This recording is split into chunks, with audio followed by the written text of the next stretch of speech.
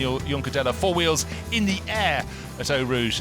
An unfortunate clash between one of the Barwell Lamborghinis and the 912 Porsche. That wasn't the last problem that car would have, but a broken wheel fastening, or a wheel fastening that went wrong on the outlap for Alexander Sims really pegged back the 99 BMW that had gone so strongly in the opening stages of the race. But keeping out of trouble, keeping as best as they could away from the back markers, it upset Mirko Bortolotti leading the race and Giancarlo Fisichella, who just got out of the 55 Ferrari. And then the 50 Ferrari, a huge moment at Eau Rouge, massive contact, debris everywhere. Great work from the marshals to try and keep the remaining cars off that. All the shards of glass fibre and bodywork. The car was battered and tattered. The survival cell did its job though, because Passin Torres was discharged very quickly from the medical centre. And then the second safety car period, JB Green's 17 Audi parked up after Bruxelles missing a wheel. That brought out the safety car, and then when the cars were released one more time, it was Mirko Bortolotti leading the 55 Ferrari. He brought the 63 Lamborghini in, handed it over to Andrea Caldarelli, but Ferrari came in a couple of laps later and came out ahead. It worked very well, and 01 was the number the 55 Ferrari had on its windscreen way into the night. James Collado, Marco Ciocci and Giancarlo Fisichella doing a great job. The 48 HTP Motorsport Mercedes in the wars, the 15 Mercedes from Black Falcon going off the circuit but rejoining, and then ready for another restart. Cars to be cleared from the side of the circuit. Number 6 came to a stop. Stefan Richelme had no electrical power. A couple of mechanics went to the barriers and shouted instructions. He couldn't get it going. One car that really was going, however, was the number 90 Mercedes. 9-1-12 going for a spin, but the 90 Mercedes kept on working its way forward for ACA ASP. Moment of quite a little bit of caution there from Christian Engelhardt as he chased after the race-leading Ferrari. They were separated by a second, but going past the back marker, caution required in the early night. Walkenhorst Motorsport brought a couple of BMWs there. It was the second of the Jaguars going out. That was number 14. And then great pit stop work from the people, the mechanics in charge of removing the wheels. And then a big moment, a twitch, and then slamming into the barriers on the outside of the circuit at Raidillon. Number 84, Jimmy Eriksson, had just got up to third place. And that set the HTP Motorsport crew back on their heels. More problems from the 912 Motorsport Porsche, but that was from contact from another driver. Not their own fault this time, but crash cars, bring back gravel to the pits, that has to be cleared up, but no such problems at all for Kaspersky Motorsport. They just kept on at the front end, ticking away. A really strong driver lineup. But for the fans, there were fireworks and then a great big concert on the outside of the circuit at Eau Rouge, just to keep them entertained before they headed back to their tents, or if they were brave or foolish, stayed up all night. Guy Smith knew he had quite a lot of staying up to do, and certainly wasn't helped by his being the car that attracted the problem in the Bentley Motorsport camp. And then for Walkenhorst Motorsport, they'll still be trying to find out who left that little compressor at the front of their pit garage, because you can see the damage on the 35, the better placed of their two runners at that point in the race. Marciello et al. In the 90 Mercedes crew, 01 in their windscreen, showing just how well it was going. But Andy Soucek having a big twitch there as he tried to keep the 8 Bentley going forward. Very tight out on the circuit. There is Soucek again going to the outside, then he'll nip to the other side. But many incidents in the night came when drivers simply ran out of circuit. The safety car coming out one more time, a sliding moment for the 63 Lamborghini towards the outside of the circuit. It looked as though the leading car there flicked up a bit of debris on the circuit, and another bit of fine pit work from the Abt Bentley Motorsport crew. 63 Lamborghini in one more time. There's Mirko Bortolotti climbing out, used to a lot of success. Another spinner up at La Source. The 90 Mercedes still in the mix. A cleaner the screen, focus on the driver. Their car looking good. The 18 Black Falcon Motorsport Mercedes not looking so good as that was brought in. A little flurry of rain led to the teams thinking, shall we or shall we not put new rubber on their cars? And then Good Smile Mercedes crew needing far more than new rubber, given a big clout up at the penultimate corner by the number 3 Audi. That was both of them out of the race, particularly hard for Good Smile Racing. They'd already had one destroyed car early this week. And then the rain came down a little more heavily, and Rory Butcher's Ferrari out of the race. And then it was the time for the technical pit stops. You're allowed 5 minutes, a stop of more than 5 minutes to change not just the tyres but also the brakes as well, and the 1 and 2 Audi crews did that as soon as they possibly could. The rain then came down a little more heavily, and 3 crews, including the number 4 Mercedes, decided not to go for wet weather tyres. They, the 55 Ferrari and the 63 Lamborghini, all staying out and keeping it brave, but most importantly, keeping it on the island. There's the 53 Ferrari having not kept it on the island. You can see the damage, and that was another car that found its race position suddenly going into free fall. And there is the 43 McLaren. Wasn't a dream race for Straka Racing. None of them really made it into the morning. In fact, the only McLaren still going at this late stage in the race is the Garage 59 entry down in 33rd position. Bradley Ellis at the wheel at the moment, but with the night still going on at this point in the race, it was about keeping it safe and not exceeding track limits. So many drivers were pinged for it. Here it was a case of the Bentley going off simply because car it was passing lurched one way and left them no option. But the number 90 ACA ASP Mercedes, with its two sister cars out of the race before dawn, kept itself at the front end. Yes, it would go up and down according to the pit sequence, out of sequence with the 1 and 2 Audis and also the 117 Porsche. But there is the moment that Raffaele Marciello went up the inside of the 55 Ferrari. Don't forget, it had dead for so long. At the very next corner, with the steering having broken, straight off and out of the race for Marco Ciocci. No wonder Giancarlo Fisichella, I saw him climbing down the hill looking most upset. His race was over. Now, slow-mo pit stop. René Rast taking over the number 1 Audi from Nico Müller. And then a peculiar moment down at Fan, because off went Christian Engelhardt. It seemed the brakes didn't quite work, and he was deep under the tyre wall. You can't see the damage on the 63 Lamborghini, but the car that had been challenging for the lead in the race for much of the night with the 55 Ferrari also falling by the wayside. On the restart, René Rast thought he'd go up the inside. Let's take a look at the replay. Up the inside of Raffaele Marciello. Marciello's nose still ahead. Here comes the contact. Both of them went for a spin, but it was decided that Rast had put his nose where it shouldn't be, and he was given a drive-through penalty, and that is why the car is now down in 3rd position. So yet another challenger for victory in the race. And then there, with the lightest of touch with the speed lover Porsche, round went Eduardo Mortora. Just managed to miss the Attempto Racing Lamborghini as he came back onto the circuit at Raidillon, but his tyres would have been absolutely rooted in that. Then debris on the circuit, and then debris, presumably it was the back of the tattered Bentley, the number 7 Bentley, that was dropped, that led to that very brief full course yellow. But it's the 90 Mercedes leading the way. Eduardo Mortara, clouds in the sky, but as much blue sky above us as grey, but it is actually greying in the opposite direction. And last year the rain came as if from nowhere to keep us entertained right the way to the finish, but leading by 10 seconds. The gap is coming down. Marcus Winkelhock closing in, and Eduardo Mortara, he is in the best place of the Audis. That's from the Santalot camp, and Team WRT want their Audi to be the fastest. That's in 3rd place, Nico Müller. Vincent Abril, another 19 seconds back in 4th for Bentley. Top car in Pro-Am in 12th place, Oliver Morley for Black Falcon. And there was the recent delay, the drive-through penalty for the 97 Aston Martin crew. That's put them back down into 14th place. Top car in AM is down in 23rd position, and it's car 888 from Kessel Racing. Niki Kadai at the wheel, extending the advantage over David Schivitz, who is still in the the number 36 Walkenhorst Motorsport BMW. The last of the McLarens down in 33rd position. Bradley Ellis driving, and they're pretty much at the tail of the field. They've still got the 991 Porsche from the national class, but we had a lot of fallers during the night, and certainly Straka Racing were affected, and Black Falcon lost two of their four runners. But we've made it through pretty much to lunchtime. 1:10 here in Central European time at one of the world's greatest circuits. This is the 69th running of the Spa 24 Hours. And Martin Haven, if you go away for a few minutes, incidents happen. I saw you just refreshing yourself with what happened during your 5 3/4 minutes of shut eye. Yeah, 3 hours away. The most significant change in terms of classes is the movement up into 2nd place in the AM class of the BMW, and that was sort of perennially in 3rd behind the 2 Ferraris. Kessel Racing still lead, but the AM BMW from Falkenhorst up to 2nd place. Race leader is in the pits, so too is the 3rd place car, so too is the 7th place car. So Eduardo Mortara is in, and that will mean that Marcus Winkelhock will lead. There's the number 7 Bentley, so that's not the 8 car that lies in 4th. That was Guy Smith who brought it in. It may still be in the car. We shall wait and see.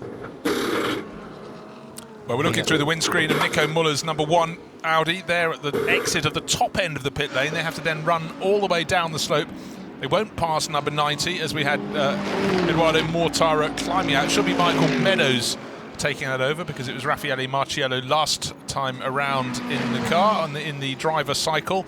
They're pretty much at the exit of the second part of the pit lane. So who's going past the background? There's the 85 HDP Motorsport Mercedes. Well, that's the first car off the lead, second car off the lead lap behind Frederick Vervies. That car's had its turn in the lead as well in the darkness and into the early morning hours. That car bearing the allegiance to Lincoln Park frontman who sponsored that car last year and passed away a couple of weeks ago, or 10 days ago now. That car had been in the lead in the early morning hours, and, has now dropped off the lead lap. So is number 2 Audi, Freddie Vervies, was in the lead also in that car as pit stop cycled through, not consistently. I mean, the big story really overnight and into this morning was the loss of the 63 Lamborghini and the 55 Ferrari, because hands down, those were the cars that were setting the pace. They'd lose the lead to each other or to somebody else or somebody else or somebody else different, but only during the pit stops. And then once all the pit stops had cycled around, those two cars would be back at it, hammer and tongs at the front of the field. And losing the 55 car, and then that almost inexplicable incident with the 63 car, just took a little of that frisson of edge and tension out of the front of the field. However, we've now got a very tight battle, top 5 cars covered by half a minute, with a 3-hour race in store. Now, you'd give that at the start of a 3-hour race. Absolutely you would, and we wondered if it was Michael Meadows getting on board the 19 Mercedes, but no, Raffaele Marciello, they found him pacing around at the back of the garage and shoved him in. Probably thought it was better to stick him in when he's looking lively, but he certainly has been driving with a huge amount of attack. We saw the contact with Marco Ciocci up at La Source, and ever since he's come across from what was GP2 is now Formula 2, he has been a massive attacking driver, Raffaele Marciello. I don't think it's any disrespect to any of the drivers in that lineup to say that they're not going to be your first choice pick as, you know, starry Spa 24-hour veteran hot shoes who are going to, you know, there are more glamorous lineups, there's no question about it. And actually, in a way, that's been good for them because they've not been the focus, they've not been in the spotlight. They've not had Giancarlo Fisichella as a touchstone, or, you know, it's not been that sort of, you're right, in the focus. And of the 3 ACA ASP cars, you know, 2 retired within half an hour of each other, an hour of each other. But this car has just kept on going. And again, we talked with Jean-Marc, and it's just such a truism that it almost doesn't bear saying, but it always does, is that you've got to stay on the track and you've got to avoid all those silly incidents. And that's been a real part of their game plan, and they've executed, and that's really, really important. What does happen, though, when you take that pit stop, when we're getting now into the final 3 hours, is everybody starts to be able to work out, right, where is that going to leave us?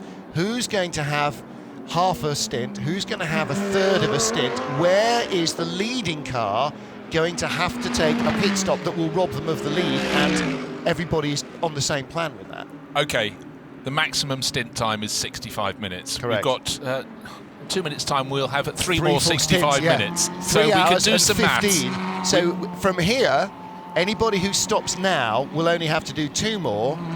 The Mercedes has just stopped. Will it have to do a third, or one safety car or full course yellow lap might save it? Yeah, well, what we had, we knew they were right on the edge time-wise. Jerome Policon, the boss of ASP, told us about it, and then not so long after that, we had Mortara turn the tyres from round to square at Eau Rouge, that big spin. I think it brought it in. Might have only been a lap early, but if it was 2 laps early, that's long enough to be a factor in this race as we go down towards the very, very sharp end. Well, again, we're not at Brands Hatch. You know, it's not a 2.5 mile lap, it's a 4.5 mile lap. So it's that deal at Le Mans where a lap has much more significance than it does at other racetracks. And that's absolutely right. You know, having to bring the car in 1 lap early, sometimes yesterday can be enough to you know, knock you off your axis, and certainly with 3 hours to go. And what we've had, race director Alain Adam doesn't want to bring the safety car onto the circuit unless he has to. And that has been the thing that really affected it. Affects it more with an even longer lap at Le Mans. He's run the throw the full course yellows. If there is still stuff that requires clearing, he's had very judicious use of the safety car.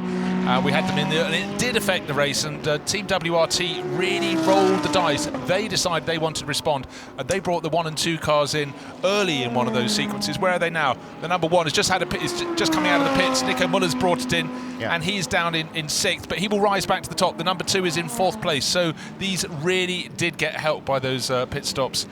When they brought them in under the safety car. The others maybe took another lap to decide how long was this safety car period going to be. But we had a couple of fairly long safety car periods that gave everybody a chance, but 1 and 2 had already made that jump. There were 2 things with that deal. 1, 2, and in fact 5 came in as well. The 1 and 2 came in together, 5 came in fairly soon after.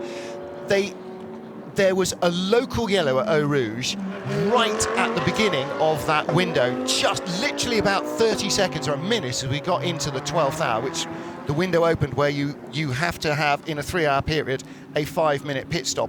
Whether you change brakes or not is neither here nor there. It's a mandatory pit stop. Everybody does need to change brakes, so everybody did change brakes. But we spoke to Vincent Vos on the pit wall, and he was saying, well, the opportunity was there. You can't come in and do that under a safety car. You can't come in and do it under a full course yellow. But he was wise enough to see there was a local yellow. The cars were placed right on the track. The time had just come right. And then, in what might have been a masterstroke, he brought them in and did the 5-minute change of the brakes and put them on wets.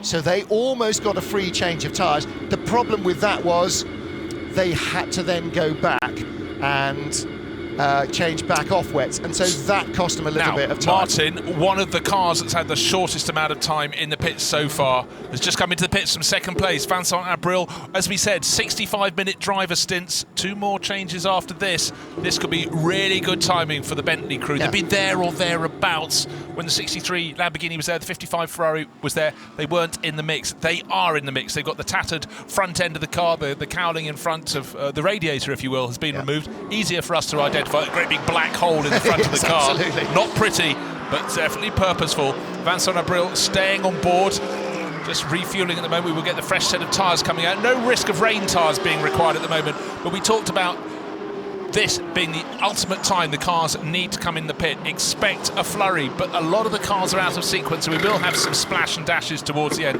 that will remove or promote people. The 117 crew up into 3rd place will probably become 2nd while this Bentley is at a standstill. They are out of sequence, and already their lap times, in fact the last time, not such a bad time, they do fall away in that Porsche. Well, the way this works, we're now into the last 3 stints. We're, 4 minutes in? So 3 hours 15 is the last 3 stints, so we're 4 minutes in.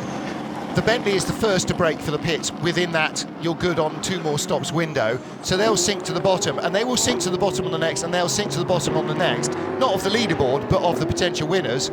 What will then happen is they will keep going with Andy Soucek and Maxime Soulet in the car, and they will blat that thing until it either breaks or wins. And the cars in front of them, one by one, will peel into the pits to do their pit stops next and next and next. Right, it's about measured risk, and having just taken a pit stop, Raffaele Marciello, well, he decided he couldn't afford to lose any time at all, but he nearly lost the car into the barriers, had to really hit the brakes, left the circuit going past a car from, well, that's the Nicolas Minassian-driven Ferrari, 3rd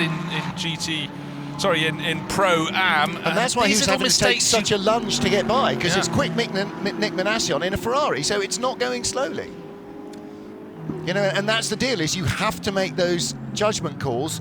We talked about this right from the start of the weekend, that all the cars are ostensibly capable of going as fast as each other. That's Jean-Marc Gounod's job. He's the test driver for all these cars. And actually, when he was talking about it, he's saying, you know, what a great job the guys are doing, monitoring everybody's performance in the races, make sure they haven't had the wool pulled over their eyes. But a lot of the feedback comes from Jean-Marc Gounod testing all these cars for SRO. And he talked about all the different layouts, and as he was doing that, I thought, well, hang on a minute, you're only any good at your job if you can get the best out of all these different car layouts. And so the onus on the test driver, on Jean-Marc, to get the car to go as fast as it can humanly go is enormous. Otherwise, if he can't get his head around how a Bentley works or a Lamborghini or something, or you know, jumping from one to the next in the course of this test session sequence, then he underplays what the car can do, and they get an unfair advantage from the system. So Jean-Marc has an enormous weight on his shoulders to be able to rag each and every one of these cars to its absolute limit. What I'd like to know is actually, we didn't ask him, because I think as we were talking about it, all sorts of stuff with breakout on the track was actually how much time he gets to spend in each of these cars. He's got the experience to sort of get near to the pace pretty much straight away. But as you said, the finer points of each of these very different cars, you hope the track conditions are fair and even, and the weather conditions aren't too different. He's got a lot of stuff to balance. Really does, really does. And, you know, that's the weather issue, that's why they try and do it at Paul Ricard. That's why they have all the same car, you know, all the cars there at the same time. So, you know, hopefully you get a fair go. But again, that's why why the SRO guys study all the data from every car, every session, so you don't get too fast lap times where the third is way off the pace just to kind of hide your... It's very hard to sandbag, and it's very easy to say, no, they're really all over that. No. But as he said, you know, 0.4 of a second covering 24 cars at the end of qualifying, 1 second covering 34 cars. It's just an astonishing... I mean, the percentage margin for error among all these cars, you're talking in fractions of a percentage margin for error. Anybody is that close to perfection in their job, you've got to stand up and go, that is, you know, if we could get within 1% of perfection, we'd go, okay, we've done a good job. So number 8, we know we'll now do 2 more stops before the end of the race. And any minute now, I would suggest Marcus Winkelhock will be coming in. Listed as 44 seconds clear of the 117 Porsche. That's the hard one to understand. That will be tumbling down the order, but certainly 25. Well, it must have just gone to the pits. 117 is listed now as our... 117 is just the done leader. His pit stop. There he comes. And don't forget that Porsche has spent 5, 6, 7 minutes longer in the pits already because of various penalties. I mean, you know, they've been summoned to race director, they've had penalties thrown at them, 2 or 3 of them. So the 117 car that leads the race has not kept its nose clean. Winkelhock squeaks through. He's shown as 3rd place at the moment. But key among all of this is the 90 Mercedes, the long-time leader since this morning, since sunrise, has got three more visits, we reckon. Possibly so, well, yes, exactly. Let's hear Christopher Haase from car 25. He's been found in the pits by Dakota. Chris, now you're currently in P1. We haven't really seen much of your strengths this year, so it's nice that you're leading. Yeah, it's true. So far we were a little bit unlucky in the Blancpain GT series, but right now it's working well. The team's Underlock just does a great job. Also my teammates Winkelhock and Schül, fantastic job so far, but it's still 3 hours to go, and as you can see, the competition is hard.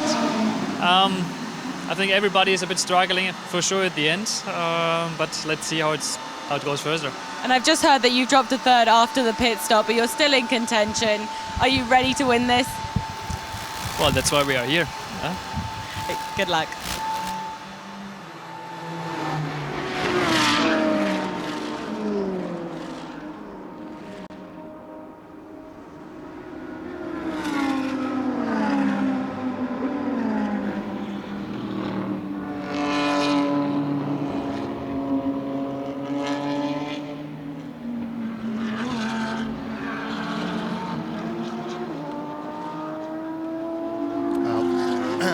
Has wandered off into the catering unit, and John Watson is back with us. So we are swapping our headsets around. Was rather hoping Dakota would go for 3rd question there, but she's obviously keeping some lunch herself as well. So getting to that stage of the race now where everybody is back timing their pit stops from the end, and although you can't really back time your pit stops from the end, you don't have that leeway, but we're now working out, and I'm sure the teams have got a much better handle on who of our famous 5 is going to end up having to break for the pits just at the least opportune moment. And unfortunately, at the moment, looks like having just come in before the 3 times 65-minute bracket, the number 50 Mercedes may have to jump in. Now, that assumes that the race goes clean, that there is no full course yellow. No, they probably need a couple of laps under full course yellow to save them a lap of fuel, but that would be 10 minutes as well, 2 laps under full course yellow, maybe even 1. That's 5 minutes. That knocks 5 minutes out of the need to have another stop. So we're getting into a perilous balance. They're very. We've just been talking, about how close they are on pace because of the work of Jean-Marc Gounon and the guys who do the BOP. They're close on driverability as well, and they're all in the same pit stop frame. So now it's just hell for leather for 3 hours for the flag. Now it's a proper 3-hour Blancpain sprint race. Yeah, what we've got in reality is the drivers have pretty much done their job, 21 hours of driving to get their respective car, team, brand, whatever, into the position it is. It's almost like the driver's going to say, over to you, mate. Yeah. The strategist, the analogist, the computerist, and the whateverist, to make sure, assuming everything runs to plan, in other words, we don't have a safety car intervention or a full course yellow, you can kind of plan for those things earlier in a race. Coming to the end of a race, you can't rely on it.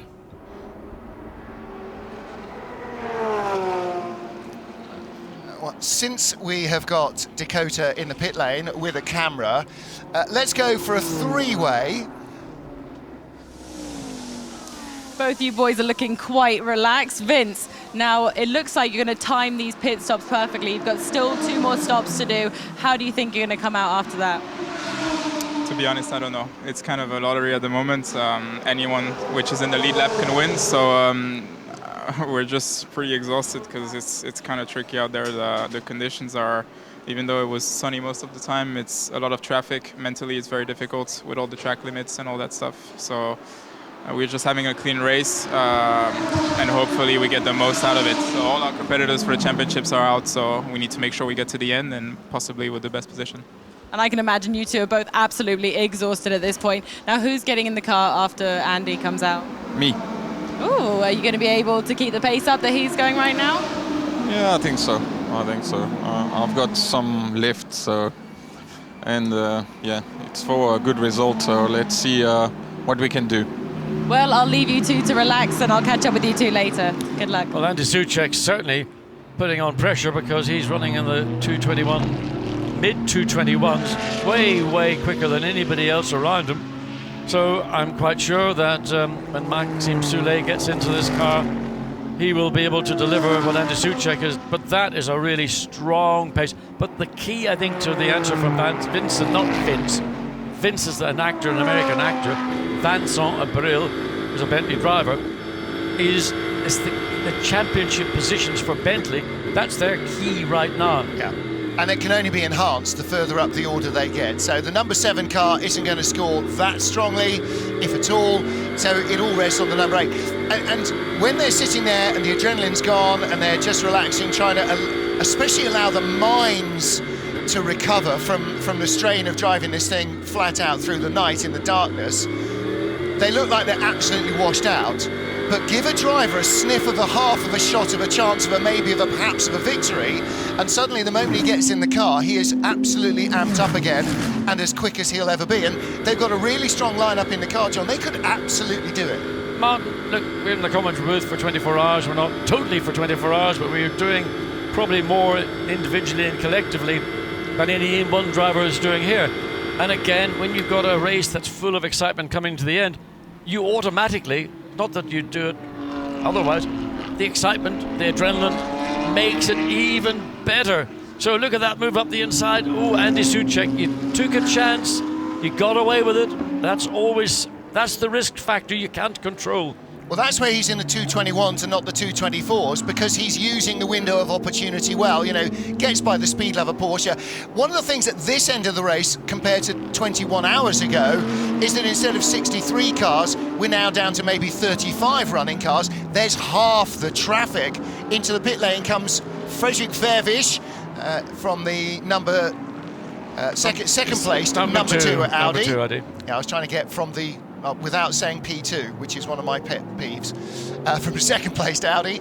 And so the Bentley, that's the number 7, which is still trailing more bits of bodywork. It's obviously distributing them like it's a driver's parade, handing out bits of bodywork to track marshal posts. I'm surprised that when the car's been in the pits for a service, that hasn't been attended to, because it eventually will. Number 2, Fred Vervisch comes in. So this is going to be a critical stop. Well, Murphy's Law says when that under door panel goes, you'll run over it with your rear tyre and pick up a puncture. So you're absolutely right. It should have been. So I think it'll be Conor de Felipe back into the car. Well, that or Christopher Mees will find out when they get. It might in fact be Christopher Mees. This car has been a strong car all the way through. Marcus Winkelhock currently running in 4th place.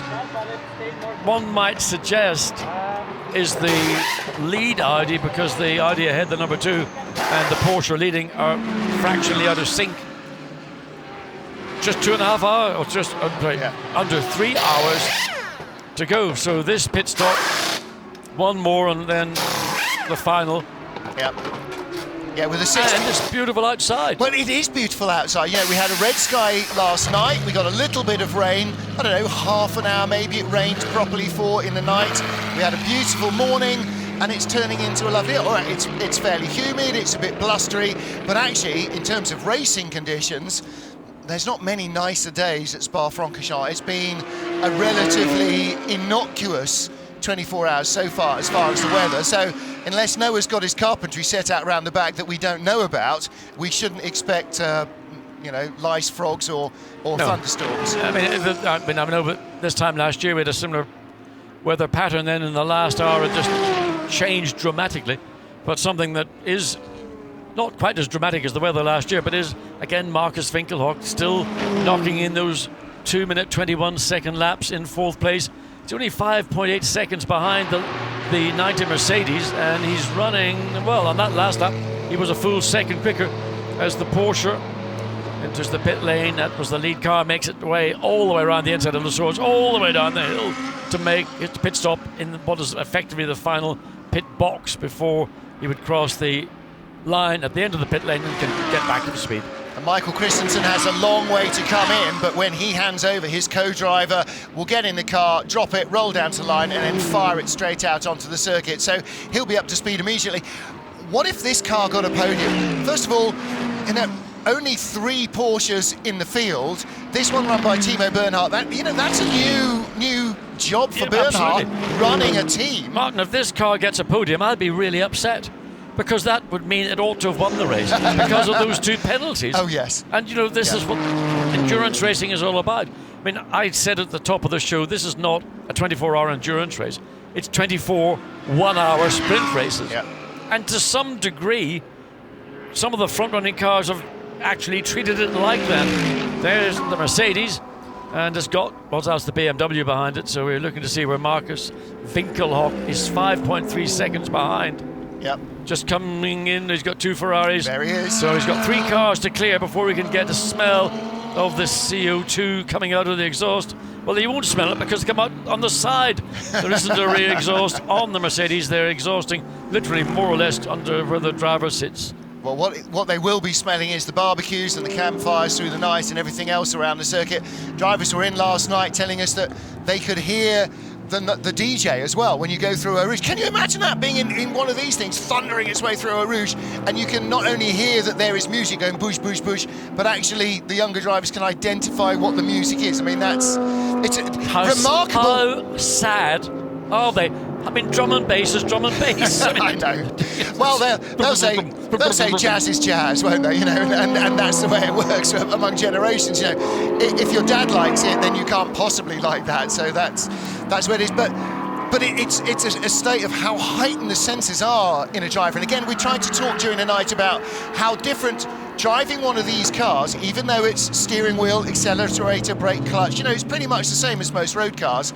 The physical environment is utterly different. It's as different from a road car as a motorcycle is from a bicycle. It's so, fundamentally, it's the same thing, but it does it in an entirely different planet. Just seeing on screen the reduction in gap between the Mercedes and the Audi, how much? 1 lap, 0.9 of a second, 0.4 of a second, 0.5 of a second. I mean, he's just about taken out 1.5 or almost 2 seconds on those last 3 laps. And there is our hero. I mean, I've known Marcus since basically he was a kid. Yep. Literally he was a kid, because his dad would bring him to events when I was competing, and he's developed into an extremely proficient, and especially in GT3 cars, and he sort of just flies under the radar. There's no fanfare.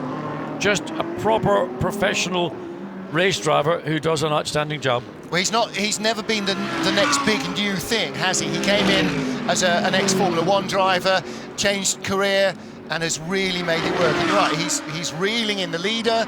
So he is the Eminence Grise for the Mercedes, just closing. Number 1 car in 3rd. Well, let's get down to the Audi team, and car number 2, Fred Vervisch, is with Dakota. Fred, fresh out the car, tell me how your stint went. I mean, I think it was a good stint, quite constant. It's very difficult on our car to keep the tire alive, so to do that you cannot push too hard in the beginning, and that's what I did. That's not so easy, and it stayed quite constant, so yeah. I'm interested to know who will be finishing the race. Probably it will be me, because me and Chris have to change, but it's not decided yet. We're just pushing as hard as we can, and it doesn't matter who will finish. Are you not absolutely exhausted? Quite a bit, yeah. I have to say it was quite intense with all the safety cars. I mean, it was like a 24-hour sprint race on the edge every corner, so I'm quite exhausted, but it's almost finished, so let's hope we can finish on a high. Is there any last strategy points? It will be difficult to... At the moment, I think realistically we are around P5, but it's still 2 hours, 2 hours 50, so still a lot can happen. So we still hope for a podium and maybe more, you never know. And how mega would it be for a Belgium to finish on a podium here at Spa? Yeah, it would be great. I mean, it's such a difficult race, such a high level, but it would be great for Audi, for us, for everyone. So good luck. Well, John, there's 2 things every driver wants to do. They want to win their home race, whatever category they're in, and they want to win Monaco, you know, and that's... Well, for a Belgian, winning at Spa is a massive feather in your cap in any kind of car. In their terms, it's one of the Triple Crown. Yep. I mean, you might drop Indy, you might drop Monaco, you might drop whatever the 3rd one is, and place in winning 24 hours of Spa. Yep. But for the Belgian fans, they've got a lot of exceptionally talented talent, both of Fred Vervisch, but also Dries van Thor, the younger brother of Laurens van Thor, Laurens himself. So Belgium is a small North European country, but it's got a lot of motorsport talent. And thinking back to the days, Martin, you might be too young to remember, I mentioned Olivier Jean de Bien, and Paul Frère, that one of the corners mentioned. Paul Frère was a journalist, a very capable racing driver. So they're producing a lot of talent.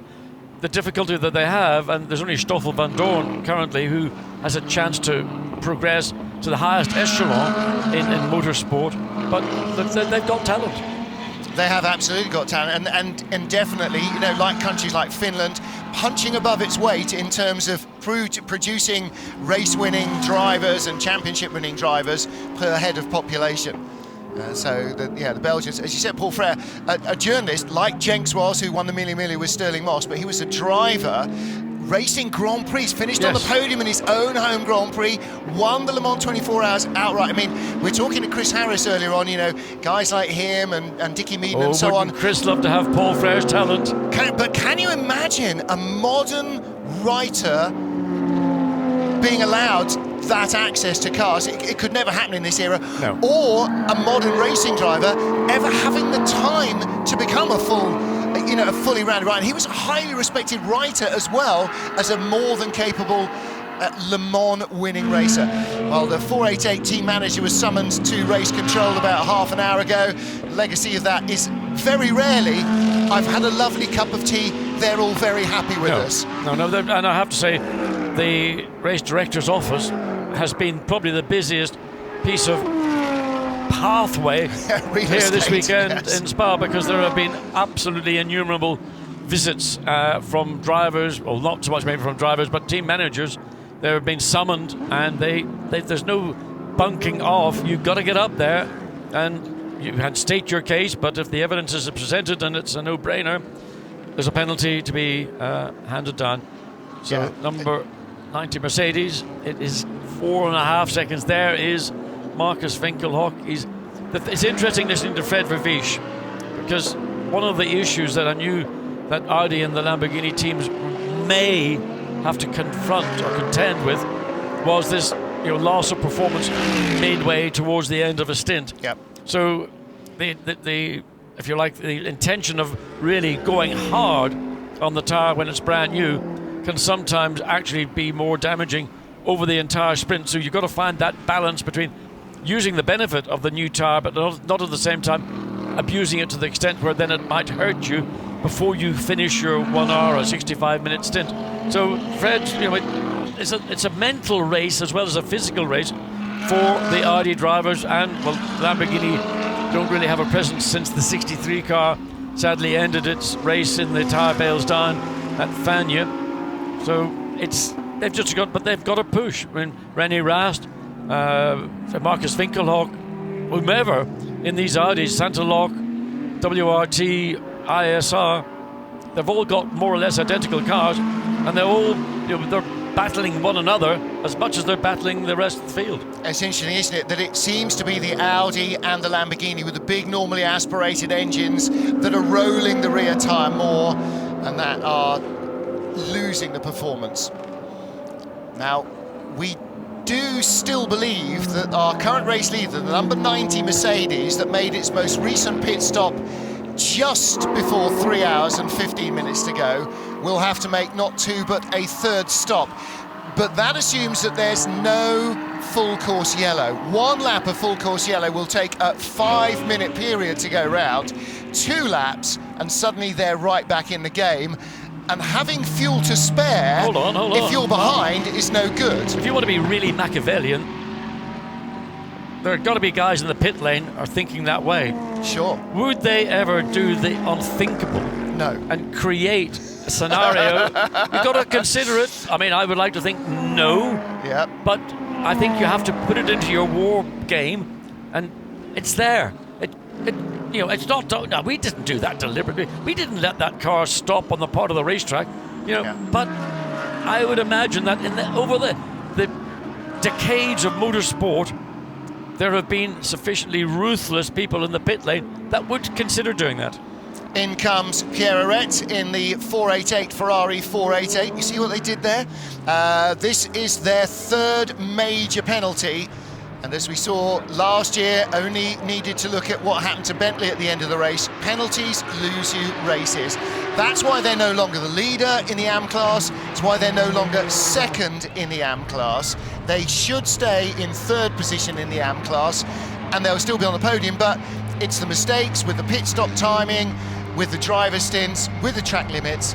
Those are what give away positions on the podium. And unfortunately, you know, as we said with 117, that Porsche, if they hadn't had any of their 9 minutes extra in the pit lane, then they'd be in front by miles. But Absolutely. Of course, if buts and maybes don't win you races, it's not in counting if buts and maybes. I mean, I think the summary I would make is that you win as a team and you lose as a team. Correct. And to differentiate a driver making a mistake and saying, is that a bigger mistake than if somebody on the engineering side makes a mistake in a pit stop? Mistakes are mistakes. They cost you time. They can lose you, and often will lose you victories or podiums. So it is a collective that has to work cohesively. Otherwise, you know, all you're looking at is somebody else's mistake to be your benefit. Right now, 2 hours and 45 minutes to go. Some of the tiredest brains in this part of Europe are going to have to be the sharpest brains as they try and work out exactly how this final strategy to the checkered flag is going to decide the race. So you talked about, you know, you've got to be ready for somebody else maybe to try and pull a flanker, but you have to be ultra sharp in the car, but you have to be ultra sharp on the pit wall as well, because as you said, it's the entire team, it's the strategy, it's the guys changing the wheels in the pits. It's as critical now as in the very first pit stop 22 hours ago. I don't want to flog a dead horse and pursuing my slightly lateral thought, but remember, the prestige of winning this race is incalculable. Yep. And it is a battle right now between Mercedes-Benz, Audi, Porsche, Bentley. I think that's about it. And I'll leave it there. It is an intense battle. Yeah.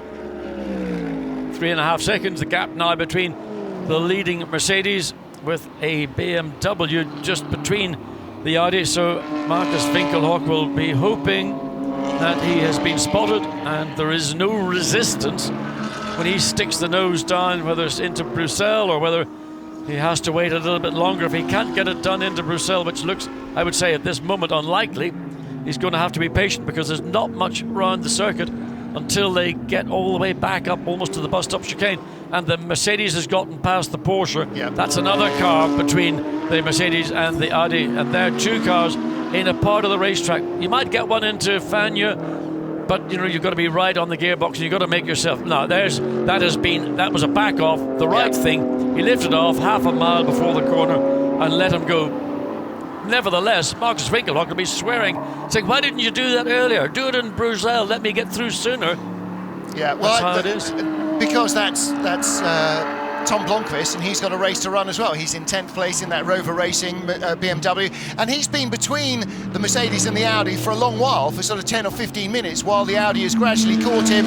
And then when the Audi's got close enough to pass, he's pulled over, let him go. As you said, lift it off, let him go by, don't fight him. And that's not just gentlemanly of Tom, that's good work on his pit wall as well. Don't hold yourself up. Don't get in the way, just race your own race, let this guy go. He's not going to affect us if you don't allow him to. So it's gentlemanly driving all the way round. We're not going to ruin somebody else's race, because specifically and most importantly, we're not going to ruin our own by doing that. No, and one of the drivers that I have been impressed with this weekend, and there have been a number, but Tom Blomqvist is one of those who, earlier in the morning when I returned from our overnight rest, I thought was pretty mega. Yep. And again, another evacuee from single-seater racing, stalling out, can't make a career in the Row Racing BMW and bringing quality to that team.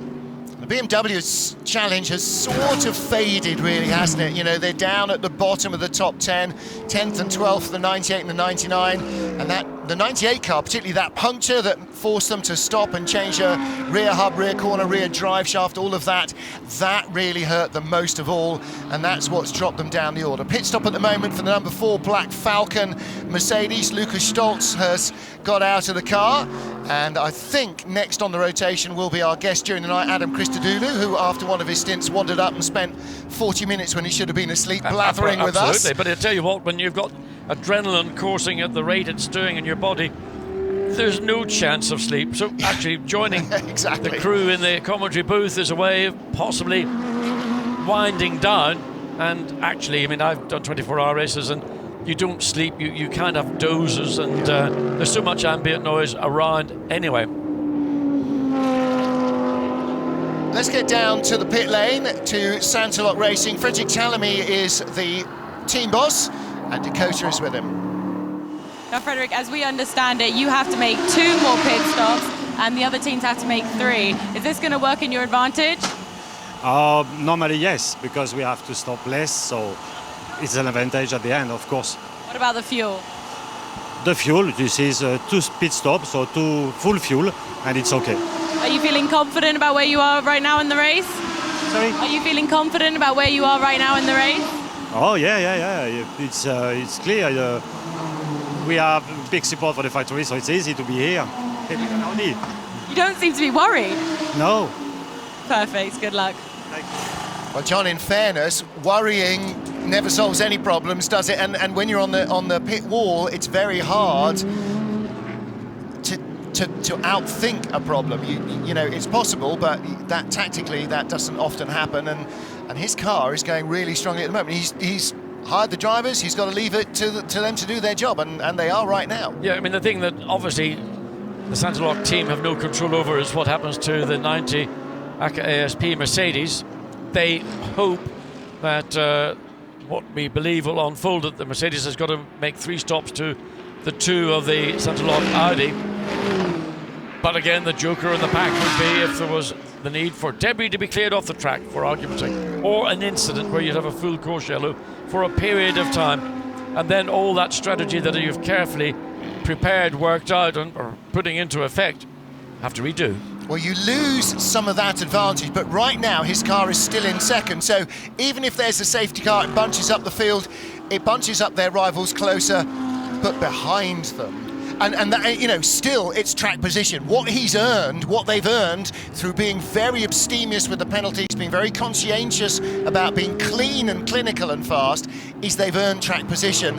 And that's not something we talk about a lot in racing because, you know, unlike American racing where it ebbs and flows a lot, it's not until you get into long endurance races where having track position starts to become really critical. Yeah, and I think, you know, if you've done all the hard yards to get yourself there on merit, and then there is a protracted safety car procedure, and cars that you've pulled significant length of time from all end up being much closer to you. So I don't think you're ever going to be able to find a solution to that. That's sort of almost the force majeure situation. But you have to, again, factor it in. You have to be aware that these are outcomes that at any point with 2 hours and 38 minutes of this race remaining are more than likely to rear its head. I mean, it's been a relatively, I would say, safety car free race. There's been a number, but nothing like I've seen in other years. Well, let's hear more Audi thoughts from WRT boss Vincent Vos with Dakota. Now, Vincent, as we understand, Audi 1 must make 3 stops and Audi 2 must make 2 stops. Is that correct? Well, it's going to be very tight, but I think we are not only the one in this case. Let's see what can happen, but it's going to be very tight, but not only for car 1 or 2. You look quite excited. Oh, I'm tired. Oh dear, good luck for the rest of the race. Well, Vincent's tired face, his excited face are the same. You know when he's not happy, though. That his depressed face is where he crumples. Absolutely, and I mean, I think that the WRT team really, for their own sake, need to win this race. Yep. It's a vitally important race to the team. It's vitally important to Audi, who are the team, or the manufacturer with whom the support comes. But that applies to pretty much any of the top teams here in the paddock. The value of this race is almost, as I say, an incalculable one. And just being able to have your name on that trophy, the publicity that is then garnered as a result, no other race in the GT world comes within a country mile. Well, there is his lead car. That's the number 1. We have the definitive word on pit stops. As of now, and I tell you how definitive this is, Paul Truswell has just handed me the note in through the back door. Oh, is that gospel then? That's gospel. 2 more pit stops are required from all of the number 90, our race leader, the number 25, our second placed Audi, number 1, our third placed Audi, number 8, our fourth placed Bentley, and number 117, our fifth placed Porsche. So all the top 5 only need to do 2 more stops. So he figures that the number 50 car, beg your pardon, no, the number 90 car is just going to be in the window where they can do it on 2 stops. Now, he's tracked the data on all of these lead cars through every pit stop, every slowing down of the race and everything right from the start, and he's got the live data going into his brain. But my brain's aching listening to all this. I know, but those top 5 are all basically going to go on 2 stops to the end of the race. So nobody in that top 5 at the moment, unless there's something that we don't know that happens to them, is going to have to peel off into the pits and do a late splash and dash and give away their position. So it is now down to the drivers to eke every single 10th of a second out on track that they can, because in the end, well, we might see a victory by a car length. You know what I would do if I was instructing my driver? I would tell them all that when they're behind the wheel, when they come into a braking zone, for example, up at the top of going into Lake Coombe at the top of the Camel Straight, come up, what's your braking position? 100 meters, roll out of the throttle 150 meters, let the car roll up to the braking point, then brake. Don't keep your full throttle until the braking point. By rolling up from maybe 50 meters earlier, you will save, it's fractional, but this is what you're talking about. And if you can do that around all the major, for example, up into the bus stop chicane, let it roll in, assuming you don't have to find a way around a competitive car or you're not being challenged. But by backing off and rolling into a corner is one way where you can claw back a little bit another way, maybe not so so much benefit from it, but your RPM shift level, if it's 6,500, take it to 6.3 or 6.2. Little things that make actually hardly any difference in the overall scheme of things in an out-and-out lap time, in particular at this stage with just 2.5 hours remaining. All those little things just might give you that extra half a litre that you might need to avoid making the stop. You're absolutely right. And the other overriding thing above all else, given that the top 5 cars, one of whom is likely to win this, are now covered by 50 seconds, do not earn yourself a penalty. Do not go off wide, do not hit anybody, do not stay out when we tell you to come back in. Do what you should do. Don't spend extra time in the pits. In the immortal words of Doc Hudson, stay on the grey stuff, kid. That's what it's there for. If you venture out past the white line, you're going to end up losing time. Messi, what's going on with the Bentley? It overshot, and then suddenly, maybe just trying to get out of the way.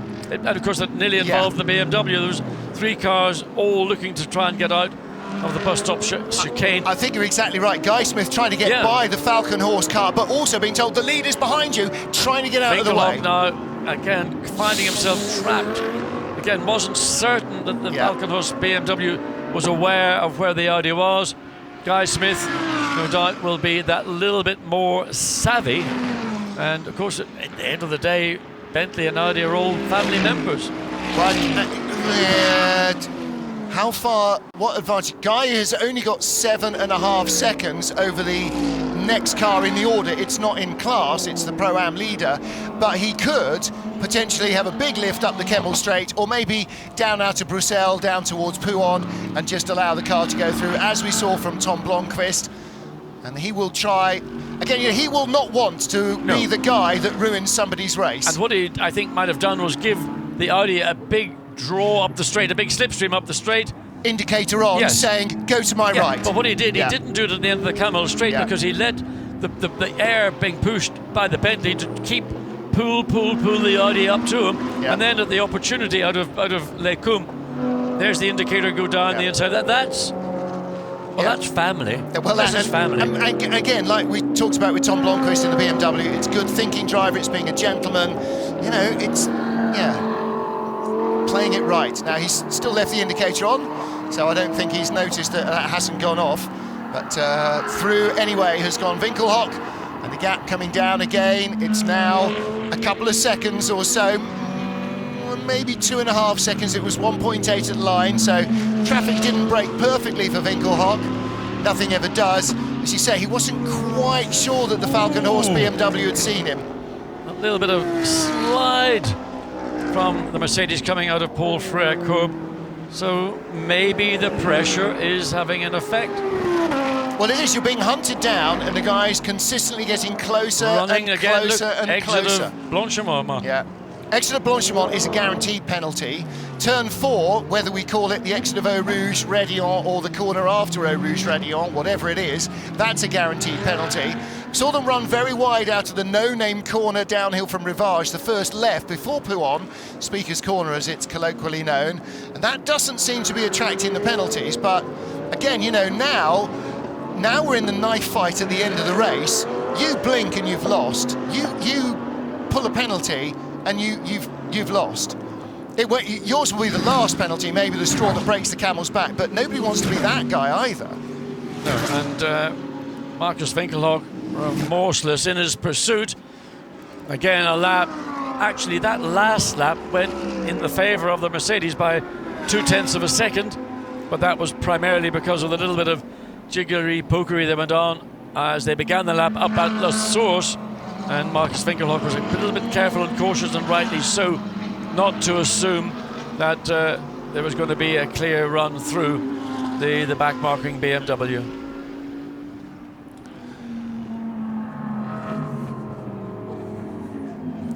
So tight at the top, nipped away for a few moments to have a bite to eat, and it's really sharpening up at the sharpest of sharp ends.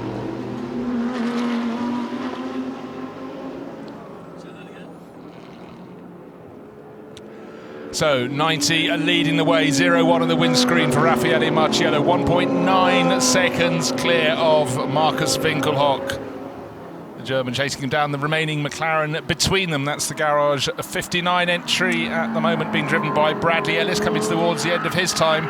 Don't want him to get in the way of the battle. I'm sure he has spotted the 25 Audi, and wow, way off the circuit there, going around a slow-moving Audi. I think that's number 20, not number 25, it's white and blue, but kept out of the leader's way. Couldn't see if it had a slight puncture, might have been a right rear puncture, but the drivers have let the 25 Audi go through. That is the absolute key. Yeah, no, I don't think the Audi was slowing as much as just simply keeping out of the way. So thank you for that. The lead battle coming through. It was the 26 Audi, not the 25, of course. The Santalok regular white and blue livery. That's Christian Kelders, Mark Rostan and Fred Bouvy. But the point we want to look at is the very sharp end of the field. It's car number 90, the Mercedes, leading by 1.974 seconds last time. This time, 1.593, so coming down. The number 7 Bentley, that's not in the lead battle. Guy Smith bringing that in, still with that tattered left rear corner. So in for further attention, but it's getting towards just under 2.5 hours remaining in this race. Markus Winkelhock on a huge chase.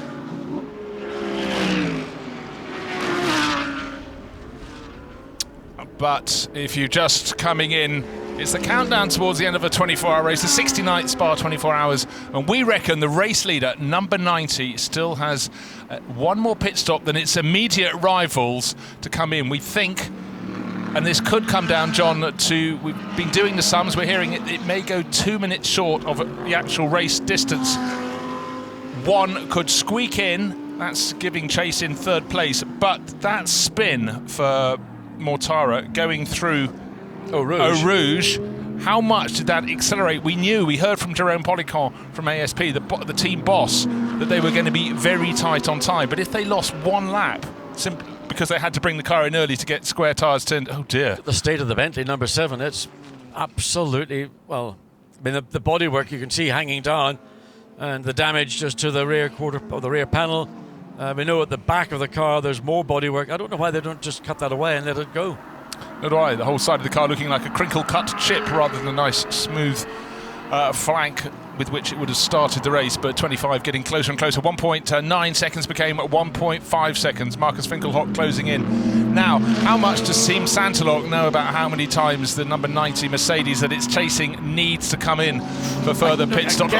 Wow. Raffaele Marciello really having to push hard to preclude the pace of Markus Winkelhock. 1.5 seconds.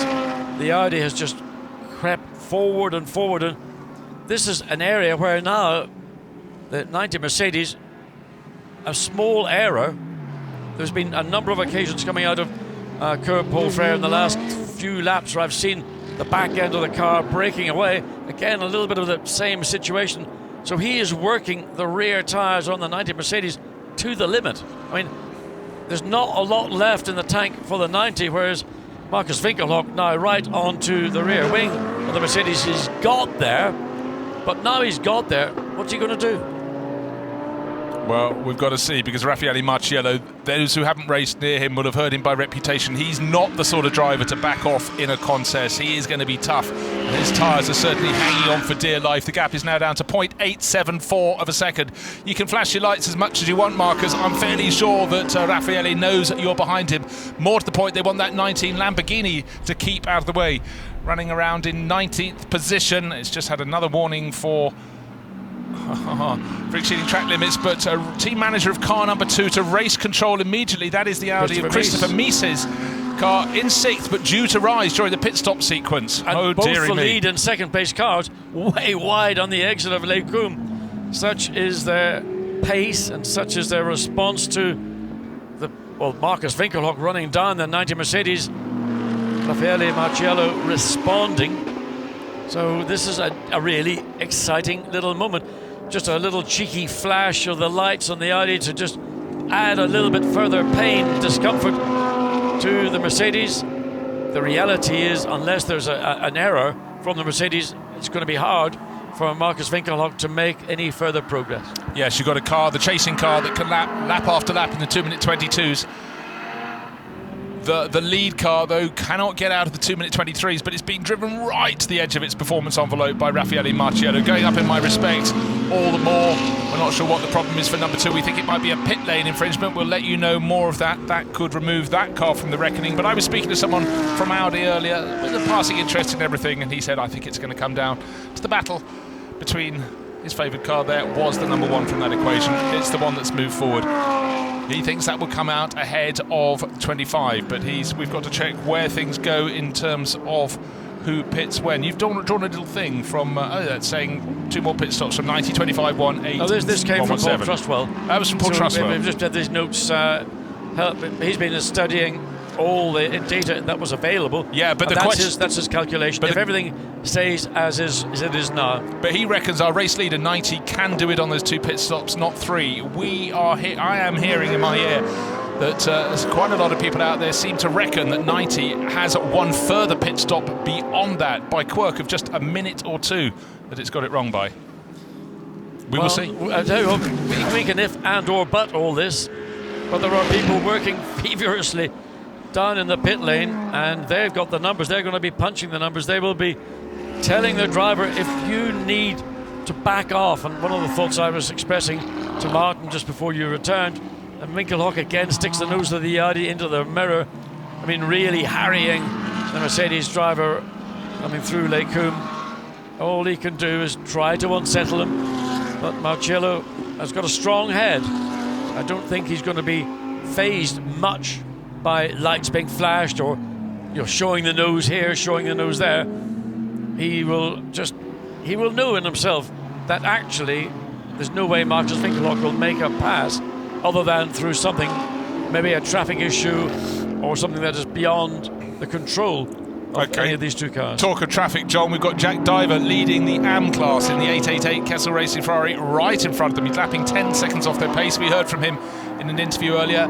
He's done very well. He's let the race leader up the inside, but is there going to be space for Winkelhock in second place? No, there isn't, and none has been provided. So having got to within 0.6 of a second, Winkelhock will be cursing his worst oaths because that's been doubled and more. Now Diver gets out of the way. It would have been good if he could have let the 2 of them through, but the classic case, he saw 1 car coming and didn't see the one tucked in behind, and that has doubled the advantage for Raffaele Marciello. So all those extra centimetres he's stolen, and he's tried to keep the 19 Mercedes on the circuit. Its tyres definitely closer to the end of their stint than those on Winkelhock's number 25 Audi that give chase behind for Santalok are being used to their very, very fullest. Winkelhock, though, on absolute all-out attack mode. How wide is Marciello coming out of Blanchimont? And that would be about what would be accepted as being the limit. So he's struggling really for overall grip and having to find ways to try and maintain a pace, at the same time act defensively. And Marcus Winkelhock has got everything in his control, except he can't find a way past the 90. He can't. Now he's into that element where he's closed back in again, just under a second down, 0.968 of a second. He's hunting. The key question is what is ahead of them on the track as they go down to Eau Rouge, 90 through Eau Rouge. The next car they will come across, but it's part way up the Kemmel Straight, is the number 7 Bentley. That's the one that's had various delays. Guy Smith brought it in, handed it over to Stephen Kane, but he's a wise racer, and I'm sure he'll spot this lot coming. And there's the Bentley. In fact, there's another car behind it. Didn't see which car the Bentley has got ahead of. It could be the 991 Speed Lover Porsche. I think that'll be the next car they find as they go out of Les Combes. What Raffaele Marciello has successfully achieved is slowing down the Audi's natural pace to the pace of the Mercedes. They're both running now in the low 2 minutes 23. So if you can do that without leaving yourself vulnerable, that's what the Mercedes is doing, then that's a frustration now for Marcus Winkelhock, because he's now lost the control that he was using to catch the Mercedes. It's reverted back to Marciello. Again, traffic is a feature of the Porsche. Is he going to go around the outside? He makes a clean overtake. Now, Winkelhock does the same thing down the inside into Fagnes, gets through cleanly. Yeah, it was important that that speed lover Porsche didn't come back across in front of Winkelhock, but there are smiles down in the Audi camp. But they're still tentative because that Mercedes is out there. Will it or will it not require one extra pit stop beyond what the Winkelhock car will require, beyond what the Muller Audi in third place, beyond what the Bentley with Andy Soucek in fourth requires as well. Back in fifth place, but probably on the same pit stop sequence as those ahead. Kevin Estre not making inroads. The Bentley ahead of it is pulling clear. 30 seconds, sorry, 24 seconds clear of the 117 Porsche. The car that could have, should have, maybe would have won the race, but a drive-through penalty was one thing, but getting a 3-minute stop and go really accounted for the hopes of the Team 75 Bernhard Porsche. At the moment, Kevin Estre trying to wind it up, trying to see what he can do, but even a podium seems to be beyond it now. They come across the line, the gap just over 0.6 of a second. It's academic, anything less than a second really. That you're into the territory where you're being controlled by the 90 Mercedes. Nevertheless, you've got to keep pushing, you've got to put that pressure back on, because we've seen in the last couple of laps that the Mercedes is looking a little bit more settled, and that's because the pressure has been released from the Audi on the Mercedes. So again, up the Camel straight. There's not a lot of difference in the straight line speeds between the Mercedes and the Audi. And we are coming up to 2 hours and 18 minutes remaining, so there will be one stop coming somewhere, I would assume, within 2 hours and 10 or 2 hours and 5 minutes, if they can get that far. Well, that is the clue. If you can get to 2 hours and 10 minutes, well, of course, it's when the final pit stop comes, not the one that's being made now, but 2 hours 10, they're working it all out. Yep. They've got the figures, they've got the fuel flow, they've got all the information that they need. And still, Marcus Winkelhock running wide, coming out of that corner with no name, or speaker's corner, or whatever they choose to call it. It's been a stellar stint from Marcus Winkelhock, but in fairness, Raffaele Marcello has done a great job in consolidating his lead, but we have to keep an eye further behind the number one Audi. It's 20.6 seconds behind the second place Audi of Marcus Winkelhock, and then only 2.8 seconds behind is Andy Soucek in the number 8 Bentley. Well, he's been the quickest of all of the top 5 runners for the last handful of laps. They're a little bit under the radar, those number 1 and number 8 cars, because we're focusing right now on this battle for the lead. And of course, what we keep repeating, we still don't know, is it a fake lead for number 90 Mercedes? Is it flattering to deceive because he's going to have one further pit stop than the cars behind it in the train? Obviously, the most interest is to Marcus Winkelhock, who's right under the rear wing. He may well be in the lead of the race in his own right if the Mercedes pulls off ahead. And I think so much hinges on that spin. It was very tight before the spin, but the spin that converted the tyres to horrible bits of tattered rubber underneath it that brought it back to the pits. Was it on schedule for that pit stop, or has it brought it early? Has it been something that's going to cost it? I think the other thesis is, our cars 1 and 8 actually the cars that are best placed? And that's what we're sitting in the booth, hemming and hawing about this. We don't know the facts and figures, and nobody in the pit lane at this stage in the race is going to come out and say, well, here we are, this is what our situation is, we knew we're not going to win. Of course they're not going to do that. You're not going to give away that level of strategy. Yeah, but if anybody pits now before we get to 2 hours and 10 minutes remaining in this race, their bolt has been fired, and not in a good sort of way. The stable door is being bolted, the horse is gone. So if we see that, we know they will require one extra pit stop relative to their rivals, and you can imagine it's a long pit lane here at Spa-Francorchamps. 2 pit lanes for the price of one, and it's certainly the price is the price that is paid by the drivers going through. It is such a long run. 1 minute, I think 15 seconds from entry to exit. You enter just after the old bus stop chicane, the new shaped final corner, if you will, and then come back in onto the circuit on the inside at Eau Rouge up to Raidillon before you're released. It's a long haul. Okay, and we're just receiving word. We want to know when Marciello will come in that leading Mercedes. We were told it's this lap, and that will give us proof that he will need one more pit stop than its rivals. He has driven for 12 hours so far in this race. Haven't seen much of Michael Meadows. We heard from him in the pit lane interview this morning, and he's only driven 3.5 hours, so they've shared it very unevenly in the team. Marciello has been the main man. I'm very surprised that there's a differential of that degree. I mean, 12 hours is a massive amount of driving. There is a driving maximum period. So Raffaele Marciello, Superman. I think it's 14 hours, so he could still manage that. But for Michael Meadows to have only 3.5 hours. Mercedes into the pits from the lead of the race. So that should be the proof. Now, can he make that, squeak that to the end? He's out of the way. Now we've got Marcus Winkelhock. What Winkelhock needs to do is, now he's got clear air, is use that opportunity to try and build. It's the usual story when a car that you've been following goes into the pits. You get that moment of, and there's that battle. This is the real battle, as the Audi is in as well. So the number 1 Audi in, and the Bentley continues.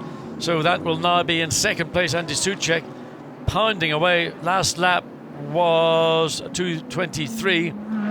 So the number 90 Mercedes is in, the number 1 Audi is in. Okay, well, if it had been a lap earlier, I'm now hearing Marciello, the 90 Mercedes, that would have required an extra pit stop, but we think they've just, to Jerome Policon's delight, no doubt if it's true, managed to get onto the same sequence of all of those around him. Because the number 1 Audi coming in, sending, well, I think it was its stop board, scooting up the pit lane. They're the closest to the exit of the top pit lane. Out steps Nico Müller. Driver change, we're getting down to 2 hours and 13 minutes. The next driver on board will require one more driver change. Looking to see when 90 gets to its pit stop, if we see Michael Meadows coming in. And certainly 25 on the track has been quicker than the car that Meadows may or may not be about to take over. All eyes on the number 1 Audi. I'd like to see down at the exit of the second pit lane to see how the 90 crew are getting on with the car that Marciello brought in from the lead of the race. Great drive again by Nico Müller, brings the car in and closes the door. There's the Mercedes on the other side of the pit complex here at Spa-Francorchamps. Up it goes. So the fuel's done, the driver change is done. It's just now the 4 wheels and tyres. Waiting for the Audi to start rolling. Still work on that right rear. What is the problem? No, they're still refueling, a big part. That's what it is. Yes, it's because he was fiddling around with his left hand. You couldn't see what he was up to. So 90 away, coming out behind the 85 Mercedes from HTP Motorsport. That was brought in by Fabian Schiller. So let's see who is at the wheel of the 90. It still says Marciello going back out. Number 1 back up, John. Yep, there is a problem with that right rear. It took a long time to do the refueling. I think it might have been a refueling problem before they got round to starting. They took a very long time refueling the car.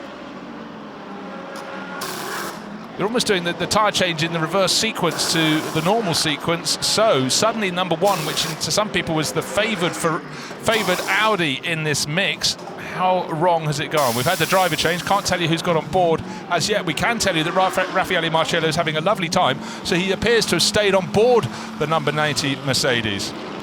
I'll tell you what, that takes stamina. That takes stamina, but they feel that he's the gun guy in that car. And Michael Meadows and Eduardo Montara, but one of them will get in for the end, I'm assuming. If they can't keep Raffaele Marciello in for the remaining 2, well, I suppose they can. 14 hours is the maximum duration any one driver is permitted to compete for.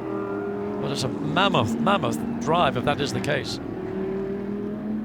So 25 stretching its lead. Marcus Winkelhock on board. He will be due in the pits fairly soon, but again he's lapping relatively sensibly. 2-minute 23s. We saw him have the pace, but he got bottled up behind the 90 Mercedes, and it definitely cost him his sweet spot on his tyres.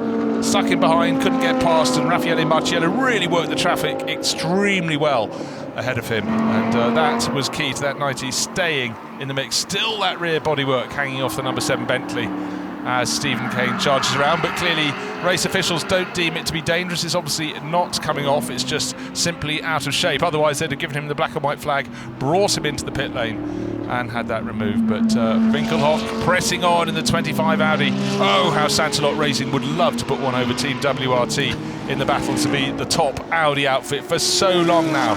It's been I don't WRT. think you'll be getting your morning coffees in WRT if you keep that philosophy up. No, it was Audi Sport where I went for my for my coffee. I'm equal to everyone, but it's just, you know, you like the underdog to do well. WRT has been the predominant team for such a long time for Audi, and we don't yet know. We've got just over 2 hours remaining in this race which car is going to go forward, but certainly the number 1 Audi that came out with René Rast on board, he was the driver who took over, seemed to be up on its stands for a very long time. And again, I would like to see that graphic of the top 8 runners showing how much time they've spent at a standstill in the pits. You certainly feel the number 1 crew have got more minutes now against their name than they might have had, or maybe it's just the fact that they came in somewhat after the others.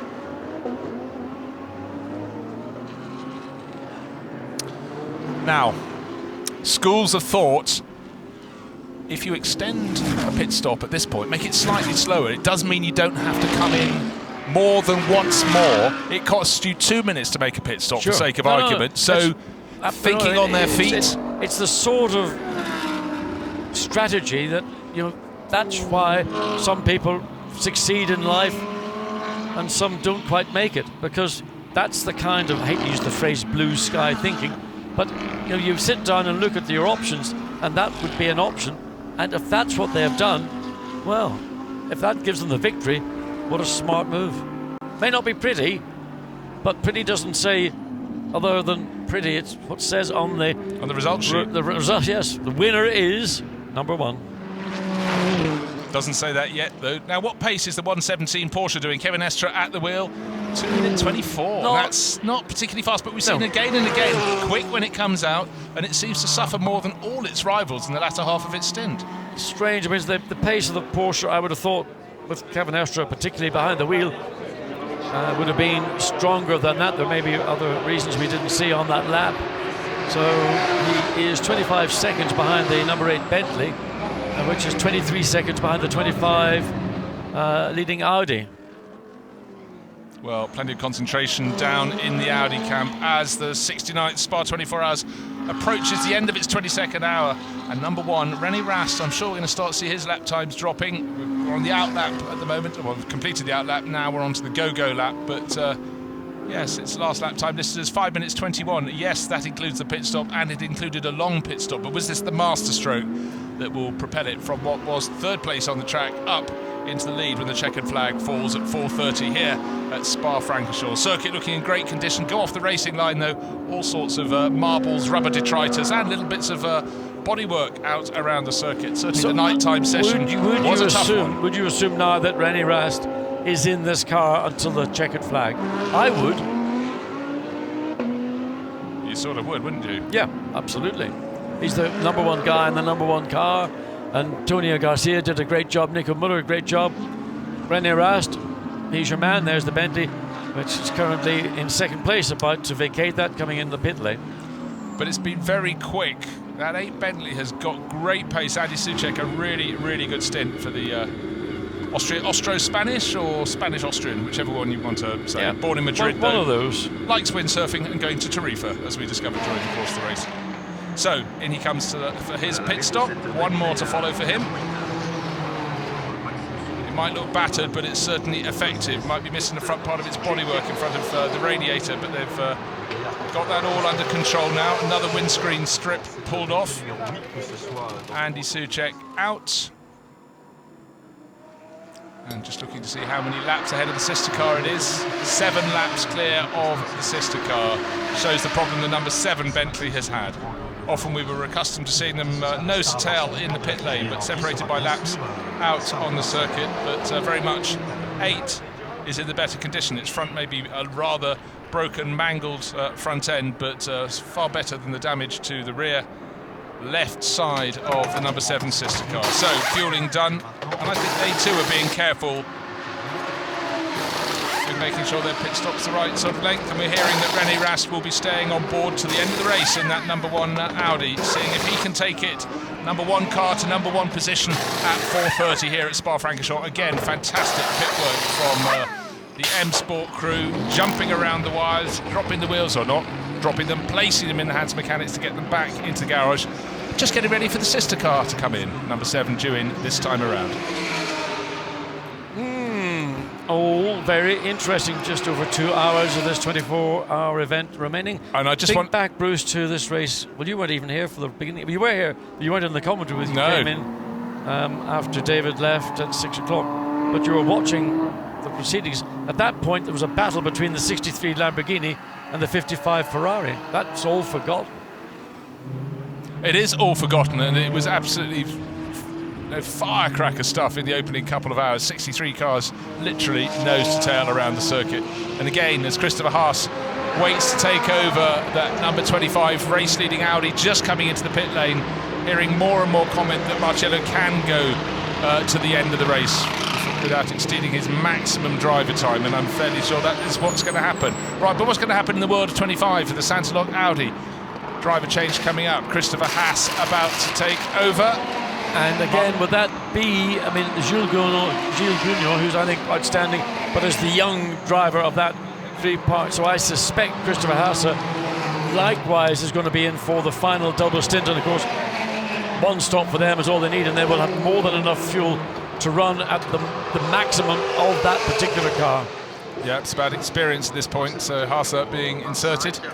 Number 25 Audi, Winkelhock going through the process of strapping him in, and particularly since the advent of Hans helmets and the head and neck support, it's been harder and harder for a driver to turn in the car to see where their belts are when they're over their shoulders, as they do need the help of their teammates. Refueling done on 25, coming from the lead of the race. Look how good they are. I mean, this is great. And just even swinging it into position. Joy to watch. I mean, they've just absolutely so choreographed. I mean, even the rotation when they pick the wheel up, and I mean, it's like watching Djokovic when he does one of those amazing gets when he rotates, or Rafa Nadal on the tennis court. They're happy. You can see they've done their job. There is the car that is currently in 5th place. 4th place now. It says on the screen because of the Bentley pit stop. But just a little point. We now seem to think that it's not out of pit stop sequence. He's just got to make a charge. But Raffaele Marciello may be permitted to go the whole way to the end of the race. This is his first 24-hour race. He's taking a tilt at victory. No one's told him you don't have to do 14 hours in the car. I think they probably played a game of spoof at the back of the garage, but certainly for the 90 Mercedes crew, he has been their tip-top most attacking driver. So, going for the lead of the race. There is down the outside goes Marciello. Through Eau Rouge without a spin. That is very good indeed. And now the Audi rejoins. Audi rejoins behind. So the gap's probably going to be nearer to 8 to 10 seconds by the time they come around at the end of this lap. So the Mercedes almost up at Les Combes, where the Audi is, well, still not. Is that just coming into view now? So virtually the entire length of the Camel Straight is the advantage that the number 90 will have over the number 25 Audi. Pleased to see that Raffaele Marciello got past the 991 Porsche without trouble, because of course those are 2 cars that came together with the spin for Eduardo Mortara through Eau Rouge. No fault really being laid at the door of 991. He had to go somewhere. He was on the inside of the corner. A little clash, maybe Mortara pulled over a little bit too soon. Big frightening spin, missed everything, kept going. 0-1 on the windscreen because of the pit stop rotation. Kevin Estre leading for Porsche, but the pace just doesn't seem to be there for the Porsche driver. It will be a question of the whats and the ifs, but it's made a really good showing. But for 2 errors, this should be our race leading car, and by the margin of as much as a lap. I would all I can say is bring this car, bring this team on to more Blancpain Sprint and Endurance events, because it is a mega addition, and to have another brand, you know, effectively a factory supported brand with a car that's basically a race-winning car, can only make the championship and the broadcast even more enlivened. Absolutely, and what a strong lineup in that 117 crew. hit by the 3-minute stop and go and by the drive-through penalty. But Michael Christensen, Kevin Estre and Lawrence Van Toor still get used to it. He's a Porsche driver now. His Audi days for now are behind him, but they are so good at coming through. But as it just goes to prove, even the smallest of mistakes, just one drive-through. Look at number one, they'd be leading the race but for their drive-through, or just about might be actually. Well, that longer pit stop, of course. Let's take it a stage further. Had there not been that collision or clash, whatever you choose to call it, in the night between the Ferrari and the 90 Mercedes, who'd be leading the race now? You know, ifs, ands, or buts don't win. You've got to take it. No, it's whatever about it is. Keep it clean. Keep it clean. Keep it out of trouble. But such is the pace in GT3 racing, and particularly the Blancpain series. You can't just keep it clean. You've got to keep it clean and quick. Don't mind if the car gets dirty, but it's got to stay between the white lines, not get pinged for excessive use of going out beyond the track limits. But you've got to watch out for the back markers. You've got to watch out for the circumstances you can't predict before the race. But it's also just about managing your tactics in the pit lane. When there's a change, when there's a safety car period, whether to bring your cars in, wait, look for other tactics, work it all out. But unfortunately for the 117 Porsche crew, a 3-minute stop and go for their car, brushing a mechanic from another team, the HB Racing Lamborghini team, that really ended their race. They're still in there charging, fighting as hard as they can, but that alone, and then it was exacerbated by a drive-through penalty. So I'm afraid that has cost them really dear, but they have really, John, deeply impressed us. Absolutely. I mean, I think this car, with the degree of support it's getting from the factory run by Timo Bernhardt's team, is a serious challenge. And whether we will see it again, we've got a number of other challenges coming up over the next couple of months, both in sprint and endurance. So I would certainly be first in line to say to the company, I want this car at races because it adds to the event. It's a highly competitive car. You've got a great lineup of drivers. You know, what's not to like? Yeah, and also it must be said for the trio of drivers on board, they race in championships with smaller GT representation, and I think to get in a mix with as many GT3 cars as we provide in the Blancpain series would be very much something that would tickle their fancy. So let's hope we will see them in future races. I think one of the issues would be, of course, certainly in the case of Lawrence Van Toor, he's got a Porsche program in North America, which may or may not, and then Kevin Estre and others are involved in, I think, are involved in WEC with a further incarnation of this car, which may become what the future 911 will be, where the engine is ahead of the gearbox rather than behind the gearbox. But that is another tale. The current RSR, Porsche, the 911 GT3 RSR, proving to be as competitive as any of the competition over the weekend here at Spa-Francorchamps. Which is the fastest car on track at the moment? It's Christopher Haase in that 25 Audi, fourth on the road. It's the Porsche leading the way. Number 2 Audi, Christopher Mies on board, both lapping in the 2-minute 23s. 2-minute 22 for Raffaele Marcello in the third place Mercedes. 2-minute 21 for Christopher Haase in the fourth place 25 Audi. And what's the pace? Oh, Rennie Rast as well, 21.9. Just about to say it, in between them, 22.2 for the Bentley in fifth place. So Maxime Soulet making that go well. But even more impressive, the 85 Mercedes, Edward Sundstrom, it's doing 21s as well. Actually, Fabian Schiller. Fabian's just taken it over not so long ago, and he's someone who impressed us from his debut in GTs at the start of this year. A lot of cars have picked up a lot of pace. Yeah, well, track conditions look good. There is cloud, but it's high cloud. It's wispy cloud above Spa-Francorchamps, and with under 2 hours to go, Maxi Goertz's his praises were sung by Oliver Morley. He's just taken over from the man that pays the bills at the team and leading the Pro-Am class in 12th place overall, lapping 2-minute 24, so good pace, certainly the best pace you need, the ultimate pace in the Pro-Am class. So he's doing what he has to do. There's no point taking massive risks to try and pick off those ahead. He's suitably in front of the car that's running second in class, which is still the Aston Martin. That had a drive-through penalty about an hour or so ago. Johnny Adam at the wheel now. What sin had they committed? It was going beyond maximum stint time. Ah. Really? Okay. So it was. Human error. Entirely so. It must be said, it looked as though the 16 Black Falcon Mercedes had enough pace and enough of a time advantage. I think it has. It just didn't need any disasters. I mean, what showed up obviously was the virtuoso performance of Johnny Adam in this Aston Martin in qualifying, when he qualified eventually in 7th place because his quickest time was deleted for another offence. But over the duration of this event, it's the 16 Mercedes that has actually pretty much had a grip on the lead in the Pro-Am category. As we look at this Pro-Am, I can't quite see it. Was that an Am or a Pro-Am going through there? Well, that's the one that's third. NISMO third in Pro-Am, and that was driven relatively recently by Nicolas Minassian, but it's now in the hand of Alex Demerjan. No, it's not. It's Davide Rizzo, sorry. Getting my three-letter acronyms. DRI is Davide Rizzo, going pretty well indeed. In fact, 2 minute 23.7 last time around. That's the pace of the leader. So in the hands of Villander, the hands of Minassian and Rizzo, but particularly Rizzo and Villander, this 961 Ferrari, very, very competitive tool for Spirit of Race. And also, again, Tom Blomqvist in the 98 BMW, they're down in 10th place, driving the wheels off it, doing 2:21.4. So still a lot of performance from cars that have dropped away, doing the best they can to try and recoup some of the glory that they hoped they might have enjoyed maybe in just under 2 hours from now. And there we see the Nissan, or one of the two Nissans, we don't know which one that was, just looking at the back of it. That car, the 23 car, has been hovering in the sort of the 15th, 18th for quite some time.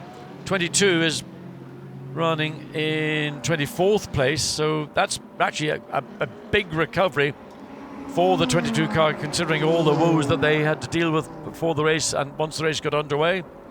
So with the youngsters, if you want to call them that, Matt Stevens, Stuart Murray and Matt Parry. And Matt Parry has been, of that, pretty impressive. There's the leader as he comes in to the chicane of the Am category, David Parrell. So he's going to be, I would imagine, a fairly happy camper as the Porsche in the hands of Kevin Estre. And we're looking now for Audi. And is this going to be, which Audi is going to come in? Let's wait to see. So it is going to be, yeah, the Audi 2. So it's, yeah, there we go. So to Felipe, Fred Verviche, Christopher Mies. So that's the car that had been in second place. 1 hour 52 to go. So these different sequences still giving a different slant on things. So Christian Mies out of the car, driver change. That will drop it down the order, which will promote Matt Marciello up into second place. And Christopher Haas, 25 Audi, should be going back ahead again, up into third. So the complexion of those who may get onto the podium changes yet again. Have we got 5 cars in the reckoning for the podium? Yes. Have we got 5 cars in the reckoning for the race victory? I would say no. I think we're starting to really narrow it down to effectively 90 and 1. They're the two that I'm thinking of, but I'm not yet discounting the Bentley. The 8 Bentley is doing it quietly, hasn't been in the lead of the race, I think, at any point, unless it happened during the night when I was having a little bit of shut-eye. This number 1 car, we feel, you know, it's out of the pit stop cycle. It's been lapping very well. It's paced and it's into the pit stop now, yes. So it will make its way up the front of the Formula 1 pits, all the way back down the other side. But if it was a strategy to hold the number 1 Audi back for that minute, because the time lost making an additional pit stop was greater than the time spent in the pits waiting for the clock to tick round to a minute. So that is ultimately the big call, and we're not going to know that until we probably get within 10 minutes of the final lap of the race. Yeah, just remember the finish time for the race is 4:30. That's under 2 hours away, 1 hour and 51 minutes. And there is the Team 75 Bernhard crew waiting with Lawrence Van Tor standing pit side ready to take that over. Kevin Estre, his time in the cockpit has come to a conclusion, and with 1 hour 51 minutes remaining, still waiting for the car. It's so slow, 50 km/h limit as they limp their way almost the entire way through this double pit lane. Out on the circuit though, gaining track position is the number 90 car. 02 on the windscreen, it's hunting down. I'm just waiting to see what the gap is from them to the race leading car. 57 seconds when it crossed the finish line, but that will go to 01 because the car it's behind is the one that's at a standstill there. The Kuss liveried Bernhard 75 Porsche. Out gets Kevin Estre, in gets Lawrence Van Toor. No stranger for victory in Blancpain races, but all his winning has been done in the Blancpain series in Audis. Now he's got a different proposition. Now he races for the Porsche family. 0-1 it still says on the windscreen, but we know that by now that should be 0-2, because on the outside as the Black Falcon Mercedes goes back out onto the circuit, leading the way in the Pro-Am class is that the 90 Mercedes should have passed by, gone through Eau Rouge and carried on up the hill. I'm just trying to pick out where it is. In fact, it's gone through Les Combes. It's working its way up towards Bruxelles. That is its track position. Just remember those, this car will be down on the ground any second now to be released after the wheel changing is completed. Will it be 2 minutes before it gets on the clock? That's not 2 minutes, that's 1 hour, 49 minutes, 51 seconds. Down on the deck it goes, not far to pit exit, just waiting, just being held. What's he being held for?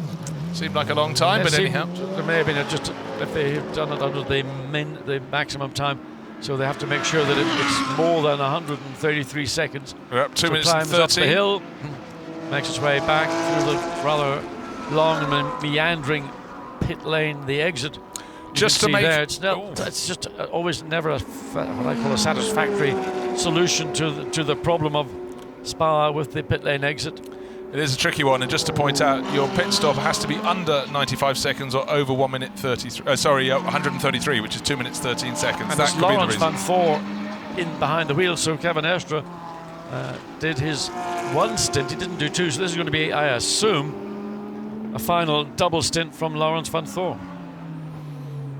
Well, let's wait and watch. Let's see again and again. We've seen this the 117 entry be very quick at the start, first half of its stint, and then really fall away. The 90 Mercedes doesn't seem to have such a drop-off through its stint. Maybe it doesn't have the ultimate pace. In fact, the 90 Mercedes has best lap time of 2 minutes 21.5, whereas the 117 Porsche has done a 2 minutes 20.4. So 1 and a bit seconds different in terms of ultimate speed, but average it out across a race sequence or a stint sequence, and the Mercedes does look pretty good indeed. But of course that Porsche comes with a 3-minute stop and go penalty on its belt and a drive-through. Other than that, it would be leading this race. But there goes Raffaele Marciello, new leader of the race. The 90 has been in the lead before, he's been in the lead before, but as we get into the closing 1 hour and 48 minutes of the 24 hours at Spa-Francorchamps, back into the lead of the race goes the Mercedes. In the background of your shot, it's dark blue with a black middle to its bonnet, but those white flashes and the red nose treatment. Leading the way, looking to see how far behind Christopher Haas is. There he is in number 25. So Santalot going very well again and lapping faster than the Mercedes. Christopher Haas hunting him down. The gap, 5.8 seconds. And as you pointed out, Bruce running well on that lap. He was 1.8 seconds quicker than the Mercedes. That's a bunch of time. May have been again just due to the location of traffic around the circuit. And if that is the case, then Christopher Haas is going to have to contend with the same issue. But again, sometimes you have the ability, when you're catching lap traffic, to know where you've got the best chance to get through with the minimum loss of time. And sometimes it isn't valuable to rush up to the back of a car you're going to lap and then find yourself losing your own momentum. But the gap, look, I mean, it's visually closing. Forget what we're seeing on timing and scoring. That was 5.8 at the point that they went across the start-finish line. And it's got to be close to, well, certainly around the 5 seconds. So coming up to the middle part of the 502nd. Can't imagine doing 502 laps around this place. No, there's a certain limit to how much pleasure you can have. Yes, indeed. It's rather puritanical. Keep a cap on all of that.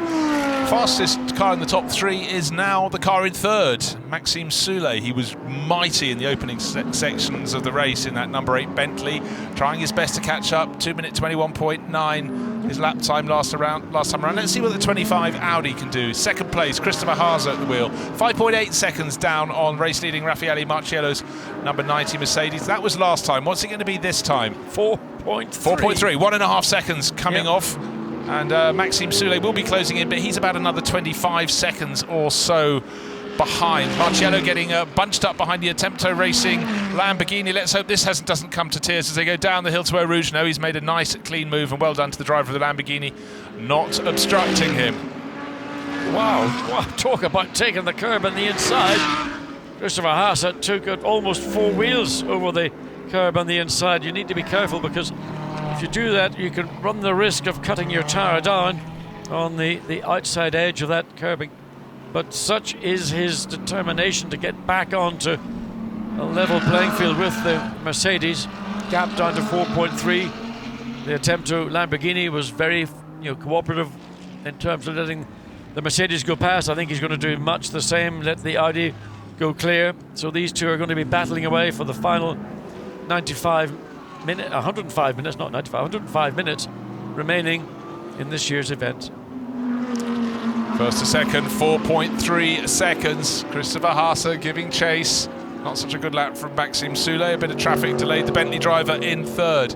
Lawrence Van Toor back in 4th place, lapping at a fair, decent pace. He's about he's about 35 seconds back. I mean, as every lap goes by, the reality is beginning to bite. The time lost for those 2 incidents, 2 penalties, is never ever going to be recoverable. So hard to say, but most likely, just looking at the timing and scoring, you'd have to say best they could hope for is going to be 5th place. Well, they might have hoped they might tilt at the podium. The victory was going to be beyond them unless there was a whole wrecking ball that went down the pit lane and took out all the top runners. They need 2 more to go to have a tilt at the podium. But never say never. Just under an hour and 3 quarters to go. The 90 Mercedes, don't forget, it's had its clashes. It's had contact going into Eau Rouge, a spin through the corner, missed everything. It had contact going into La Source, and the car that it clashed with, number 55, Kaspersky Motorsport Ferrari, that came out on the losing end. But boy, oh boy, look how the 90 Mercedes is being hunted down by Christopher Haase, taking chunks out of it, lap after lap after lap. Down to 2.885 seconds. I think next time we get a timing interval, it will have come down yet more. Christopher Haase has really in the groove now in that 25 Audi, entered by Audi Sport, but most importantly, Audi Sport Team Santilloc, not Audi Sport Team WRT. And for the French racing team, this would be a massive feather in their cap if they can put one over their rivals from WRT. Up the hill one more time towards Les Combes goes Raffaele Marciello. His lap last time, 2 minutes 24. The lap of the chasing Christopher Haase, 2 minutes 22. 1.5 seconds quicker. Is this Mercedes running at a metronomic pace for fuel conservation reasons? I don't think it's to do with the natural pace of the car or of the driver. So that might be what Mercedes are thinking is the best way for them to end up on the winner's podium after the 24 hours. And of course, that's maybe amplifying the pace at which Christopher Haase is beginning to run down that lead Mercedes. However, the mechanics try and hide it. You can't fail to see the fatigue of working through the night. Out to the back behind the garages, those not on deck chairs are lying on top of toolboxes, anywhere they can find a comfortable seat. But as we get into the final hour, a lot of them are picking themselves up. They'll all have a bit of a break after that final pit stop. Some will have to stay in the pits unless they have the requirement to be scrambled again, but they're hanging on. Their emotions will be really starting to run high as their adrenaline gets to the bottom of its pool. 90 still leading the way in the hands of Raffaele Marciello. You could be right, John. Maybe he's having to just hold back that little bit. There's something that is not the natural pace of either the driver or the car. So, for me, the only logical explanation is it's a fuel race now for them. Way wide coming out of Blanchimont. That wasn't in the script, but they just are doing something to prevent the need to make an additional pit stop other than the one final pit stop, which they will make. Still another 30 odd minutes to go before they can get into that zone. So for me, that sort of maybe I'm going to try and convince myself that that's why the Mercedes is being caught so quickly by the Audi. Certainly there's nothing to do with the performance of the car or the driver. Maxime Soule's picked up the pace again in the 2 minute 21s. Nobody else below 2 minutes 22. He's in third place.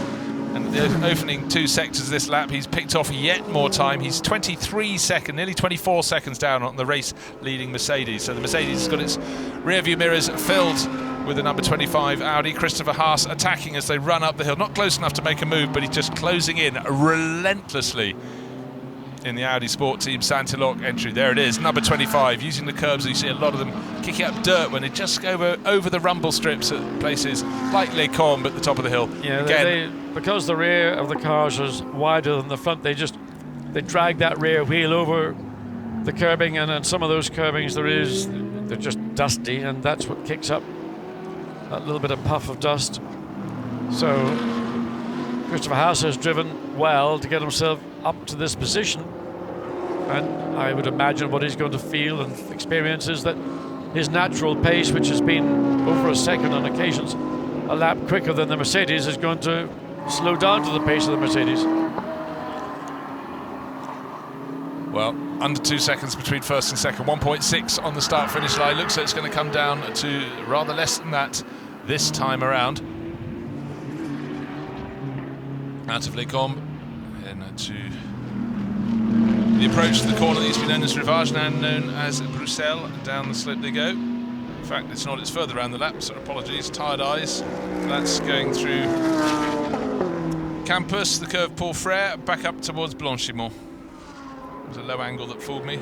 It's Bentley tucked in behind, but it's not in that mix.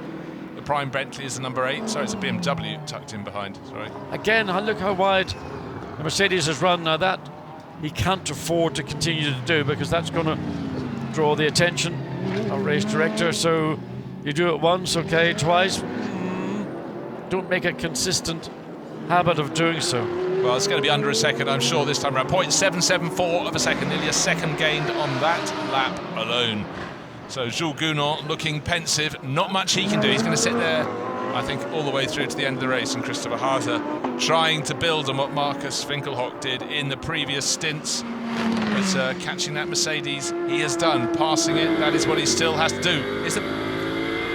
And the Bentley is really, really going. Slightly slower lap with traffic that time, but he's brought it down by about 6 or 7 seconds in the last handful of laps. But the clock is ticking against him. But Maxime Soulet, well, he was ruining the drive-through penalty they got last night. But the unintended consequences of what's happening between the lead and second place cars is they're backing each other into the arms of the third place Bentley. I mean, Maxime Soulet is running mega quick laps. Laurens van Thor likewise is now down into the 121 or 221s as well. But because the pace of the lead Mercedes still, well, this last lap just into the high 23, but that is almost enhancing the pace that I was saying from Maxime Soulet in the third place Bentley. So taking chunks of time. I mean, if you're taking 2 or 3 seconds a lap out, that does become meaningful. Well, mind you, 23 seconds behind the second place Audi, so he has to take a second. I don't think they're going to get too stressed about it just now. No, with lap times 2 minutes 22, 23, so it takes a second. If you're taking a second a lap, that's still a lot of laps before you can close down that disadvantage. The BMW tucked in behind, and it's the number 90. Trying to see, is it 1998 car? Yes, it is. 98 BMW tucked in behind. That's the one, the tail end of the top end. Top 10, Tom Blomqvist at the wheel, matching them for pace. Now, Tom Blomqvist, in those early laps behind the wheel, was really, really strong. As we see this, again, it's almost a juxtaposition between these two drivers. Not much Christopher Haas will do. We know that passing a competitive car around the Spa-Francorchamps circuit, there are not an awful lot of options, and all you can hope for, and it's not going to be ideal either, is that your back marker just misreads what's happening and causes one of the two to have to lose track position. So up through Rouge, over Radion, and again all the way down, or all the way up. I keep saying down, it's all the way up. It is an incline up the camel straight, and because it's an incline, you can actually brake a little bit later than you would do if you're on the straight and level. And of course, John, the TV always flattens it. You walk up there, thighs, your calf muscles will let you know. Now, a couple of points just been brought through by the inimitable Paul Truswell. Time in pits is not counted as part of the stint when we were talking about a 65-minute stint time being the maximum. And driving time ends not at the checkered flag, it ends at 16:30, not at the checkered flag. So if you start, if your final lap is taking you, let's say 2 minutes 25 seconds, that is also not included. It ends at 16:30. Just little points, but they could make a difference. Those are the things that teams have to. They've got to read the rule book and they've got to understand it.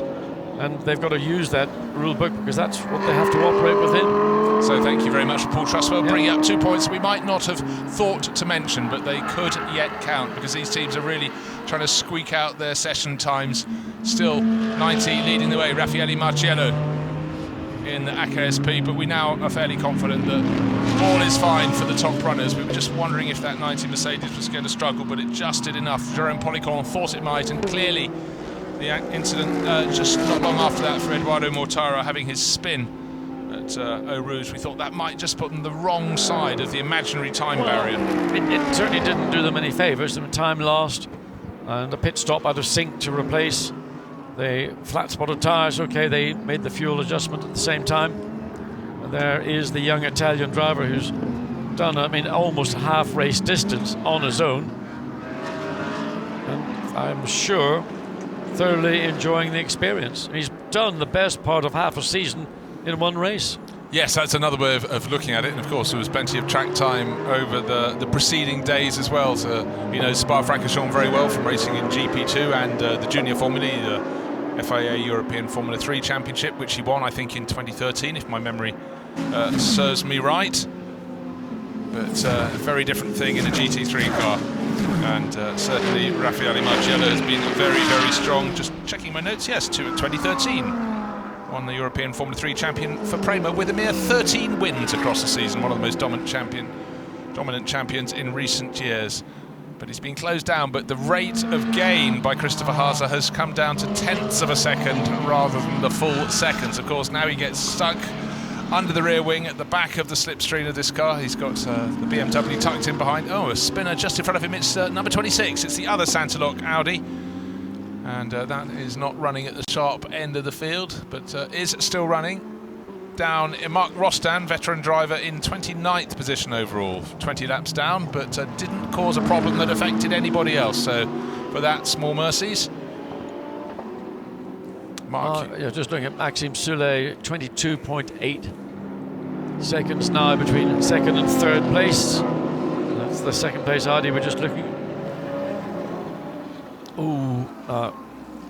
Will the 52 let the lead two cars get through cleanly? It should do. But it's a part of the circuit that you don't really want to get offline. You want to wait until you exit out of the second of these two right-hand corners, and then you can let them get through without really losing any of your own momentum. Well, it's good to know. It looks more like it's going to be up into, I think, the bus stop chicane. You can see the blue light flashing for the Ferrari driver, indicating that he needs to let these cars go, not to maintain his pace, not to delay them. There we see coming out of the Blanchimont, so Ferrari goes to the left of track. What Raffaele Marciello is doing is deliberately trying to use the Ferrari to his advantage and forcing Christopher Haase to go the long way round, and Duncan Cameron's sort of a bit of a passenger on that, little bit of a manipulation.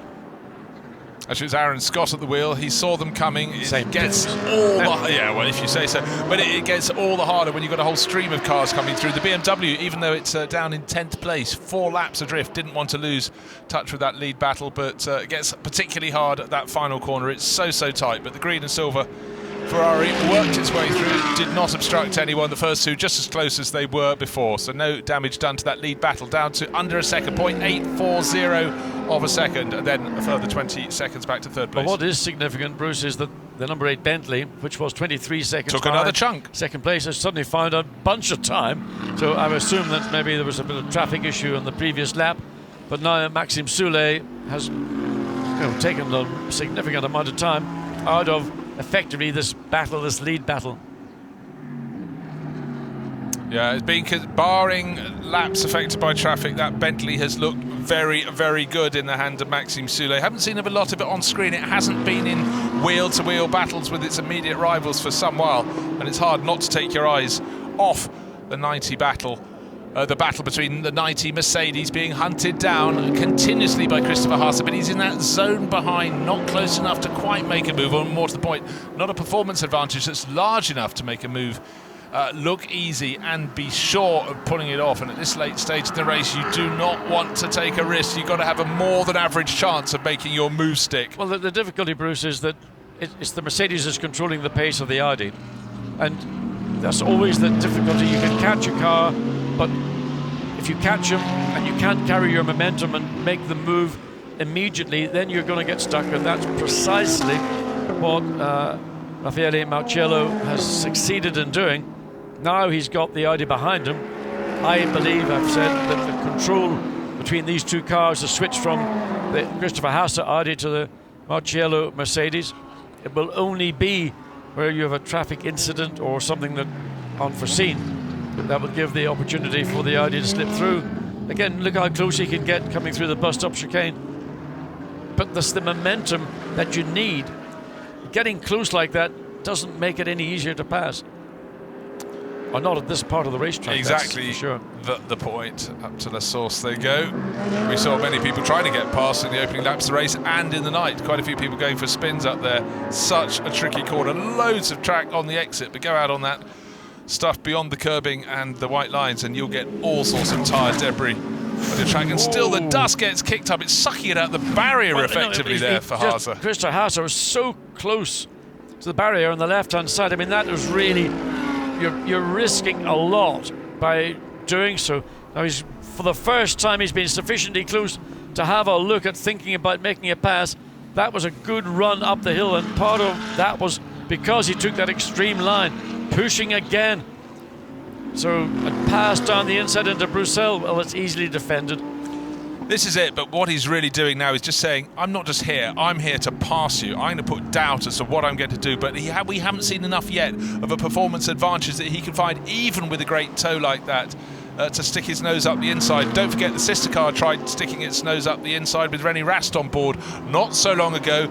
Resulting clash had the 90 Mercedes going for a spin along with the number 1 Audi, but the number 1 Audi crew picked up a drive-through penalty, and that is why, despite having great pace with Rast on board all over again, it's back down in 5th place. Well, that's the reason.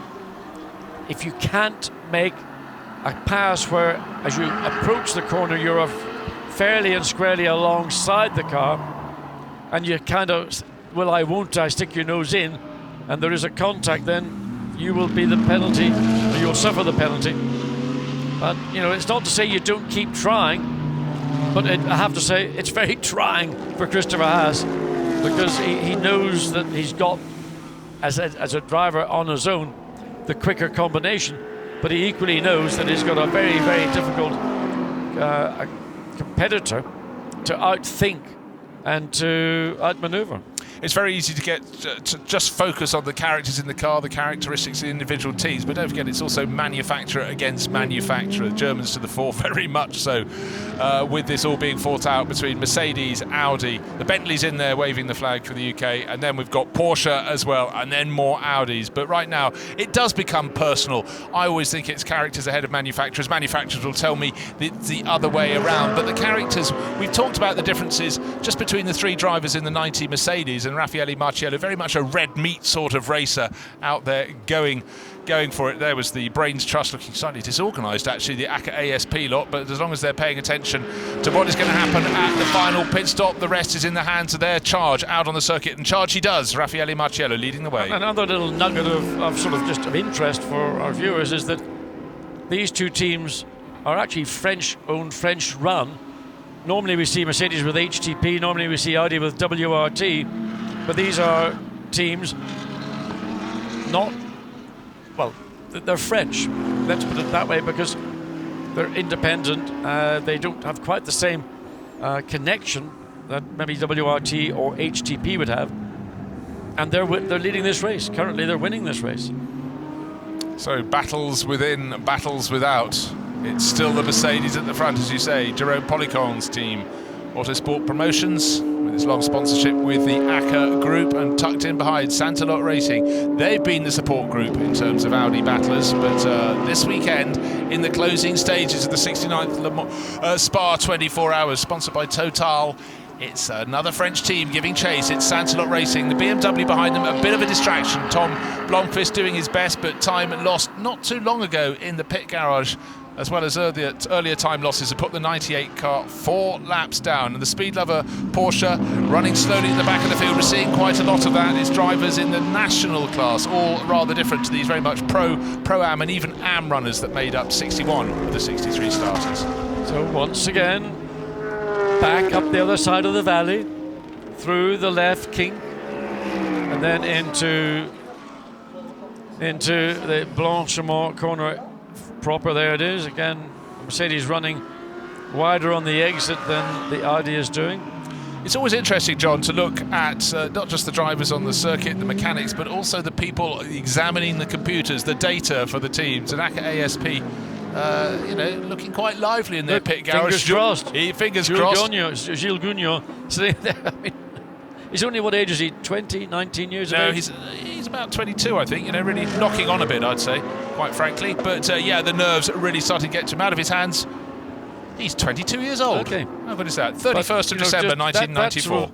You know, sitting there and just long thinking, hours. Again, just watching Christopher Haase coming through. Takes a really, really creative way into Eau Rouge.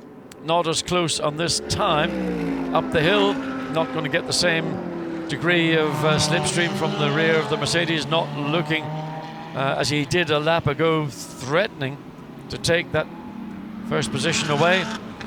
And I mean, the Mercedes has had to deal with this situation. This is not the first stint, and he's dealt with the pressure outstandingly. It's the number of laps with this pressure are really, really starting to add up. But have we seen more than a spark of possibility? We saw one little look up into Les Combes, but that was more of a tentative look just to show that I can do something different. But right now, Haase is closer than ever before as they come down the hill towards the Pouhon. But going into the corner, he has to back off a little bit. He was looking down the inside line. That slightly compromised him. It's also known as double gauche, so it's a two-part corner. They've swept through the second part, and the gap has gone out again. And then trying to bring it down into Fan, Christopher Haase looking for an advantage, cannot find an advantage. Raffaele Marciello very much driving on the racing line and staying there. And we've seen him put that big blue, white and black Mercedes out over the curves many times, but of course all these drivers know do it a few times too many at this stage in the race, as it was at the start, and you might start picking up a drive-through penalty, and that will be the end of their hopes. Well, he's certainly withstood considerable pressure for a number of hours today, and he's doing so as we speak up into Blanchimont. Watch the exit, see where he is. That's comfortably within the restrictions. A couple of laps, or maybe 10 laps earlier, he was letting the car run very, very wide, and that would have been something that he needed to check when he has done so. So come across the line, gap was 7/10 of a second, and it's still 7/10 of a second. Yeah, but what I want to see is how much more time Maxime Soulet has chewed out of them. I think it was down to about 20 seconds, wasn't it? In the third place Bentley. It was 19 seconds. And then it's come down below that, waiting to see, still lapping faster than those ahead as one of the Ferraris comes in for a late pit stop. Here is that Bentley. 17.8 seconds. Okay, another second gained on that lap, or actually slightly less that lap. Bentley still rumbling around the circuit. Now it looks like the gap between first and second has eked out a little bit, going past the number 19 Lamborghini, or in fact is that the number 77, the HB Racing one from the AM class. Well, we heard Frederic Vavish explain to us that, you know, if you really push hard, your rear tyres will eventually suffer. But actually, through Les Combes, that gap has reduced. So maybe Christopher Haase just was being a little bit cautious. Certainly shut the gap down. You can see there each lap for the last 3 laps. Yeah, it's been a quarter of a second, and then 1.5. Yeah. Yeah, down we come to Pouon again and again and again. Haas seems to have more momentum, and then he has to come off. That little move, that little feint to the left, almost got a reaction from Raffaele. Just interesting to see what is going on between these two drivers. It's really a battle of psychology as much as it is anything else. He's staying calm though. I'm really impressed with Marciello. He isn't flinching yet. He's keeping to his racing line, but Christopher Haas must be thinking, there must be a chink in your armour. There must be something I can do to distract you. I've got the faster car. I cannot get past. What are you going to do? Are you going to stay there? Well, I think that's sort of what we saw coming down the Kemmel Straight. Then all of a sudden through Lake Coombe and down into Bruxelles, the Audi was much closer than it had been on the straight. Sometimes you do have to drop back to pick up your momentum. I wonder, was that the case on the lap that we're presently on? Out they come. It was 0.7 of a second. It looks about the same again, John, I'd say. 0.6 of a second. Well, there we go. A tenth of a second gain that time around. And as long as he's got not too much traffic in front of him, Maxime Soulet will be reducing the gap. And John, you're doing hand signals just for noticing me. that it's a little bit closer through La Source than on the previous lap, I think. So watch what Christopher Haas does. He pulls the Audi over to the left as far as you can go, to then get the cut back to the right to carry the speed over the top of Radio to try and get under the wing of the Mercedes. The danger of doing it is if you get too close too early, then you get a washout on the front of your car. You have to back up, but again, look how close. Pulls out to the left. The Mercedes in the middle of the road, nothing he could do. But it was here one lap ago that I think Christopher Haas thought, I've got you. I'm going to take a punt. I'm going to force you to do what I want you to do, not what you want to do. And for Tom Blomqvist behind them in the BMW, 4 laps down, it must be a tale of what could have been. He's managed to lap with the race leaders for lap after lap, but those laps deficit, my time spent in the garage, and a couple of other little problems have left BMW not looking for victory this year. Famous win for them in 2016. That seems already a long time ago. Jules Gounon, this last hour and a bit is going to just be so super long. He must be double jointed. He's got his fingers so crossed that. And has he got any blood flow left to them? Yes, I don't know. It's looking for distraction tactics at this. Shall I go and get another cup of coffee? Shall I get a cup of water? Can I get you a cup of water? Just anything. But the focus is unstinting at the head of the race. Raffaele Marciello hanging under severe pressure from Christopher Haas. Meanwhile, down to 16.5 seconds behind now. Maxime Soulet chipping away. 1 hour and 18 minutes remaining in this race. I'm not going to do the sums, but at that rate, he could get a fair bit closer. Would it be close enough to really get the challenge to them? It could be, but when are the next pit stops going to fall? There can always be a fumble in the pit stop, but we haven't seen many of those. Certainly, I'd say they're very well versed. If they fall within the next 10 minutes, they're not going to get to the end on that last stop. So I was trying to make a story, but I just felt that the Mercedes was running to a predetermined pace, knowing that if they ran any quicker, which they were capable of doing, I believe, that they would have used too much fuel, and that would have put them into that particular zone. But the pace they're running at, the high 23s, low 24s, has let the Audi close up.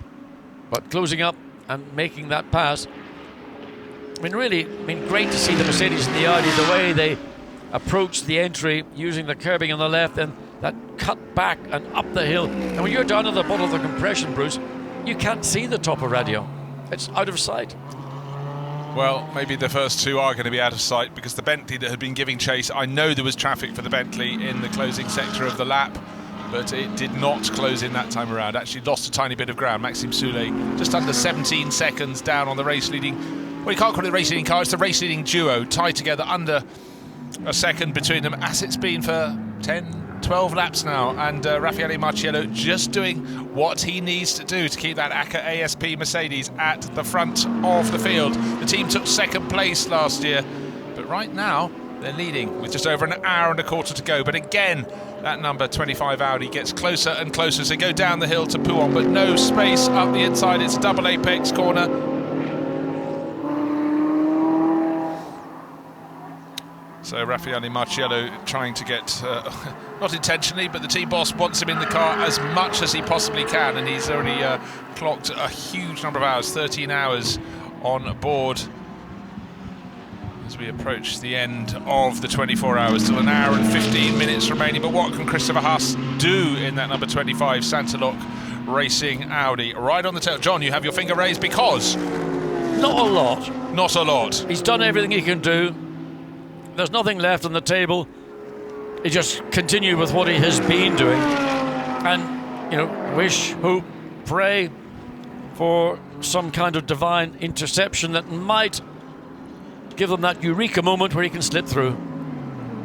Yeah, so the mechanics also have their role to play. One more pit stop for all of these front runners coming in about 10 minutes time, we would reckon. So it's one more chance for the mechanics not to get it just right, but also to get it wrong. Let's hope none of them do. They've all looked very orderly so far. I think one of the teams was pinged for mechanic dropping a wheel that rolled across the pit lane, but apart from that, it all has been pretty exemplary. We saw the Walk-on-Horse motorsport car being brought back out of its pit garage and clumping its front on a bit of machinery that had been left in its path, but other than that, been very good in the pits. Another lap continued for Maxime Soulet, and he's actually losing ground to those ahead of him, but both times he's come past us the last two laps, he's had back markers around him, so they've cost him track position, or maybe indeed his Pirellis are no longer as sweet as they were. He was certainly very good for half a dozen laps. Combination of all the things, Bruce, you're mentioning.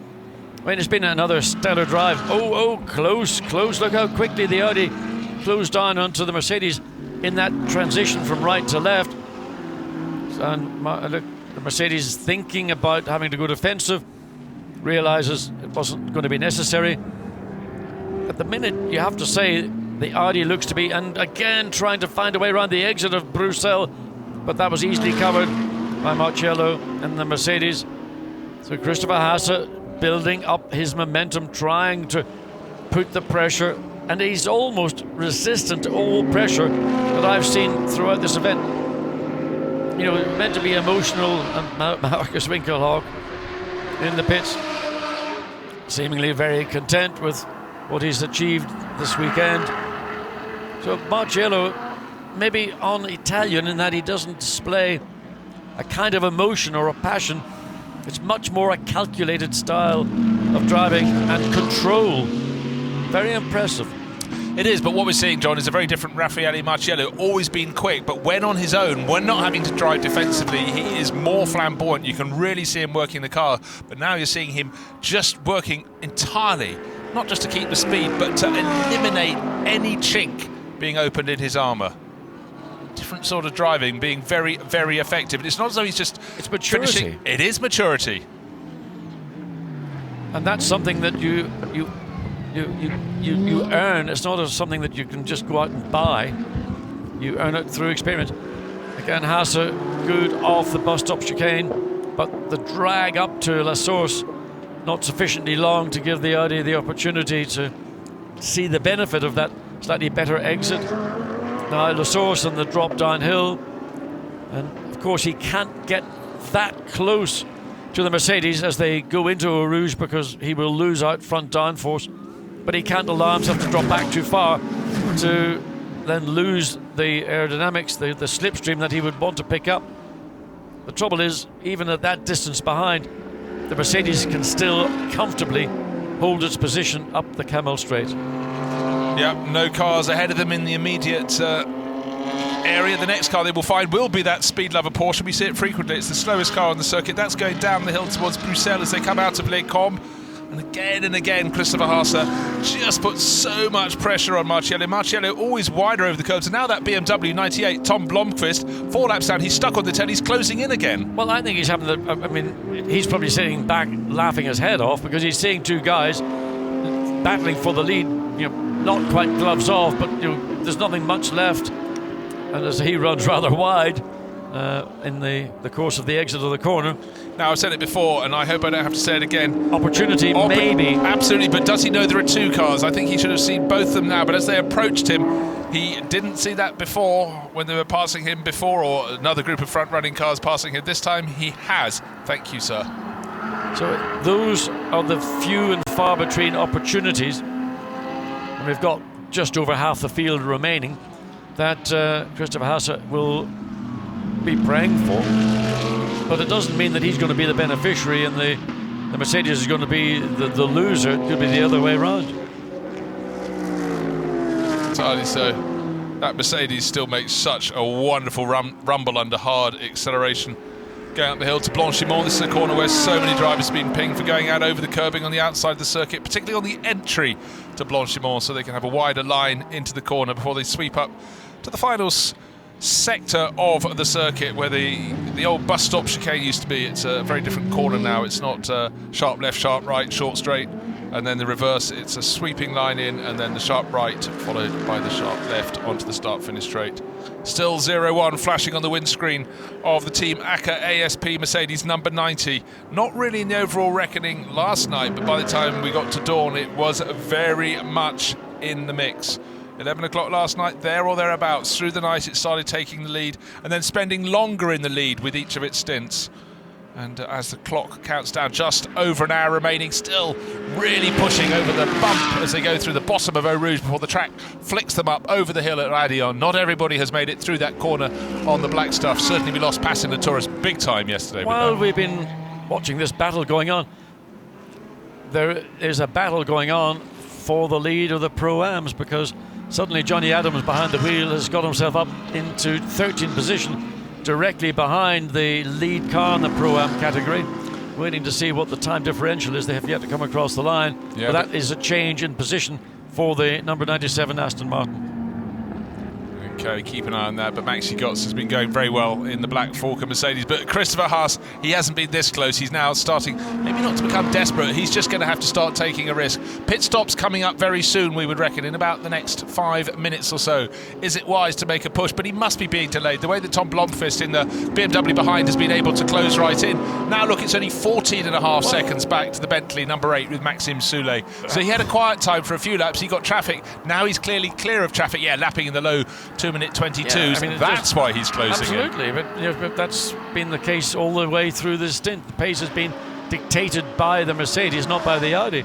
And Marcello has driven a race, I think, to almost a delta time. And I think they've done that because they want to ensure that they will have sufficient fuel when they make this final pit stop, which will be coming up, I would imagine, in the next 3 to 4 minutes, that there is sufficient in the tank to, if they have to push towards the end, they can do so.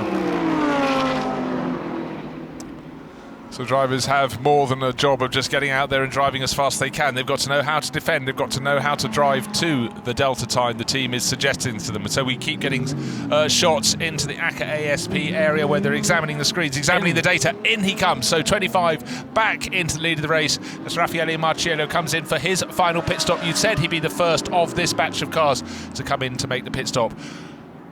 65 minutes you're allowed as a driver time. Don't forget, they've got the longest run to get to their pit garage. By the time they've finished the pit stop, they will have less than 65 minutes to play with. The other cars, I think, will be in the next lap or two. I just wonder, will the Audi come in the next lap, or will they try and give Christopher Haase a 2-lap opportunity, or one additional flying lap and then a flying lap in, to see if he can claw a few more, maybe tenths or half a second or something. They need something to that when both cars get back out on track, the net effect is that the Audi will have overtaken the Mercedes due to having the clear air to be able to nail it and try and get a lap, get into the 1 minute 20 or the 2 minutes 21s, 22s.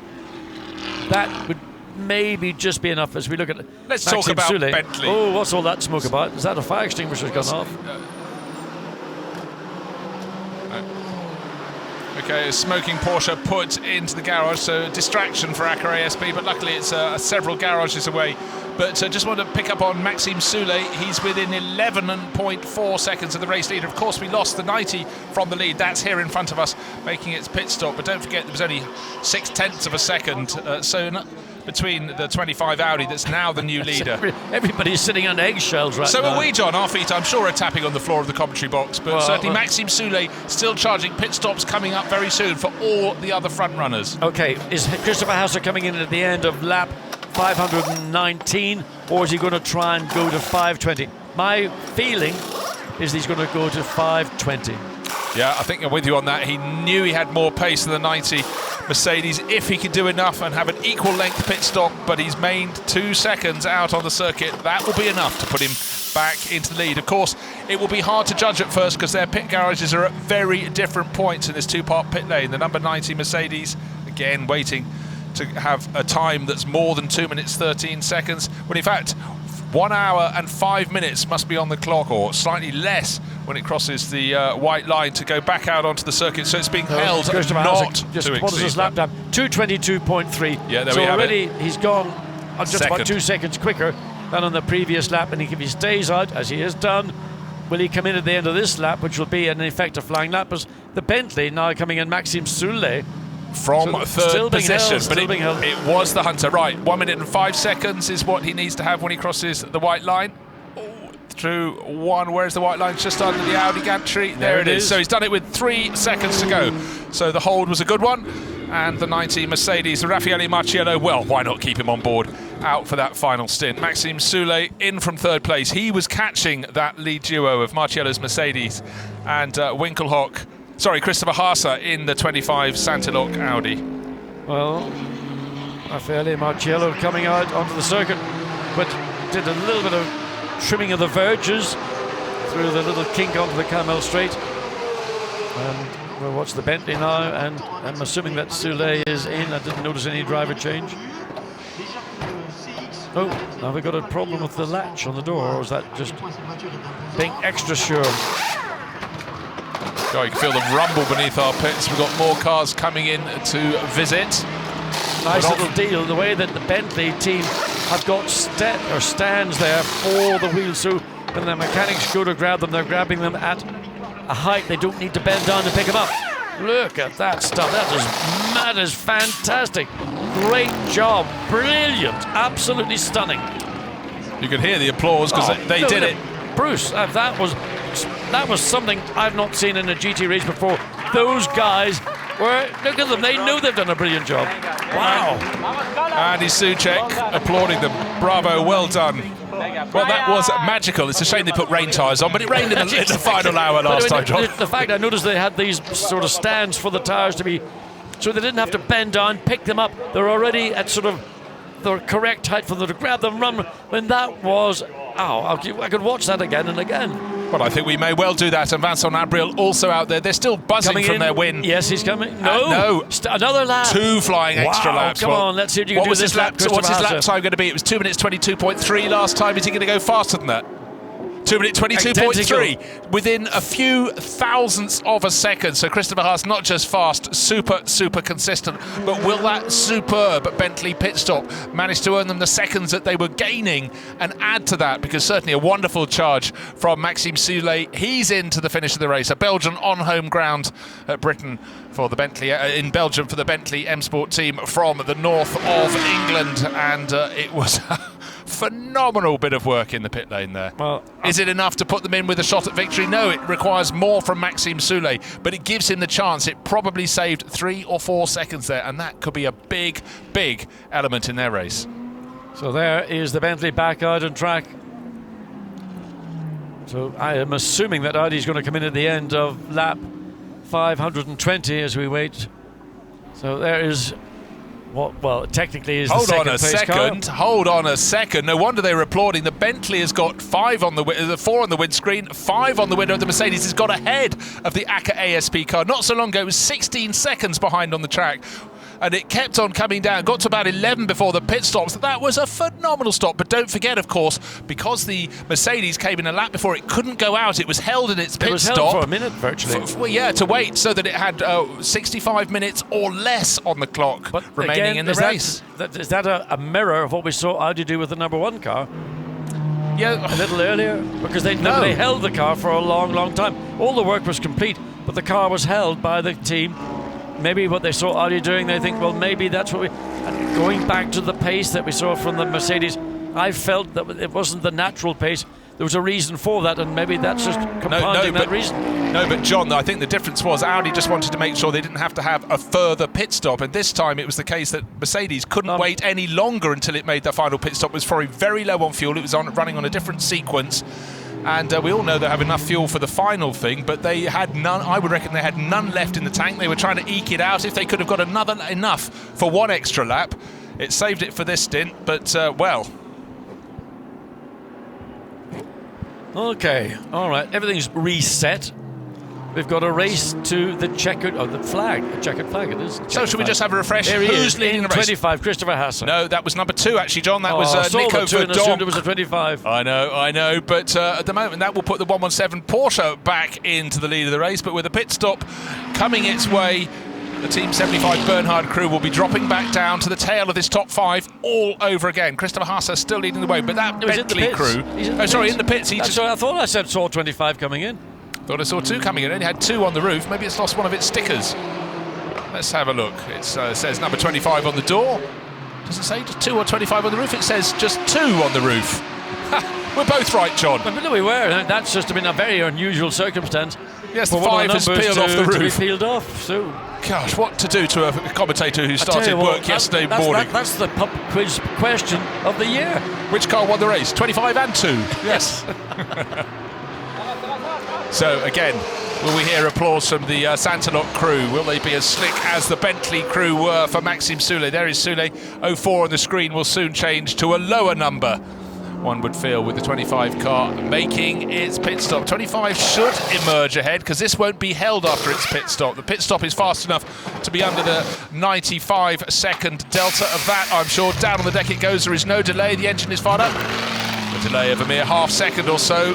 That, again, there will be applause in the garage. There was applause. And for Santalok Racing, this is their real chance to tilt not just race victory, but race victory in the biggest race of the Blancpain season. I think for wheel tyre changes, nothing's going to exceed what we saw from the M Sport team. But all we had to get from Santalok is get it done, get it out, no mistakes. What we saw there was Jules Gounon stop crossing his fingers long enough to shake the hand with every member of the Santalok Racing pit crew. Now he can go back to crossing his fingers, but it's great to see this release of emotion from the drives to the crews.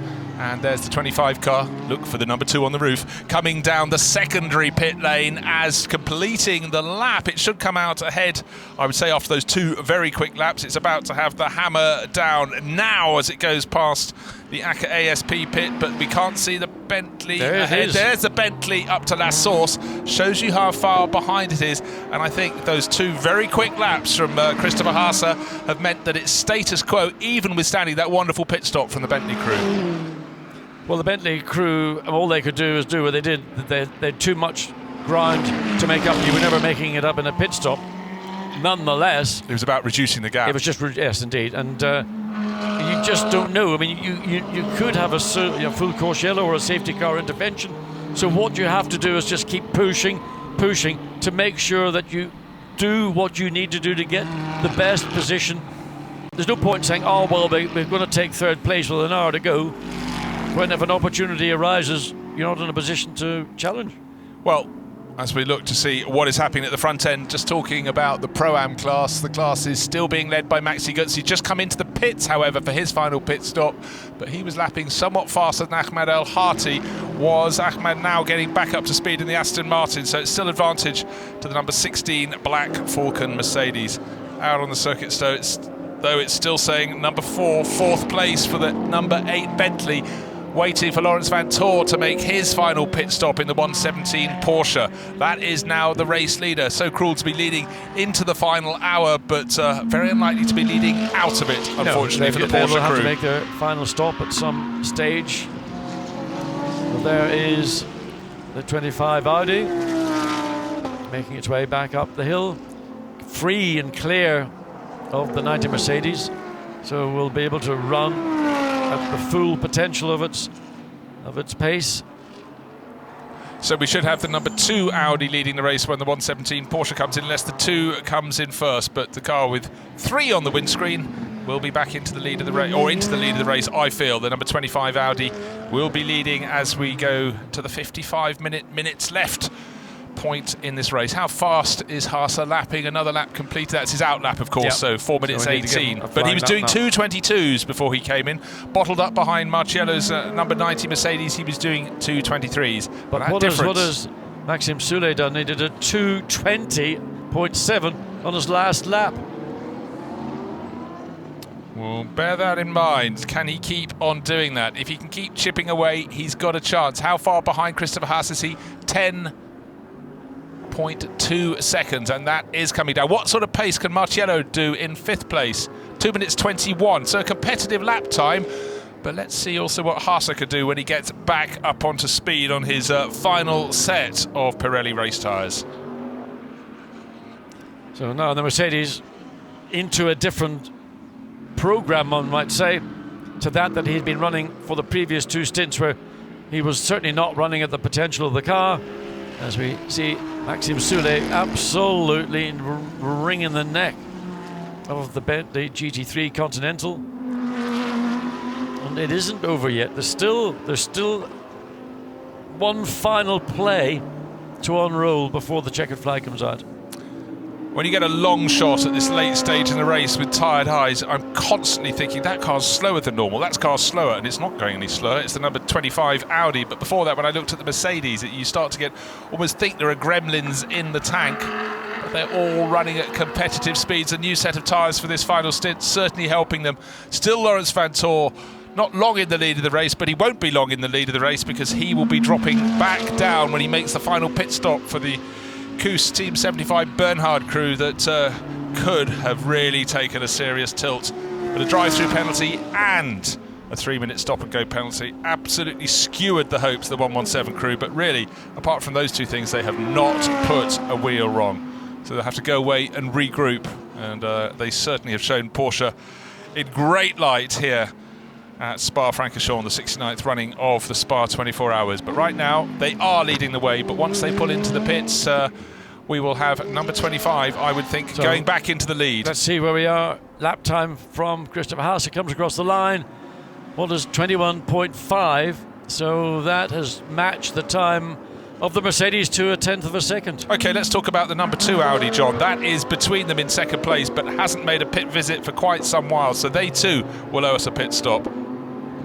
But not so long ago, we saw great delight, brilliant pit stop from the Bentley crew. Let's hear from Andy Soucek. Andy, now there's a 10-second gap. It's getting really, really close. How are you feeling? I'm feeling good. I mean, we did everything we could. The pace was good throughout the whole race. And it's after 24 hours, it's only 10 seconds between the 2 leaders. So, I mean, it's magnificent. That's GT3 racing. That's what we're here for. Level is incredibly high.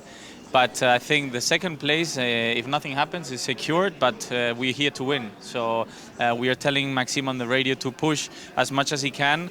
He's on a double stint, so he will be struggling at the end of the stint physically because it's hot and the conditions are not easy. But he's ready for that. He's a great driver, and Vince and I did a good job as well. So happy days. You know, if we get out of here with a 2nd position, it's good points for the championship. We would be leading. I mean, 84 didn't finish, 63 neither. So I think it's good for the championship. And what about the pit stop? No, we are done. I mean, the pit stop went really well. The mechanics did a good job. We made it on time. It was exactly as expected. Audi is always fast. WRT, they're always quicker than us sometimes. But look, 10 seconds and we had 11. So I think we actually gained 1 second back. So no, I'm delighted. I mean, I'm just nervous because it's still 50 minutes and it's quite a lot of time. Well done. Let's go. Thank Good luck. you. Thanks to Kota, and all along, as Andy Soucek was talking, you can see on the other side of the screen, Vincent Abril, who is in that sort of look of just complete focus. He cannot keep his emotions. He has to keep the lid on at the moment. He is so emotional. And, I mean, whatever happens, there's a very strong possibility that Bentley will be on the podium. I mean, once he releases his emotion, it just pours. I mean, it's like a tap with a leaky washer. It's good. I like to see emotion in racing drivers. Paul Ricard, I think they're probably still dancing down there, aren't they? But they had to get their serious head and come on here. And don't forget, when you have a car that suffers damage, the front end of the number 8 Bentley has been like that since about 8 o'clock this morning. Yeah. And it started to peel back just after I came back on air. Or we came back on air just after 8 o'clock. And it was removed finally. Pro-Am, it's been all about Oliver Morley's crew, the Black Falcon number 16 Mercedes.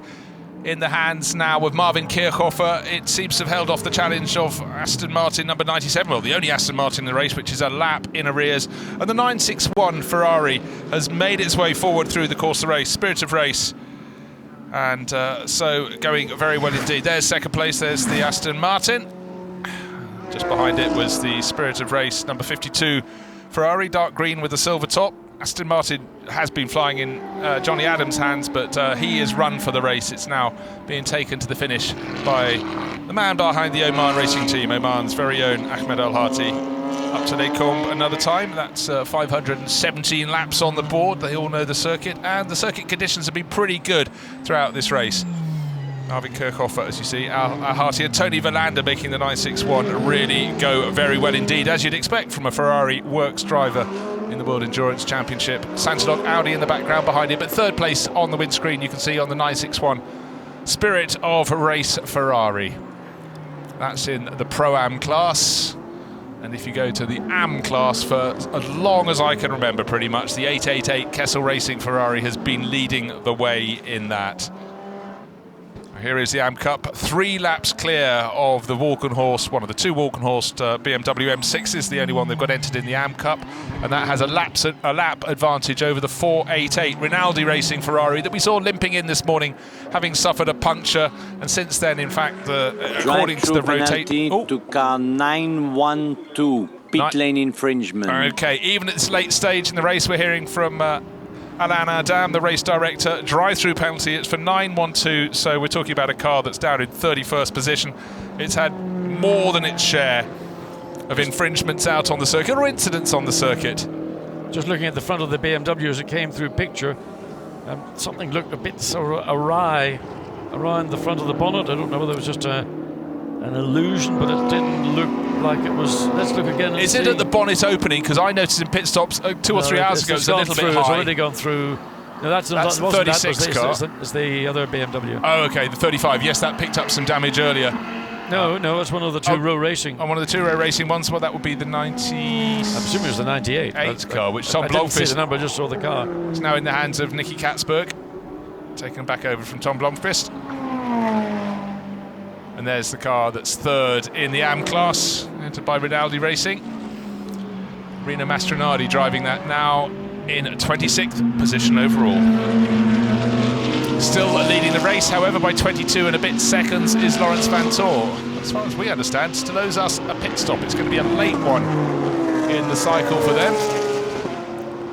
Still waiting for the number 2 Audi to come in as well, which should put Christopher Haase back in the lead ahead in the Santilok Audi, ahead of Maxime Soulet in the number 8 Bentley. Then who's going to come third? That's a question for debate. How far behind the Bentley? 24 seconds behind the Bentley is Raffaele Marciello in the ACA ASP Mercedes. This will sort itself out, but it does seem as though the Bentley's in the mix.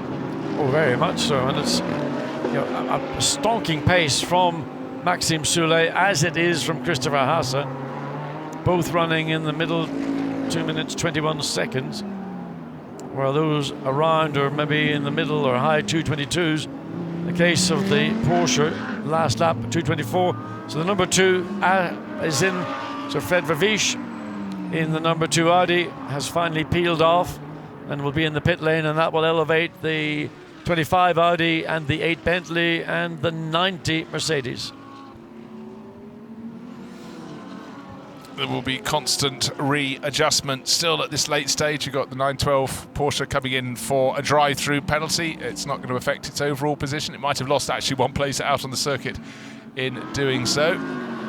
But the 25 car, Christopher Haase, well, he couldn't have done much more to try and get past Raffaele Marciello when he was stuck behind the ACA ASP Mercedes, the number 90. Number 2 is in for its final pit stop now. So Fred Vervisch has brought that in. Everyone behind move up a position. So up into second place overall goes Christopher Haase. Then we'll have to see how late. We've got just over 3/4 of an hour remaining until the checkered flag, well, until the cars go out onto their final lap. And we're still waiting for the race-leading Porsche number 117 to come in and make its final pit stop. This, the final stop for car number 2, Audi number 2 from Audi Sport Team WRT. And the sister car, number 1, running in the hands of Antonio Garcia, down in 6th place overall. But of course, that drive-through penalty they had after René Rast just got a little bit impetuous in trying to take the lead on a restart from Raffaele Marciello. Sorry, from Eduardo Mortara, I think it was at that point. It gets confusing having 3 drivers with a surname starting with M all in one car. We know it wasn't Michael Meadows, but it was either Mortaro or Marciello. So, and Maxime Soulet there is the lead Porsche. Is coming in at this point with 45 minutes remaining. It's going to have to come in at some point. Of course, the refueling will take less time. They don't have to put so much in to get to the finish. That could buy it a second or 2, but of course, a run into the pits. We reckon it's a minute and 12 seconds. Going to be a driver change as well for the crew. In comes Lawrence Vantor, not taking it all the way to the finish. That looks like it's probably Michael Christensen. That's red, white, and blue. It could be it could be Kevin Estra actually. Let's wait and see. But they're at the right at the pit exit. So it's Michael Christensen, the tall figure. I was just checking out the helmet colours. That's not leaving the pits. That's leaving the first part of the pits around the inside of La Source, then down the kinked run to these. The second set of pits, but they're very close to the Eau Rouge pit exit. It's just a long way in, a short way out for the Porsche crew, out of the lead of the race. So that means back into the lead goes Christopher Haase and Maxime Soulet. Audi number 25 ahead of Bentley number 8, and how far behind, how fast is lapping Marciello? Oh, Marciello, he's further 25 seconds, so effectively he's out of the battle for the lead, having led the race for many, many laps from daylight all the way up to coming up to now 10 to 4 on Sunday afternoon. And Maxime Soulet really outstanding all weekend in qualifying and in the race, as Andy Soucek and Vincent April have been. And for once, not for once, but the number 8 car clearly has eclipsed the number 7 for a variety of reasons, which are not just exclusively to do with the pace of the car. Yeah, just looking to see the numbers flicking on the windscreen as Marciello will be promoted back, I think, into 3rd position as Michael Christensen takes over the number 117 Porsche. That will go back out, I would feel, into 5th place unless something has really occurred. The Merc going through past the Porsche, so that's another place gained by the Mercedes. So it's Christopher Haase leading from Maxime Soulet, and then it should be Raffaele Marciello up into 3rd place for ACA ASP. So what it could have been, but down on the ground, waiting for the signal to go out. Michael Christensen just having to sit there, ruining the fact every second lost is a second he won't be able to get back out onto the circuit. And that flat 6 engine, it's a lovely rasp from that motor, which is a different sort of pulse to the V8s, right, V10s. Here's the figure we need to look at, 9.9 seconds. I think it's just gone out to just over 10 seconds, first to second. Christopher Haase, there is Christopher in the Santalok Audi number 25. He's going to do all he can to the finish, as Maxime Soulet will, but I think Haase is going to have the equal of Soulet. I do think we are going to have a really big swerve from somewhere to get the Bentley onto the tail, despite the efforts of the pit crew, despite the efforts of Belgian racer Maxime Soulet. But Christopher Haase has been mighty, building on the platform provided in particular by Marcus Finkelhock, but also some great stints from young Jules Gounon as well, a driver who's really making a splash. A driver I feel, after a couple of seasons will be one of the star drivers in these championships. There his race leader comes across the line, goes on to his 529th lap. There is 2nd place, Maxime Soulet. So, and he's still got the BMW, which is all out of contention, but sticking to the rear of the Bentley. The last lap for the Bentley was a 2:22.2. Last lap for the lead Audi, 2:22.5. 3/10 or thereabouts of a second. Gap between the two cars, 9.7. 41 minutes to go. And clear sky. Looking a bit over to the whatever direction we were looking at. There is a bit of cloud higher, but I don't think we're going to have any last-minute dramas from Mother Nature. No, I think you should be clear for your sprint to Dusseldorf Airport this evening. But we can't see behind us. That's the direction you'll be heading, John. So let's keep a mystery about it. 9.7 seconds now. So it's oh, hello. Calling Dusseldorf. It's dark overhead. Well, I mean, this is what you get at Spa. The cloud comes in so quickly. So you could have that horrible scenario where somewhere high up, like here, Bruxelles, or maybe going into the bus stop chicane, have that localized rain shower. Don't think it's going to happen, but wouldn't it be cruel if it did? Wouldn't it so? But you think of the final hour last year, the order changing backwards and forwards between BMW and Bentley don't need reminding that they didn't come out on top last time around, 10th all the way to the finish. And certainly the release of emotion was quite something last year. There is something about a 24-hour race, almost disregarding how you've done in the race. It's when you can finally go, the pressure is off. There is relief of some sort, just from the mental turmoil as much as the physical toil that gets you through the day, the night, and up to 4:30 in the afternoon on the following day.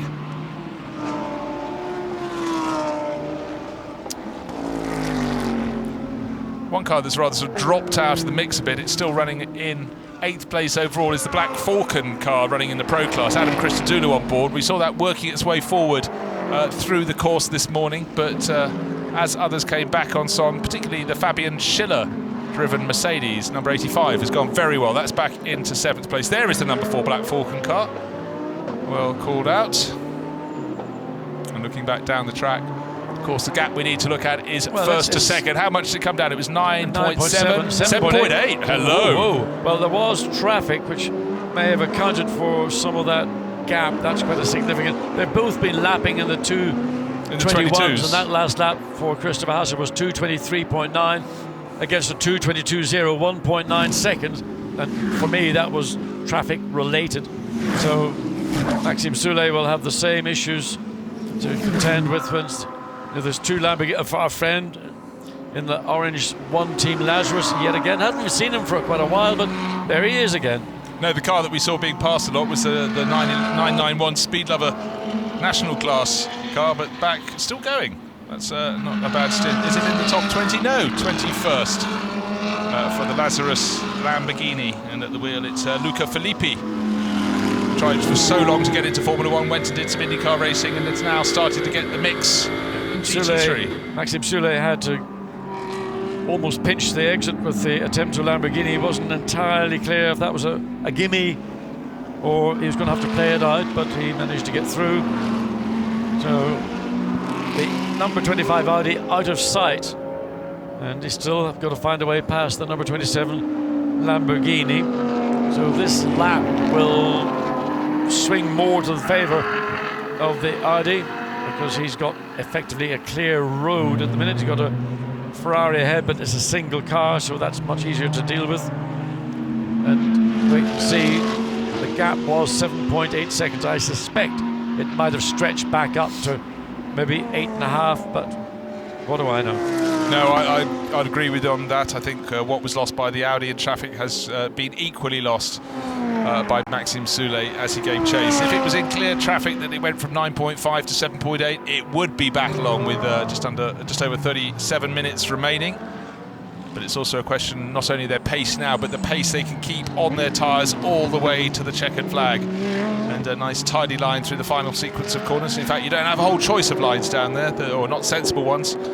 But Christopher Haase about to complete lap 530, his lap time 2:22.1. That is a good lap. He's got a little bit of traffic up ahead of him. Should be able to pick it off without too much trouble. The background is where we find the Bentley, yes, but he's clear of the traffic. So the gap was 7.8 and 9.8. He's lost 2 seconds. Yeah, that's a bunch of time, and that's just simply by catching the traffic at the worst possible place.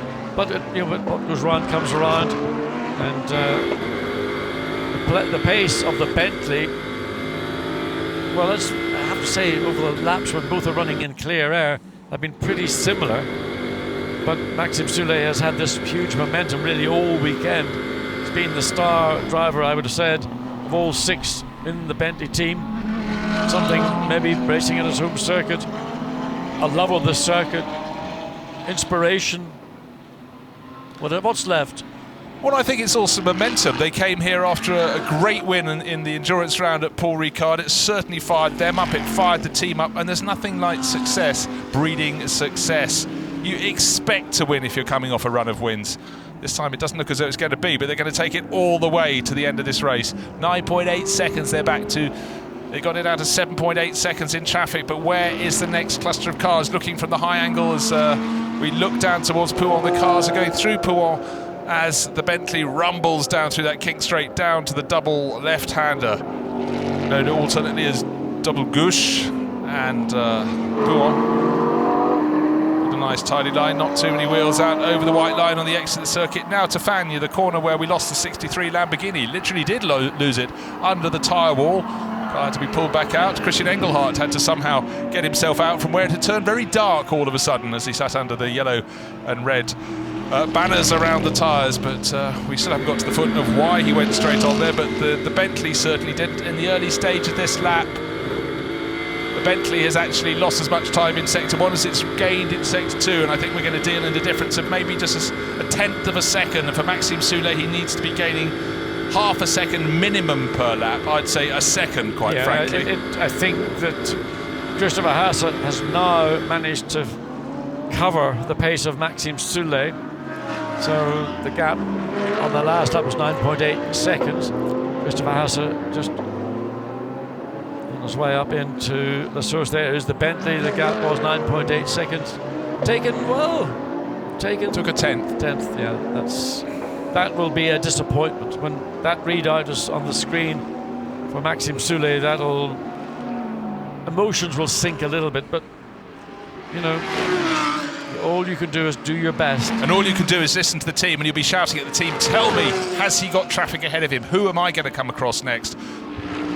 Bouncing over the curbs on the inside of Eau Rouge, a nice tidy exit for the Bentley as it comes out of Radion. The track then curves to the right and kinks a little bit more on the run up the hill to Les Combes.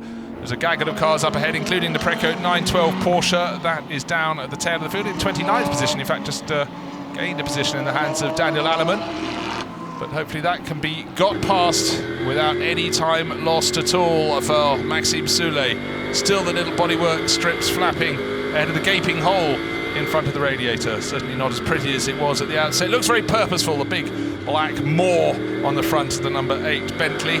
Track conditions looking very good indeed. Two cars between them. There's a 912 Porsche and there's one of the Ferraris from the, I think, the Pro-Am class between. But it's still nervous if you're a Santaloc boss sitting in the garage. It's How painful. long can 33.5 minutes feel? We're about to find out. Very, very uncomfortable. If you don't bite your fingernails, now's the time. It's really all in the hands at this point of the race, in the last phase of the race. There's nothing the team any longer can contribute other than giving information and to help the driver. There's no more pit stops. There's no more gains or losses in the pit lane. A driving error on the track, for abuse of track limits or some other. John, issue. can we just wind the clock back? I think it's about an hour and a half ago. The one Audi just got ahead of the 25 Audi. Different teams, both entered by Audi Sport. One's Team WRT, and immediately Winkelhock was behind. He was flashing the lights. I thought he was trying to dislodge the Lamborghini they were about to lap, but no, he wanted to get past number 1. Then he got him past, and then he just pulled away. Yeah, the 25 car has had real pace, and that's come from whatever the setup Santaloc have got on the car. They've got two really experienced drivers. Jules Gounon, the young star of the future, was in that car as well. But it's been about Christopher Haase and Marcus Winkelhock in principle. And right now, Christopher Haase is doing all that we were complimenting Marcus Winkelhock for doing earlier in the last 4 or so hours. So there we are, up the straight on lap 533. Down to 9.6 seconds. Minutes to go. 2 tenths gain, but as we said, John, it needs to be a second a lap to be on the safe side. The Precoat Porsche being passed there, 912. Full course yellow. Oh, haven't had one of those for a while. Safety car. Who's the joker here this weekend? Let's find out. Depends how deep in the race you want to go. So it's the 25 Audi leading the way from the 8 Bentley, 9.6 seconds. Another nearly 30 seconds back to Raffaele Marciello, who's going to have completed around 14 hours of his first 24 hours. That is a phenomenal time behind the wheel for the young Italian racer. Well, just heard that the last safety car full course yellow was 18 hours and 20 minutes into the race. So we're now 23 hours and nearly 30 minutes into the race. So 5 and a bit hours ago, if my maths. Obviously time for another one. Yes, I feel they've been negligent in producing. But look at the sky. We did have a moment literally 2 minutes ago where in front of us it became a whole lot darker. I just felt more shade rather than sun coming into our commentary box, but now it's back to full sun, making it quite hard to see the timing monitors in front of us. No excuses made though, looking at the screens as hard as we possibly can. 9.6 seconds, the gap between the race leading Christopher Haase and the Santalok Racing Audi ahead of Maxime Soulet. 9.6 seconds, and again, now not such a good middle section, a second shed by Soulet. Must have been traffic in front of the Bentley. 25 about to complete another lap. If he's doing it in the 2 minutes 22s, that will be what he needs to do to stay in the lead. The race 2 minutes 22.7. Not even in sight. There's the Bentley now. I was looking at one of the Audi, it is. But you can see the gap actually is extended. It's more than what it was, the 9.7 seconds as it goes across the line. He gained a bit back in the end of the lap, but he certainly lost it in the middle. Very, very, very fine. At best, it stayed status quo. And then looking in the Bentley garage, their faces are stoic. Their man is doing every single thing they can. Down through Eau Rouge, up the hill over Radio. Car gets light, floats out to the right. Again, another slower car ahead. Would like to get past it before he gets in to Les Combes. Is it going to happen? It's going to be... No, I don't think it is. There is the lead car making its way out of Les Combes. Nothing directly ahead of it to impede the consistency of lap times from Christopher Haase. 222.7. Last lap, 222.8 for the Bentley. Then, well, less than a tenth of a second of one another. And the Mercedes, which is further back, 29 seconds behind second place, lapping again at the same pace as the two lead cars, but lost basically with lack of pace in that period just before the final pit stop. So we had the long pit stop for the number 1 Audi. Was it number 2 Audi? Number 2 Audi. Was it one? Number 1, and we thought that was going to put it back into the mix, but it hasn't. It saved it having an extra pit stop, but that car is not in the mix. It's 6th place overall, lapping in 2 minutes 24. So the 1 and 2 Audis just don't have the pace at the end of the race, but the car from the alternate camp, from the Santalok camp, a team set up by Sébastien Chétaille back in 2004, run largely in the French Championships, not just on circuits but on the ice circuits as well in the Andros Trophy, coming very good in the biggest GT race. On the ice race championship. What? What are you talking about? Santalok Racing, not one of these. I'm talking about the team. I thought you meant one of these Audis was used in the ice racing as well. No, this is the early days of Santalok Racing. Okay. Might put an idea in someone's head though. I don't think so. So Maxime Soulet under brakes. Neat in, stays well on the right, then gets the best angle to make the cut back. Hard on the throttle. Looking into the... Can't quite see who's the Bentley. So up he comes. 10.3 seconds now. To his 535th lap. So it's very much looking advantages as we go. Well, we're now in the final half hour of the 69th Spa 24 Hours. And it's looking very good for Audi. So let's go down and hear from Chris Reinke, head of Audi Sport. Chris, it's so intense. Have you got any nails left? No, I just said to you, I don't know, I have enough breath to actually talk at this moment, exactly as you described. Tremendous finish of this race, and hopefully we can keep the pace up and stay ahead of the Bentley. Are you really enjoying watching our Blancpain series? Oh, absolutely. I enjoyed the complete race, and especially when it comes to such an intense ending with an Audi running up front. And the Santalok team have done so well. Yeah, absolutely. I mean, it takes all the components, not just the car, to be that great. It takes the driver. It's a great team. Everybody involved in this effort, but there's still 20 minutes to go, so we shouldn't praise it too early. Good luck. Thank you. Thank you. Quite right too. It's always an error to assume the victory. It only happens when the checkered flag's fallen and you're the car that has taken the checkered flag. Don't let any thoughts get into your head. Christopher Mies, you've got 26 minutes yet of this race to run. Comes down to what is almost and will be very shortly the lowest point of this 7-kilometre, 19-corner Spa-Francorchamps circuit. I think Christopher... Son of the original 7-mile, how many kilometres is I don't know, 7-mile circuit that was used up until the early 70s. Exactly so, and of course, for those that don't know the old layout, where we get the cars up the top of the Kebble Straight, they turn right at Les Combes. They go right and sharp left. They used to go straight on and then kink to the left, down into the valley beyond, past two of the neighbouring towns, Malmedy and Stavela, and then back up through the woods. And then they rejoin the circuit at the corner we now known as Curve Paul Frere. But the fact you're going into a different valley and a different microclimate here in Ardennes made not only a very fast and frankly dangerous circuit, it was even more dangerous. It was a dangerous racetrack. Certainly in the day nobody realised, certainly respectively.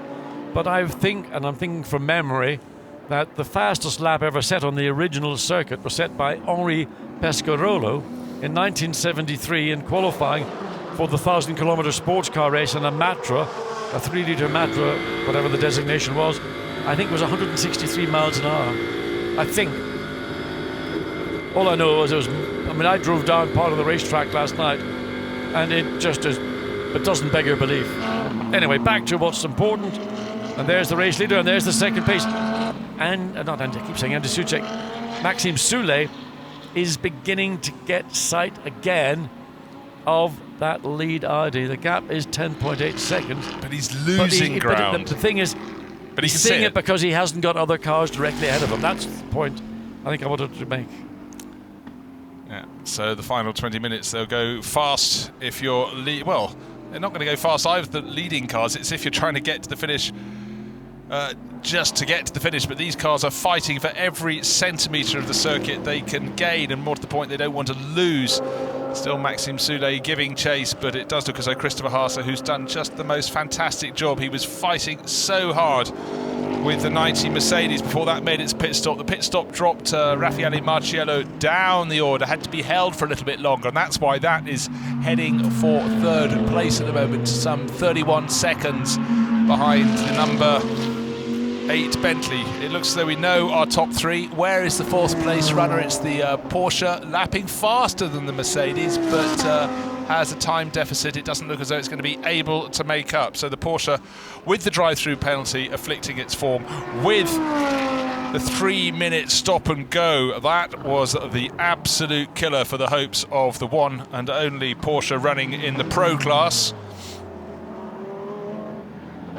But it's shown the form. The other teams, the other manufacturers will have all sat up and taken notice. Jules Gounon developing more nervous twitches. This is only his second season of racing a GT car, and it's looking very, very promising indeed for him to go towards victory in a race that is the big one in the GT calendar. 63 cars, top-class cars with even better drivers here at Spa-Francorchamps for the 69th running of the day and night enduro, and it's the 25 car that's got the 01 car, again with that misleading number on the roof, 2 without the 5. That threw us at its final pit stop. You're not going to give it up, are you? No, I've got to try and clear my name. Mud sticks, you know. Anyway, there we are. Gap now 10.9, more or less constant over the last 2-3 laps, matching each other to the 100th of a second, and it needs, as you pointed out, Bruce, to be now significant seconds. There is the leader in the Pro-Am category. Yep, that's the Black Falcon car that has been running so strongly. Marvin Kirchhofer at the wheel in 12th place overall. But what we have, there's a little map on one of our screens, and our race leader has just got cars constantly ahead of him as he goes down from Bruxelles all the way to the number 1 Audi that's coming out of Curve Paul Frere, and he's got to get past those equally. So has the number 8 chaser, the Bentley. But whereas our race leader, Christopher Haase, really wanted clear track, he hasn't got it. Still going for second place in the Pro-Am class is Ahmed Al-Hati, pushing as hard as he can in the Aston Martin, number 97, 15th place overall, being chased on the track at least. Well, it's almost a lap a lap down on the Black Falcon Mercedes, and Marvin Kirchhofer doing a great job, just having crossed over from single-seaters and really doing a hugely impressive turn through the course of the race. 961, third in the Pro-Am class, and that has been in the hands of Tony Verlander recently. Still is, still lapping at a very competitive pace. And he's 18th place overall. Just looking to see what his gap was over the next car in the order, which is the 51 Ferrari from AF Corsa with Lorenzo Bontempelli in it. It's the leading AM Ferrari. Yep, 888, that's from Kessel Racing. Second place in the class has gone back to a Ferrari driver because the 488 Kessel Racing, Rinaldi Racing crew have now moved back ahead of the Walkenhorst Motorsport BMW. And I'm just trying to see why that has changed around. It was a problem, it was a tyre, it was a puncture that went and caused a very slow lap back to the pits of the 488 Ferrari, and now lapping faster by far on the track than the BMW. It has reversed that order. And the 36 BMW with Henry Walkenhorst losing ground. Well, it's nervous down at Sansalot Racing, so let's talk to one of the nervous figures, Marcus Winkelhock. Marcus, 20 minutes to go. Are you nervous? Just a little bit. That's it? No, I'm really nervous, but yeah, for sure. First of all, it's a situation I never expected to come back. Yesterday, or 12 hours ago, we were like 2 laps behind the leader, and that we are really back in the lead. For me, it was actually impossible, but the shows never give up. But let's fingers crossed. Race is not over yet. No, do you trust Chris to bring this on the podium? Sorry? Do you trust Chris to bring this car home on the podium for the win? Yeah, I'm pretty sure. For sure, you know, it can happen everything. It can break something on the tire, on the car. You know, that's why I don't want to be happy too early. So let's wait for the checkered flag, and then we're gonna celebrate. Completely understand. Good luck. Well, of course, Marcus Winkelhock, a man with considerable, not just experience racing GT3 cars, but success. He's had 3 wins in the Nürburgring 24 hours, the latest this year for the Land Audi team. And, of course, he's had a win here at the Spa 24 Hour 2014 for Phoenix Racing for Audi. And he would dearly love to make 2 big wins in 1 year, and every chance of doing so for Sansalot Racing. Team Audi, or given its proper name, Audi Sport Team Sansalot here. But they have had to fight back, but he in particular, and Christopher Haase in the last 2 hours of the race, had put on a mighty, mighty charge. And the experience gained by the young French teammate Jules Gounon will certainly stand him in very good stead as one of the leading drivers in the next generation of GT3 stars. Very much so. Christopher Haase gets through the back markers cleanly. I hope there's a realisation that they need to stay out of the way of the Nissan. Look how it sort of just monsters the Lamborghini in terms of the physical size of the Nissan, and there is the Bentley. So the gap on the previous lap was 10.7 seconds, and that's it. I mean, if there's a 1/10 or 2/10 of a second one way or the other, well, that I think is the extent of it. There's no magic performance left for the number 8 Bentley. They've really put on a massive, I mean, an unbelievable performance. And it's almost sad that someone's got to come second. Exactly, finishing second, how do you feel on it? They weren't really in the reckoning. A top 6 looked likely, not a podium position, but of course we lost the 63 Lamborghini, we lost the 55 Ferrari. They were the 2 cars setting the pace early on. We've had setbacks for the 117 Porsche, but they're there in the mix. And they look as though they're heading for the middle, well, not the middle step, but the left-hand step of the podium. And the Mercedes that was meant to be the leading Mercedes was the 84 car, which ended up in the tower wall at the top of Radio. Yes, indeed. As Andy Soucek pointed out, they will be leading the championship after this when your closest rivals are going away with nothing, bar the odd point for being in the reckoning at 6 hours, 12 hours or 18 hours. The real points come at 24 hours, and that Bentley crew, they'll have reason to smile. They might think it's one that got away, or did it? Maybe they just delivered to their potential. A very good potential it is too. Just over 1/4 of an hour remaining, and it's the 25 Audi leading the way. 10.7 seconds ahead of the number 8 Bentley in third. And after that slow final pit stop, but they had to wait, they had to hold the car, so the final stint length wasn't too long. 90 Mercedes back to third. Now I wonder, will Audi assuming that this is an Audi victory, and we have to believe that that's the most likely outcome, they've got their winning car.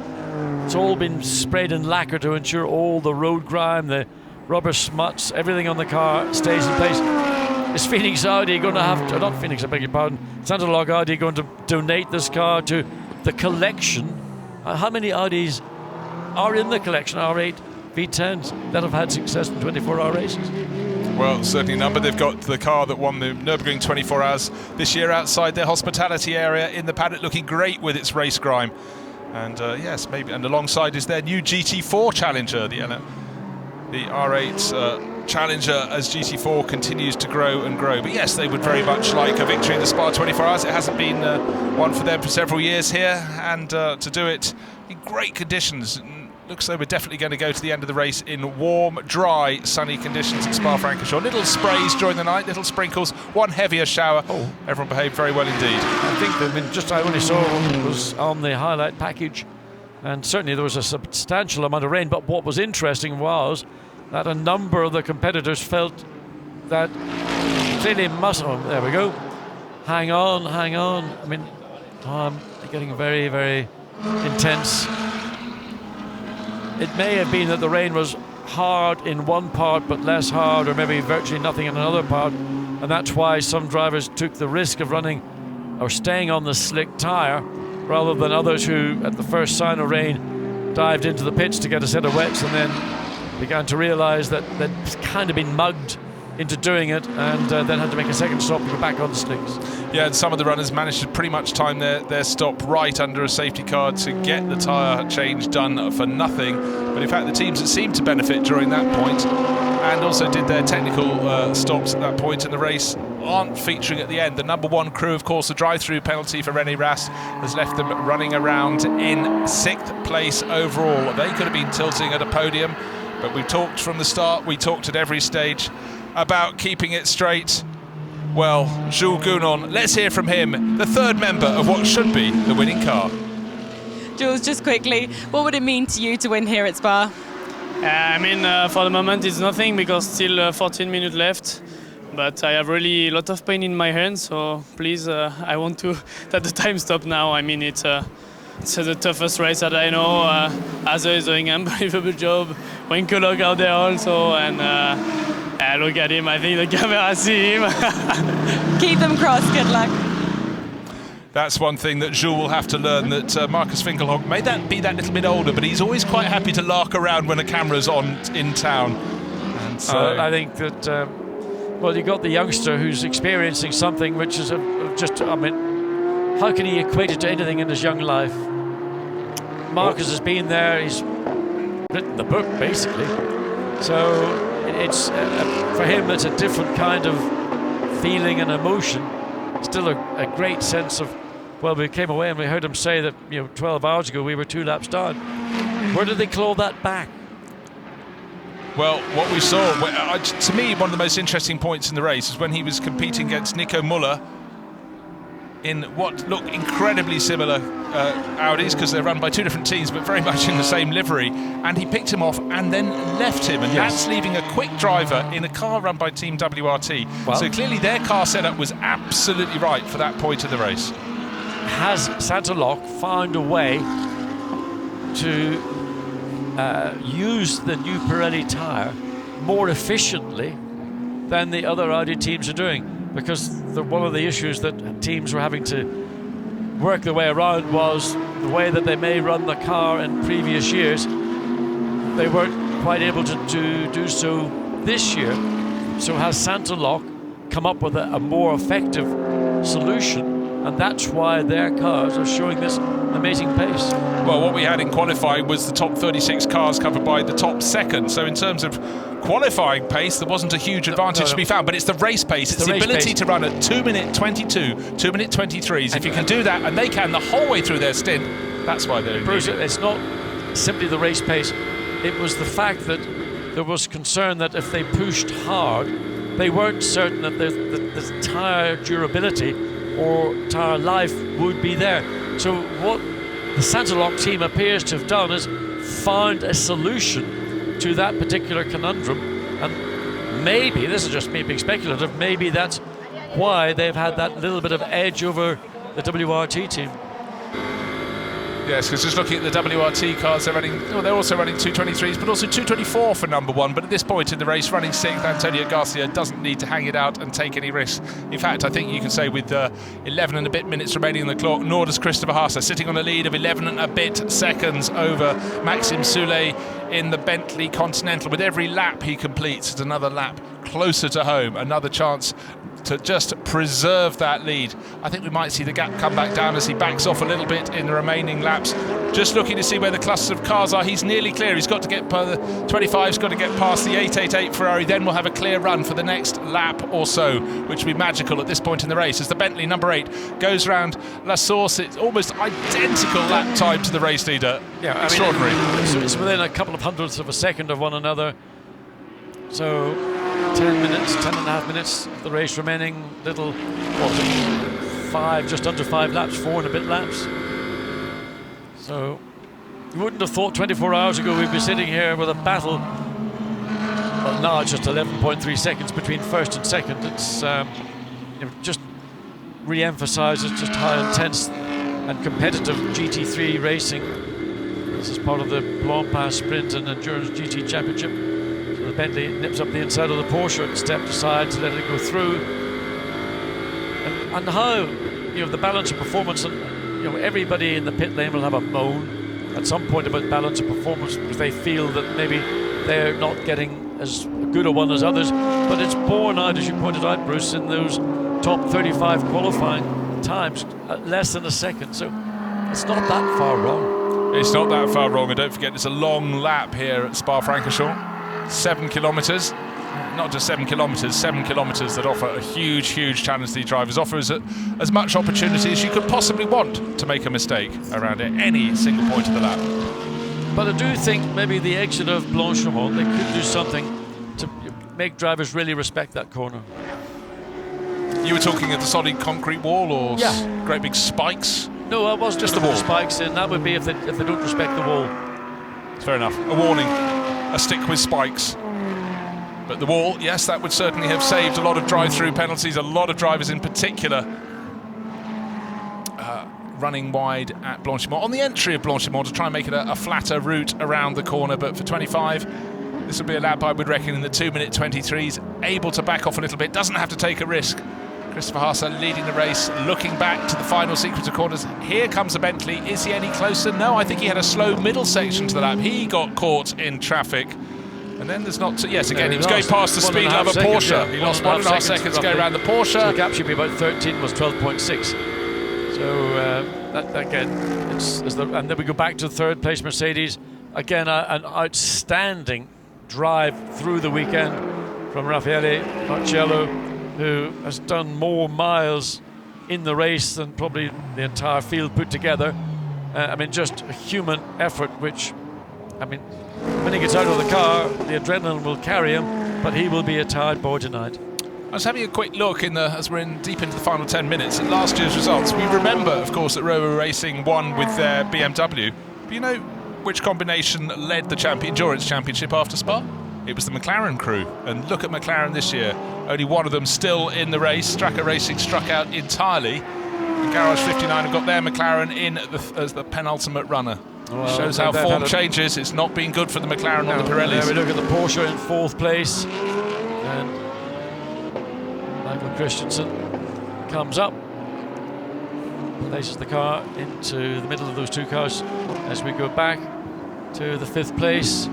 This is Frederic Verviche into the bus stop chicane, and the number 2 Audi, Conor De Filippi, Christopher Mies, Frederic Verviche, strong driver lineup. And again, was a contender. We thought this morning that they could be certainly a podium, a thought for a podium, but now running in 5th place, and maybe more disappointing for them is the fact that they're behind the 117 Porsche, which spent 9 minutes effectively. Was it 9 minutes and 2? Well, it had longer pit stops, plus the drive-through, plus the, let's call it 6 minutes, were shed, if not slightly more, 6.5 minutes shed with those 2 transgressions. One of them could potentially be serious. They were pinged for clipping a mechanic from another team, from the Team HB Racing Lamborghini team. No injuries were affected, but a rule is a rule, and they were given that warning. So that was an unfortunate episode for all concerned, and it took the 117 Porsche crew out of the mix. When out on the circuit, they've been lapping very well, but we have seen that very quick at the start of their segment, their stint times, but they do drop away, whereas the Audi and the Bentley seem to stay truer to their pace. But right now, the reason that the leading Audi, number 25, is pulling ever further clear. He seems to work the traffic so well, mate, and the Bentley suddenly is not 9.5 seconds down, it's 13.5 seconds. There it is, 13.483 seconds in arrears, 6 minutes remaining. Well, the Bentley has just pushed and pushed and pushed, and there's just nothing left in the tyre tank. And Maxim Soule, as we heard from Andy Soucek, in a superhuman effort from the Belgian driver, at some point, you just run out of your own natural gas. So combination and the fact that we're now into the last 5.5 minutes of this race, unless something biblical happens, this is how the race will finish. Now, we heard about how Winkelhock said that his car came from at the halfway point in the race, way down in the race. Martin Haven has just put a little interesting fact in front of me. None of the current top 3 started in the top 10 on the grid. That's quite a nice little fact. Well dug, Martin, and it shows, of course, on the front row we had the 55 Kaspersky Ferrari that led away from pole, was 12 seconds clear at the end of the first stint. That went out after a clash. The 63 Lamborghini, I know it's a 24-hour race, but it's a good fact. Thank you, Martin. If anybody should know that, I should know that. Yes. John, you haven't got time before you have to go to the podium to tell us all about it. That's really poor time to bring the story up. I can always make time, That's how me. Long Beach, and off we go. Detroit, American circuits, you love them. The point is that probably more races are won on the last lap? Well, maybe with the exception of, I'm talking about Formula One in modern days, but certainly frequently races, Grand Prix, or all forms of motor races are not won from pole position. It works in some circuits, but not every circuit. And it's certainly in a 24-hour race.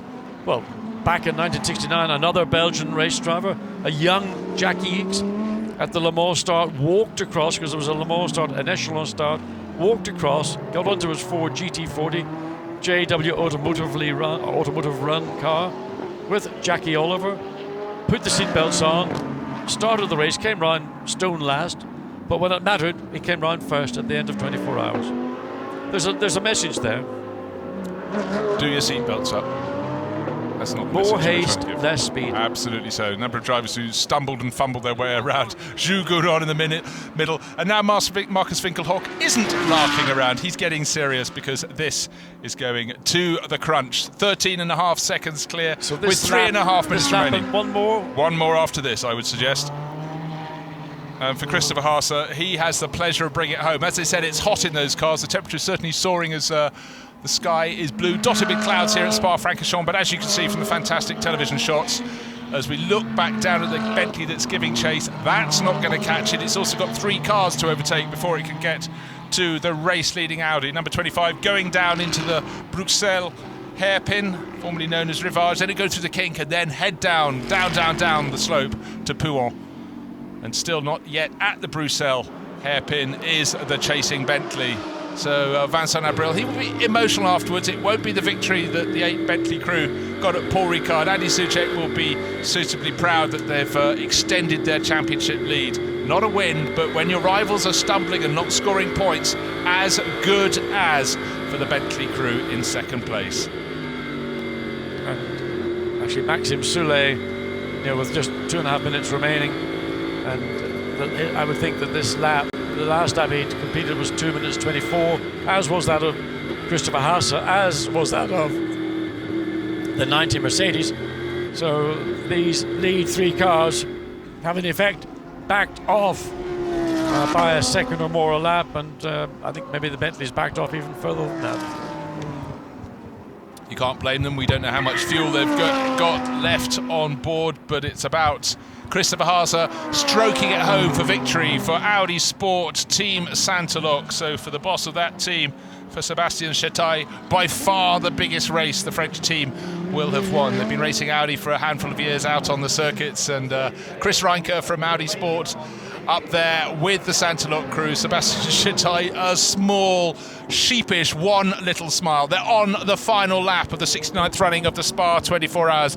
The number 25 car, his car, in the lead of the race. Christopher Haase has done a fantastic double stint. He pushed, he harried, he tried to get the 90 Mercedes out of the way. Couldn't dislodge it, but that has a different amount of time in that final pit stop. It was held, it had to be held, otherwise the final stint time for Raffaele Marciello would be too long, and they'd have picked up a time penalty. The penalty effectively was served in the pits by Team ACA ASP to avoid a penalty. It dropped them down to third place behind the Bentley, the number 8 Bentley crew, but it's time almost for autographs. Okay, the emotions starting to come, the satisfaction extending their championship lead. If you can't take victory, extend your championship lead. It's a good second, a very strong second for the Bentley crew. Most important is they've extended their championship position.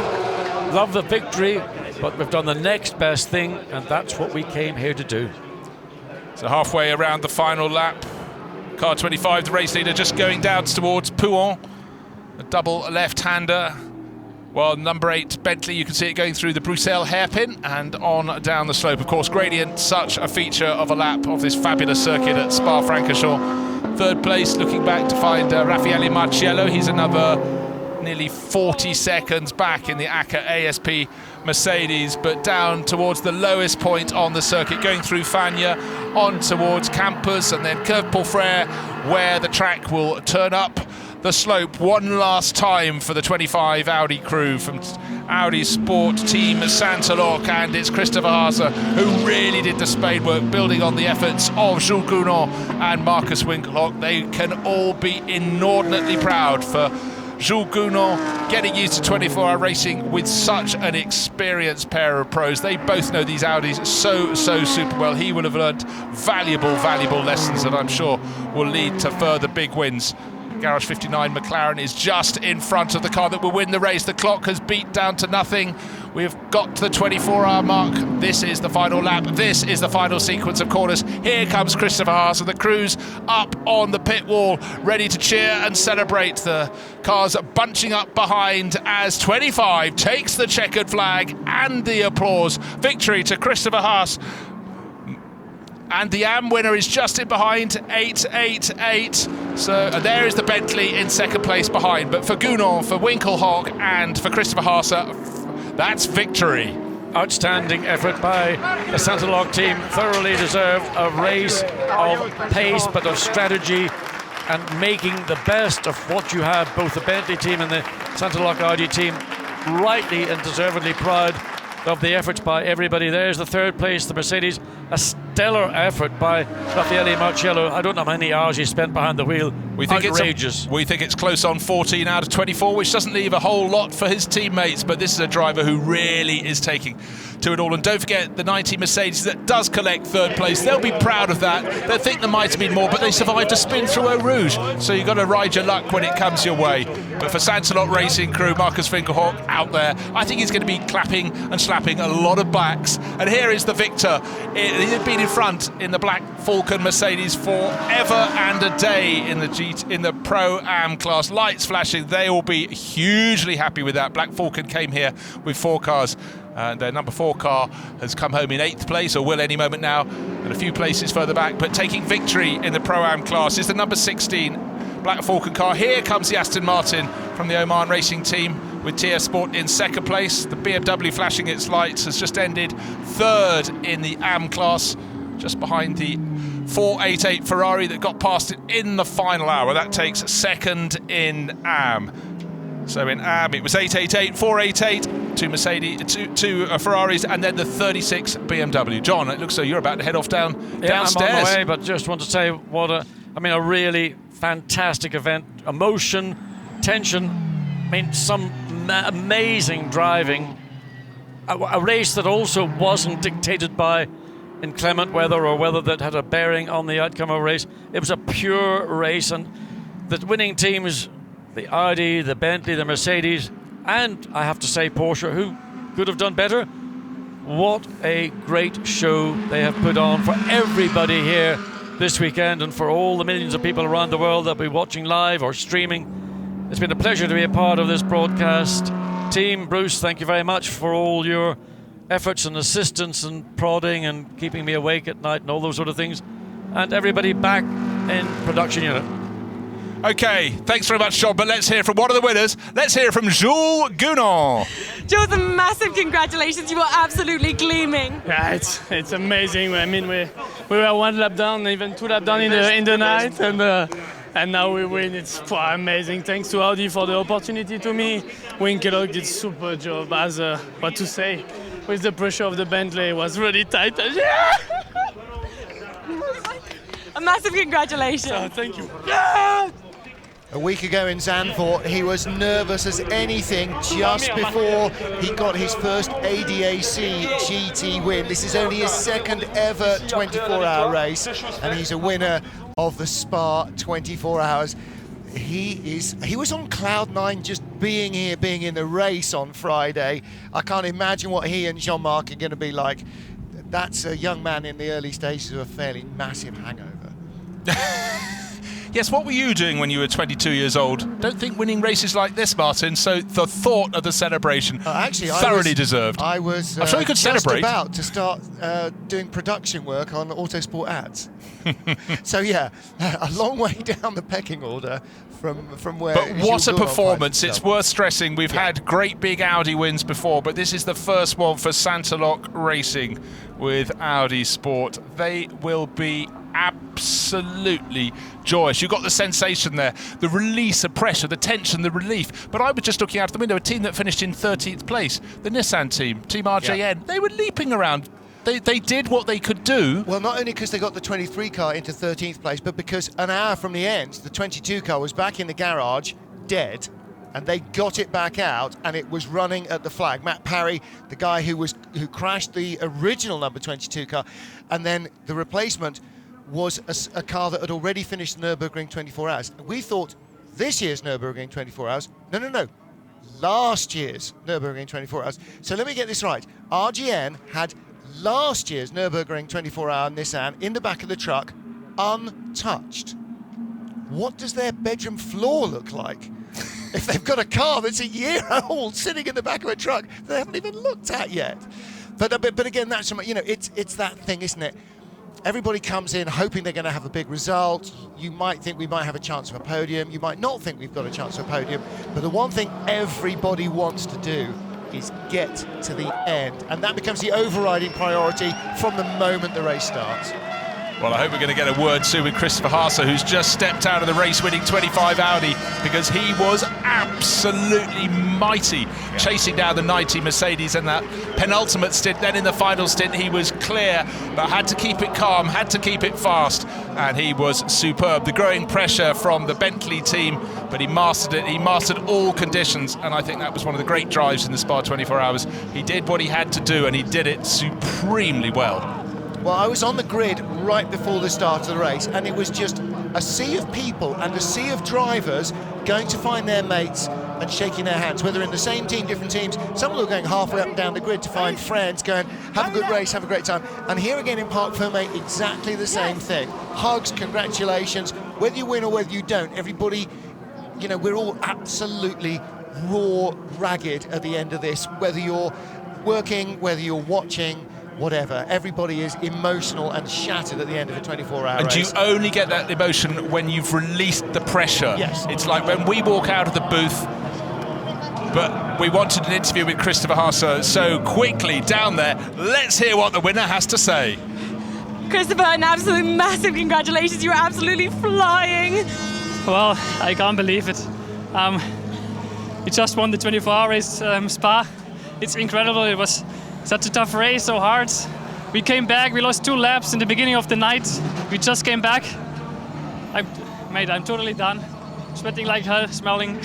But I guess that's the emotion of the 24-hour Spa. Were you worried about the Bentley? For sure I was worried. I mean, I tried to push maximum, all what I could do.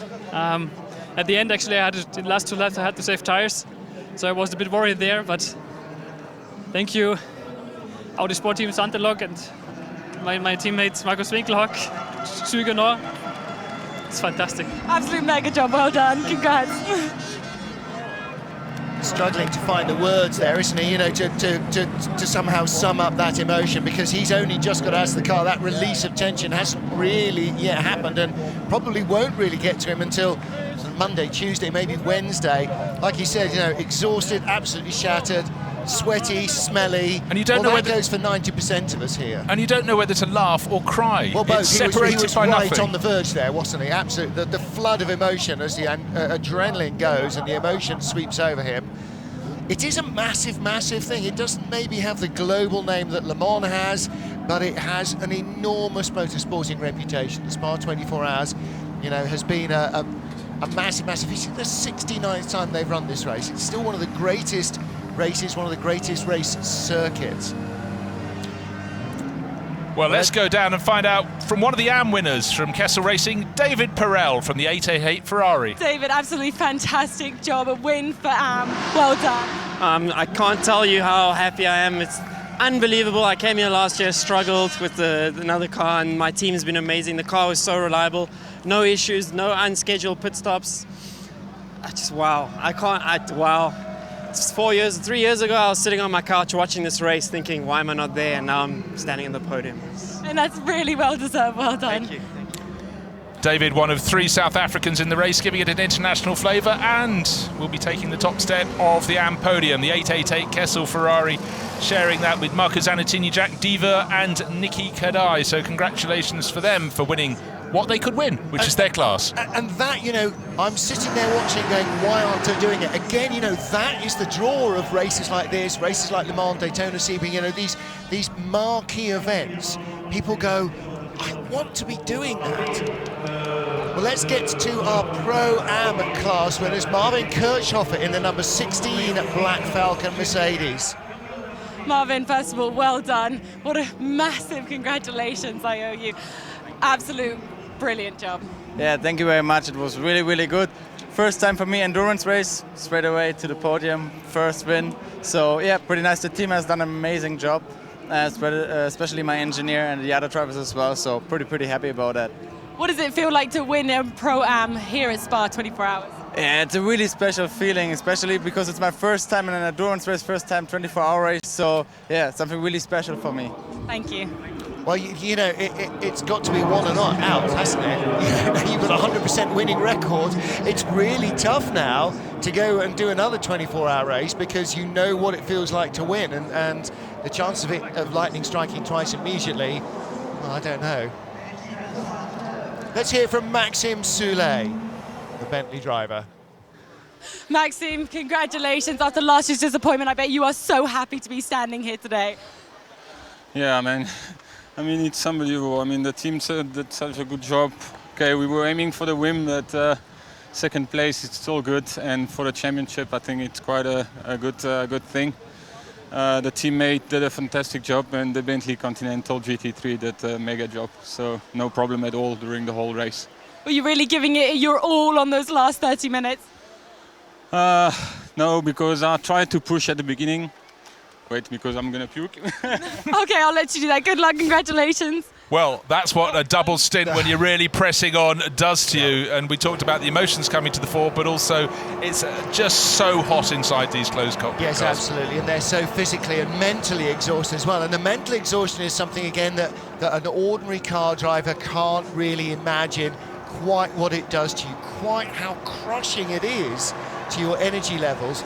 And just that level of focus, as well as the heat, the physical endurance, and we had some cars that are not running on the pace of the leading cars, and they have to be negotiated. But almost worse is the cars that are running near the pace of the leading cars. Which and is they've got almost to try everybody. Which is exactly. almost everybody. Pro cars, Pro-Am cars, Am cars, the car is the same. Again, it's the same deal. It's just the drivers that make the difference. Let's hear from Eduardo Mortara. He was in the number 90 Mercedes that finished on the podium in third. Congratulations, that was such a long race. It felt like it was going on forever, but you're standing here right now, but you're so happy. Yeah, I mean, it was a long race with, full of like episodes. In the end, we are very happy to stand on the podium. congrats to Audi and Bentley to win this event and to finish second. We got beaten, I think, by stronger opponents, and yeah. You don't really seem too happy. You actually happy with that result? No, I'm just feeling a little bit worried for my teammate because, you know, it's been very hot in the car, and I was feeling like him, like previously when I jumped out of the car. Yeah, so yeah, let's see later. Congratulations, well done. Well, Edo did his fair share of the driving, but Raffaele Marciello, rookie, first ever 24-hour race, did just 14 hours of the 24. You know, it's no wonder he's feeling a little bit dodgy. Well, let's take a look at the results of the 69th Spa 24 hours. We can tell you who was the race winner. It was the number 25 Audi crew. Victory by 11.8 seconds over the M Sport number 8 Bentley that chased, but eventually had to accept defeat. Leading with an hour or so to go, the 90 Mercedes fell back with that long final pit stop to third place. Then the Porsche that could have won it had a 3-minute stop-go penalty. That blew its chances for 117, but it showed great form. The 1 and 2 Team WRT Audis finished in reverse order, 2 ahead of 1. And then the only HGP Motorsport Mercedes still challenging at the end in 7th place overall for Sandstrom, Schiller and Baumann. They were leading it this morning. And then the number 4 Black Falcon, their only pro Mercedes, finishing in 8th place. Kaffer, Stippler, van der Linde for ISR in their Audi, finishing in 9th place. Top car in the Pro Am class was in 12th place overall, just ahead of the 23 Nissan that came through to 13th place. The stopped and slowed Bentley, number 7, that had bodywork problems, finishing in 14th. Al-Hati, Yoluk, Adam and Hankey, second in Pro-Am, 2 positions ahead of Demajan, Minassian back in the cockpit, Rizzo and Villander, who finished 3rd in Pro-Am in 17th place overall. Top car in Am, 888 Ferrari from Kessel Racing, Zanettini, Doiver, Perel and Kadai. And then just on to the next set of timing screens. In 25th and 26th positions, the 488 Ferrari grabbed second place in Am, back from the Walkenhorst M6 BMW in the closing hour. So the 36 BMW took the final place on the Am podium. And at the end of the race, we had 34 of the 63 starters still running with the national class. Speed Lover Porsche bringing up the rear, 70 laps in arrears, but still circulating at the end of the race. A race that has so many stories that can be told, but what it has done is the car that finished in 2nd place has extended its championship lead, because there were no points for the 84 HGP Motorsport Mercedes and the 63 Lamborghini that looked so strong for the first half of the race. Martin Haven ended up also with 0 points to take home. Yeah, second half of the race was not good for them. Race remarkable attrition, actually. 63 starters, 34 running at the finish, or maybe 33, because the 99 car was shown as in the pit at the checkered flags. I'm not quite sure how that works for the row racing car. Philip M. Maxime Martin and Alexander Sims. Yeah, 63 and 55, the fact that they're not even at the finish is indicative of how tough a race this was, because they had the pace, didn't they? They had it locked down, other people got into the lead, things changed with safety cars and so on, but they just kept coming back, kept coming back, kept coming back. They had strong cars, strong driver lineups. Would they have finished if they hadn't been involved in incidents? We don't know, but they certainly would have been contenders. So yeah, for them, a tough second half of the race, but they both scored strongly at the 6 and at the 12-hour mark. So damage limitation, although I'm sure there'll be a lot of disappointment, and perhaps one of the greatest blessings of the entire weekend is that we never heard Marco Ciocci post-accident having a rant in the way of certain drivers in the last 24 hours, because I don't think that would have been even remotely broadcastable. No, so there is the podium onto which all the drivers want to step. We have the 3 podium ceremonies to look forward to, and I just hope that Raffaele Marciello is not feeling too grim and will be able to negotiate the steps up to the podium.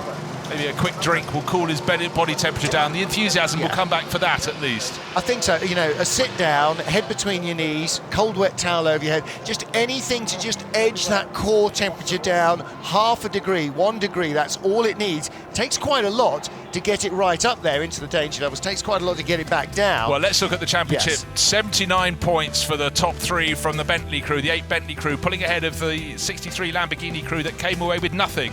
So these points absolutely vital, so tight at the top, but look how far clear of the rest they are. That's a 2-horse race right now, but again, with the rest of the championship, this is the endurance, though. This is not the combined, so this is the endurance element, but looking very good indeed for the Bentley crew. So yes, they didn't take victory, but those points very, very useful indeed. Rigon and Scheitar did not pick up a whole tranche of points for SMP Racing. And the 84 car crew, they went out early Boog, as well. Ericsson and Pereira. Yeah. They went out from a 4th place position in the middle of the night. So again, you know, that didn't really cover them in glory, and the championship in that endurance drivers championship, 8 points in it. You know, that's a top 6 finish separating the two of them. It's not even a win apart. So Mortara, Marciello and Meadows up to 3rd place. You see, they didn't have many points on the board. Sorry, up to 5th place with their 3rd place on the track here. Fisichella, Giocci and Canado, no points. That's left them down in 6th. Don't forget, they led effectively the first half of this race. Yeah, but don't forget, they did score. They were leading at 6 hours and they were 2nd at 12 hours. So they actually got nearly a full win's worth out of it. But again, you know, when you miss that second tranche of points, then you do lose out, definitely. And now looking down, we had 63 cars on that stretch of tarmac lined up in the echelon formation before they went off on their formation lap. Just around 24.5 hours ago, they set off to come round. Fisichella took the lead down to Eau Rouge on the opening lap, but in the overall standings, it's Vincent Abril who's doing great things in the Sprint Series and the Endurance Cup, leading on 110 points, just 3 points clear of Bortolotti and Engelhardt, who didn't get the points at the end of the race. They did pick them up at the 6 and 12-hour marks. Maxi Boot, no points for him other than maybe some connected to the first of those 2 points. On 89 with Franck Pereira, his teammate, but Maxime Soule creeping into the mix with Andy Soucek, again because of their endurance championship points. But just remember that Vincent Abril, the driver who was hoping to explode with 2 wins on the trot, but victory at Paul Ricard, followed by 2nd place here, has put him in the lead of the overall Blancpain GT Series, and that is precisely where the young Monegasque driver wants to be. So all the trophies being prepared, put into position behind the podium, waiting for the drivers to come out and give it their best shot. And in the Pro-Am Cup, it's Johnny Adam and Ahmed Al-Hati leading the way. 2nd place points here in the Endurance Series. Here we show the Endurance Series first and then the overall afterwards. Sally Oluk, again, he picked up some useful points, finishing in that 2nd place, Aston Martin. And the first of the Czechs. Jaguar Racing, guys from Emil Frey Jaguar were in the back of the commentary booth an hour or so ago. Unfortunately for them, both their cars failed to make it to lunchtime. Not sure either. But showed great pace. Dawn. Yeah, they did. They did. In the 14 car. It's a tiny team. You know, Audi develops the R8 LMS. Emil Frey develops the Jaguar. You know, balance of performance there. That's why it exists. So you've got the multi-squillion trillion dollar company versus, you know, not 3 men in a shed, literally, but, you know, a tiny little family-run operation, literally family-run operation. Okay, in the AM Cup endurance element, it's Jack Doiver, who was in that winning Kessel Racing Ferrari with Marco Zannettini and David Perel leading the way by a healthy 20-point margin from Rino Mastronardi, who was in the chasing 488 car that finished 2nd. So again, that's your top 2 here. Again, you know, they were in those positions through the entire race. The 3rd place crew at the 3rd place here. Exactly. As well, Volkenhorst and Schivitz. Yeah, and those points have dragged them up the order and put them right on the top of the pile. So consistency as well as top results are what is required. But for Jack Doiver, we've heard from him in the race, enjoying his racing action. And David Perel, as he said a handful of years ago, sitting on the sofa thinking, I'd like to do that. He is doing it. He is living the dream, and why not? Well, listen, you know, that's what happened with Audi. Dr. Ulrich came on a boys' holiday to Le Mans and leaning out of a hospitality window on a Sunday morning went, we have to do this. It's you know, funny ideas sometimes have very different endings from how you imagine it, so. Well, let's hope the people who've watched this race have been equally inspired, wherever they are on the planet, to maybe just come over here, have a look, see what you think, and maybe aim at this in a racing program that doesn't yet exist. If you're a driver or if you're a fan anywhere in Northern Europe, get yourself to Spa. It's fantastically easily accessible, easy to stay here, a wonderful, wonderful venue to watch racing at. Yes, you might get wet, yes, you might get sunburned, yes, you might get both, you'll certainly have frites, mayonnaise and some very nice beer, and you will watch wonderful racing on one of the world's greatest of all circuits. Yeah, I've always said throughout my career, a year without a visit to Spa-Francorchamps is a wasted year. And for these drivers from the Walkenhorst Motorsport crew, very new to top-level racing, and they're going to take third place in the AM element of the race here in 26th place overall. We'll call out David Schiebitz, Stefan Kampenhout, Henry Walkenhorst and Ralf Overhuis onto the podium. And this is what it's all about, the race and getting onto the podium. And the medical ambulance just coming to offer any assistance to drivers who got too hot in their cars. Or fans who have doofled too much. I want to know what the attendance was. It seemed to me to be a really, really large number of fans here. Now, lots of them have swarmed from the grandstands down onto the grid, into the pit lane. Just want to point out, this podium ceremony is for the national class, and there was only one car going for most of the race. It was the Speed Lover Porsche crew, Pierre-Yves Pack, Gregory Pais, Thierry Delattre du Busco and Louis-Philippe Cernan. They ended up 70 laps adrift, but they're not just finishers. Here they are class winners at the Spa 24 Hours, so that's a photo for the family and Team Albon. And then up behind them come the Walkenhorst Motorsport crew, third in their BMW in the AM class. I've named the drivers, I'll name them again. At the 36 crew, David Schiebitz, Stefan Kampenhout, Henry Walkenhorst and Ralf Overhuis. And now we're expecting up into second place step on the podium. They left the podium, the Rinaldi Ferrari crew, 488, Pierre Herré, Rino Mastronardi, Patrick Van Klabica and Gabriele Lancieri.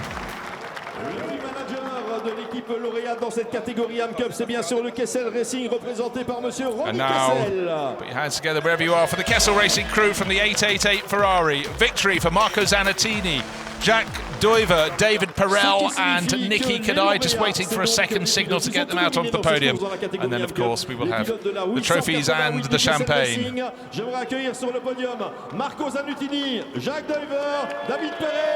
Jack Doiver with the spectacles. David Perel following him out. Et Ronnie Kessel sur le podium également, et en l'honneur de la victoire du Kessel Racing, on écoute l'hymne national suisse. So the Swiss national anthem for the Kessel Racing team.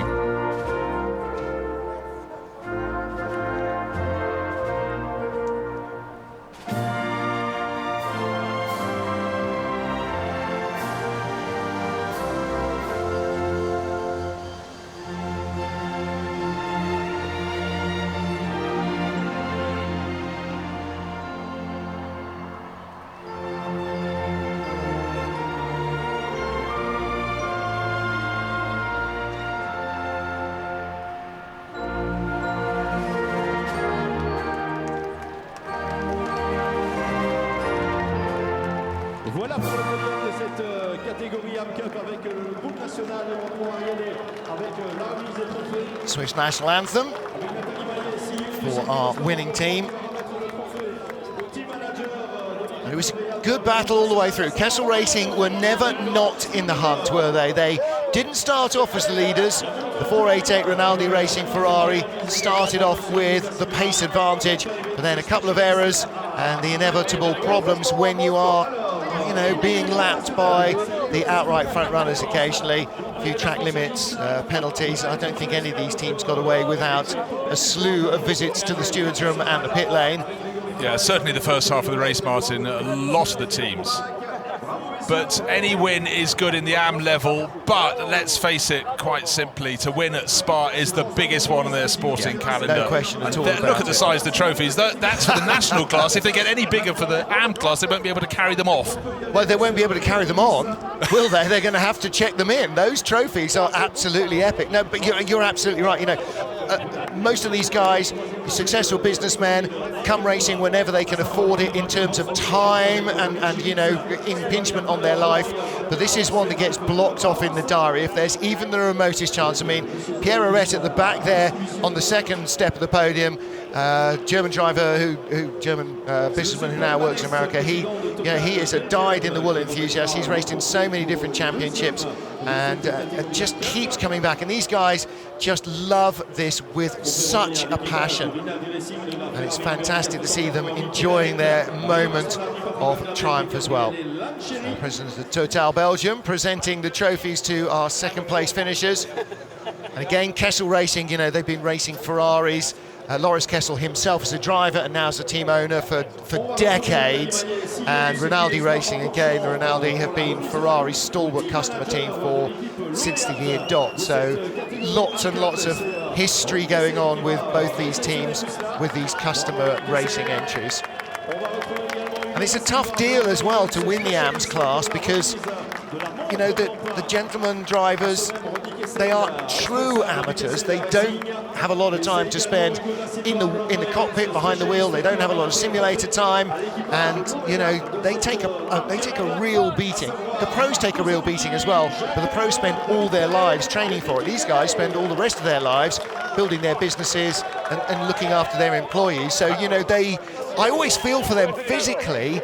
They suffer actually more than the pros that win the race outright, and so these guys really, you know, deserve our admiration in every much of a way as anybody on the top step of the pro or the Pro-Am podium. Absolutely they do, and as Stefan Rattel, boss of SRO Motorsports and founder, presents the checks, the cups are the ones that checks are always useful, but it's the cups these drivers really, really favour because it's a huge effort. They're not just looking forward in the car, they're looking in the mirror as much as they can to keep out of the way. They don't want to be the one that just gets into the path of cars fighting for outright victory. So enormous credit to all of these drivers. And I can imagine as they get back down to their crews, they would just go and relax. And the pride. Yes, the pride, and then that first bottle of beer or the smell of champagne. You know, everybody on here is, and everybody below them in their teams as well, is going to smell like a winner in 30 seconds, aren't they? As they get ready to get busy with the fizzy. There's the signal, there's the spray, there's the sunshine, there's Spa-Francorchamps, and there are the first three in the AM class. Well done to Kessel Racing, Rinaldi Racing and Walkenhorst. Two Ferrari crews and a BMW crew right in there in the mix, but really it was Kessel Racing in the second half of the race who made it all their own. Yes, Kessel and Rinaldi, both single car entries. Walkenhorst had two dogs in the fight, didn't they? They had two BMW M6s to look after. Next year, of course, if they stay with BMW, they're going to have to learn the new car, aren't they, when the M8 comes in? Assuming that they're going to develop that in GTE and GT3 spec in parallel. It would seem insane not to. Certainly as a manufacturer now, you have to have one eye on what your factory team would be doing in maybe World Endurance, Le Mans Racing, IMSA, but you really, really have to look after your customers. And so it's almost more important to have the GT3 car available, you know, late this autumn, so that teams can start to work with it, start to test with it, because you know, we saw the teething pains a little bit when we went from the Z4 to the M6. Now they're on top of that, 2 years of that program. Now suddenly we've got to start again, and how much transfer over there will be in knowledge remains to be seen. Wow. What a moment. You know, that's one for the scrapbook. Look at that cork. Do you see that spinning through the air? What a fantastic bit of slow-mo action. You can be sure everybody on the podium there will be wanting a slice of that. A great, great memory for all the crews. And already there, for the Walkenhorst drivers, feeling the sting of champagne in the eyes, which lots of podium finishers suddenly realise is really quite nasty. That's the downside of the champagne, so you just got to be careful what you're taking full facial, I think, there. So that is our AM class podium and our national class race winning team as well. The Speed Lover team, the 991 Porsche, they won the national class. So confirmation of the Pro-Am Cup standings then, with the number 16 Black Falcon Mercedes claiming victory from the pole sitters, the number 97 TF Sport Aston Martin, and rounding out the podium, 961 Spirit of Race Ferrari. So Amato Ferrari's team, they step up first. Well, that's Alex Demirjan, Nick Minassian, Davide Rizzo and Tony Villander, and Ewan Hankey looking very happy as he comes out as part of the Aston Martin Oman Racing crew onto the podium in second place. 97 entry driven by Ahmed Al-Hati, Sally Yoluk, Ewan Hankey and Johnny Adam, Aston Martin's hotshot driver in GTs. First bar 24 for TF Sport. Tom Ferrier's plan was stay out of trouble, drink cups of tea, and they did as much of that as they could. But in the end, here comes the Black Falcon crew. Miguel Torrell, a smile from him as he steps out. The 16 crew And he's followed by Marvin Kirchhofer, Oliver Morley and Maxi Götz in the spectacles. You can see him coming out behind Miguel Toril. So job very well done indeed. But the biggest smile, I think, will be on the face, the bearded face of Oliver Morley. He's the driver who puts this outfit together with Black Falcon. He's waving the big flag, the AMG customer flag, victory, and the German national anthem.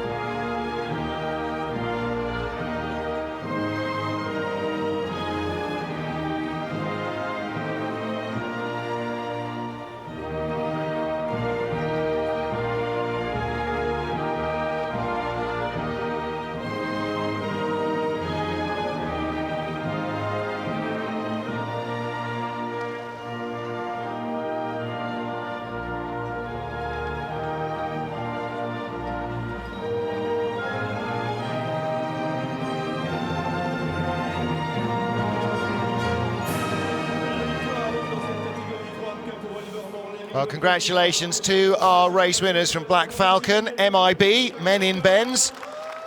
And also congratulations to TF Sport, second place on their first appearance in the Spa 24 Hours. But significantly, second place here means Johnny Adam and Ahmed El Harthi are confirmed as the Blancpain GT Series Endurance Cup Pro-Am champions. So that puts them into a very exclusive club, and that again is a big tick in the positive column for TF Sport in their first venture into Blancpain GT racing. It certainly is. When we saw the championship positions, we saw they had a tidy advantage on points, but we didn't take our shoes and socks off and do all the maths to work out they had wrapped up the title. 24 hours too late to do that sort of subtraction for me, I'm afraid. I think so indeed.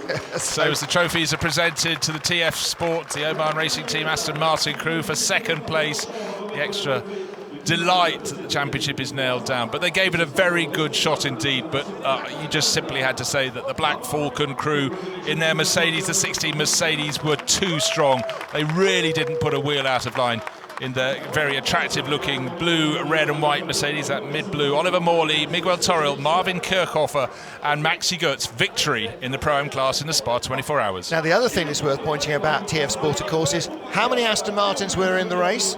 Zavon. And how many finished? Zavon. Okay, the only manufacturer, I would think, with a 100% finishing record. 1 out of 1. All right, it's not 10 out of 10, but it is still a 100% finishing record. So the pace was there in the car. It was the only Pro-Am car in the top 20 in Super Pole, wasn't it? And as a result, the Super Pole the Pro-Am pole sitter. And it is the only Aston Martin to start and finish. So he was the Pro-Ams just outside the top 10 overall as well.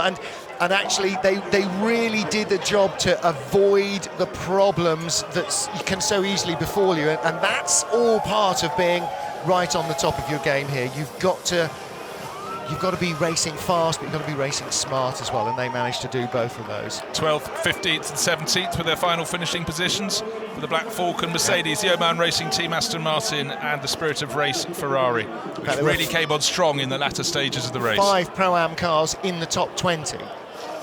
So we had 19th and 20th place as well, also filled by Pro-Am cars. And just being reminded on Twitter, the new M8 will only be for GT, GTLM, and the M6 therefore will be the GT3 car for the next few years. So the BMW teams have got knowledge in the bank that they will only continue to grow on. Brand new Aston Martin coming next year. The new Vantage will be launched, I believe, in Geneva next spring as a road car, as a GTE car, a GT3 car and a GT4 car, all in parallel. It's an absolutely parallel development program. So this is the swan song for the current V12 Vantage GT3, and the new Vantage. Couldn't get Dave Richards even to tell me how many cylinders the engine will have, because they are sitting on that as well. Since perhaps it might be a V8, but you can never tell. Again, the super slow-mo of having your ears cleaned with champagne up on the podium. So for Miguel Toril, I'm not sure that was the most comfortable moment he's had, but Oliver Morley doing some great shooting. Look at a smile on Sally Yollick's face. Again, you know, the outpouring of emotion after such a brutally tough race like a 24-hour enduro like the Spa 24 But hours. also, Martin, to get to the finish, the relief, but to be in a beautiful sunny afternoon, not one where it's pouring down in the Ardennes, Do you know that what adds to it too. That's the icing on the cake. If it was hosing down, you'd still be thrilled to be on the podium, but you'd be wet and a bit, yeah. But now it's basking in beautiful sunshine, one of the greatest racetracks on the planet. You've beaten the track, you've beaten the race, you're on the podium, your teammates are champions.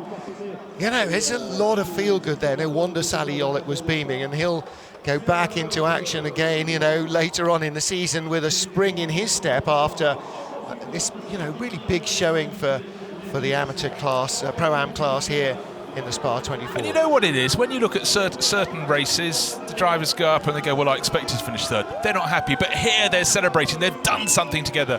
Whether they're pros, whether they're Pro-Ams, whether they're Am racers, it really, really does mean something to all of these finishers. To get on a podium, you don't luck in at the Spa 24 hours. There are too many elements that could get in the way for that. It's flat-out driving. Some people got away with it more than others, but you have to deliver to get onto the top 3 steps of the podium. We've seen the Am runners, we've seen the Pro-Am top 3, and now we're going to wait for the overall top 3.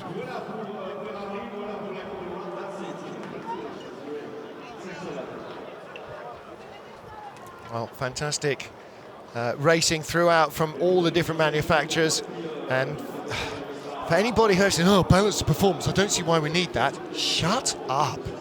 If you ever need evidence of why balance of performance is a good thing, this year's Spa 24 hour, well, it will stand alone. No other arguments required. There we have it. A victory by just under 12 seconds. Audi 25 from Audi Sport Team Santalok ahead of the number 8 Bentley Team M Sport Continental. Great charge at the end, but Haas, Gunon and Winkelhock, what stars. They will be truly, deeply delighted. Mortara, Meadows and Marcello in the 90 Mercedes, leading with not too long to go, but they had that extra long final pit stop, had to be held. That moved them back to third place. And Estra, Christensen and Van Thor, they could have won in the one and only Pro Class Porsche. Yep. But 3-minute stop-go penalty ruined their chances to drive through too. Conor de Filippi, Mies and Vervish push hard in the number 2 WRT Audi, as did teammates Garcia, Muller and Ras, but a drive-through penalty. Well, look, those two cars a minute and a half behind. Don't forget, they went onto wets early when it rained and then had to change back. You know, that second change back, if they'd stayed on slicks, who knows, maybe they'd have been at the top of the pile as well. But again, you know, it's the ifs, the buts and the maybes, isn't it? Isn't it just? And here comes a crew. Raffaele Marciello in the middle. He was the driver that did 14 hours. No wonder he needs support to stand up, but he was mighty. 14 hours they kidded him into doing. He led the race, looked absolutely implacable under press from Christopher Haase. Pressure was huge. Vincent Abril leading the overall championship. That's combined endurance and sprint. Second here for him today, but he and his teammates, Maxime Soule and Andy Soucek, are leading the Endurance Cup. And they extended their lead. They look pretty wiped out as well. They really do. And the Santalok Audi team, it's a major, major win for them. We're used to seeing WRT winning. We're used to seeing Phoenix winning. For Santalok, a first Spa 24-hour victory from the right. Marcus Winkelhock. In the centre, his young teammate Jules Gunon in his second ever 24-hour race, because he raced in Daytona, his first ever win. And third driver, Christopher Haase, on the left of your picture, the right now, as they come onto the top step of the podium.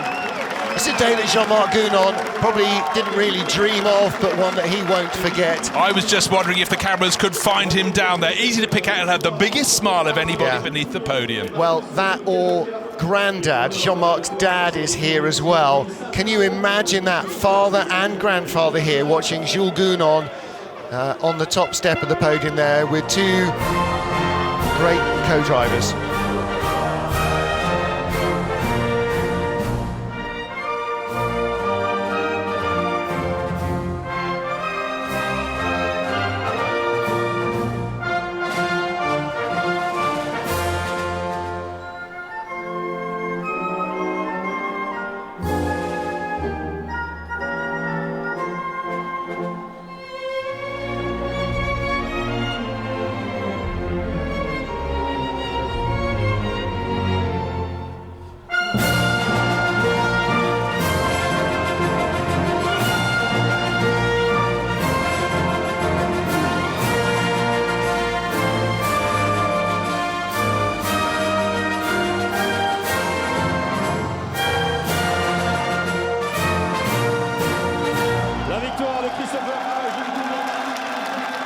The Marseillaise, an emotive national anthem anytime it's played, but for Jules Gounon, it's as though it's been played for him, but in fact it's for his team, Saint-Loc Racing, the French entrants with Audi Sport, who've taken not just their first big win, their first massive win. Whatever, he'll take it. It's his anthem. He's the Frenchman in the team, so yeah, fantastic for him. Just quick shot of the crowd. I was really seeing if we could pick out Jean-Marc Gounon, but didn't see him immediately. Yeah, we tried. Well, wherever he is, he will be absolutely thrilled to pieces. So slightly rueful looks from the ACA ASP crew on the right-hand side. Michael Meadows looking disappointed. Well, you know, honestly, in a run for victory. Honestly, but only just. Any of the top 6 cars genuinely could have won this race, given one less penalty, one less rub of misfortune.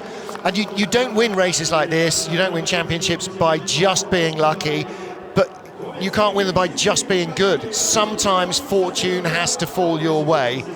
You know, look at the 55 Ferrari. If that clash with the Mercedes had broken the Mercedes and not the Ferrari, then we could be looking at a different podium. But a fantastic moment for all these guys. And Bruce, for Saint-Loc Racing, a major day. A breakthrough victory for Saint-Loc Racing, victory for Audi, Bentley in second place, and manufacturer Variety third place, taken by ACA Mercedes.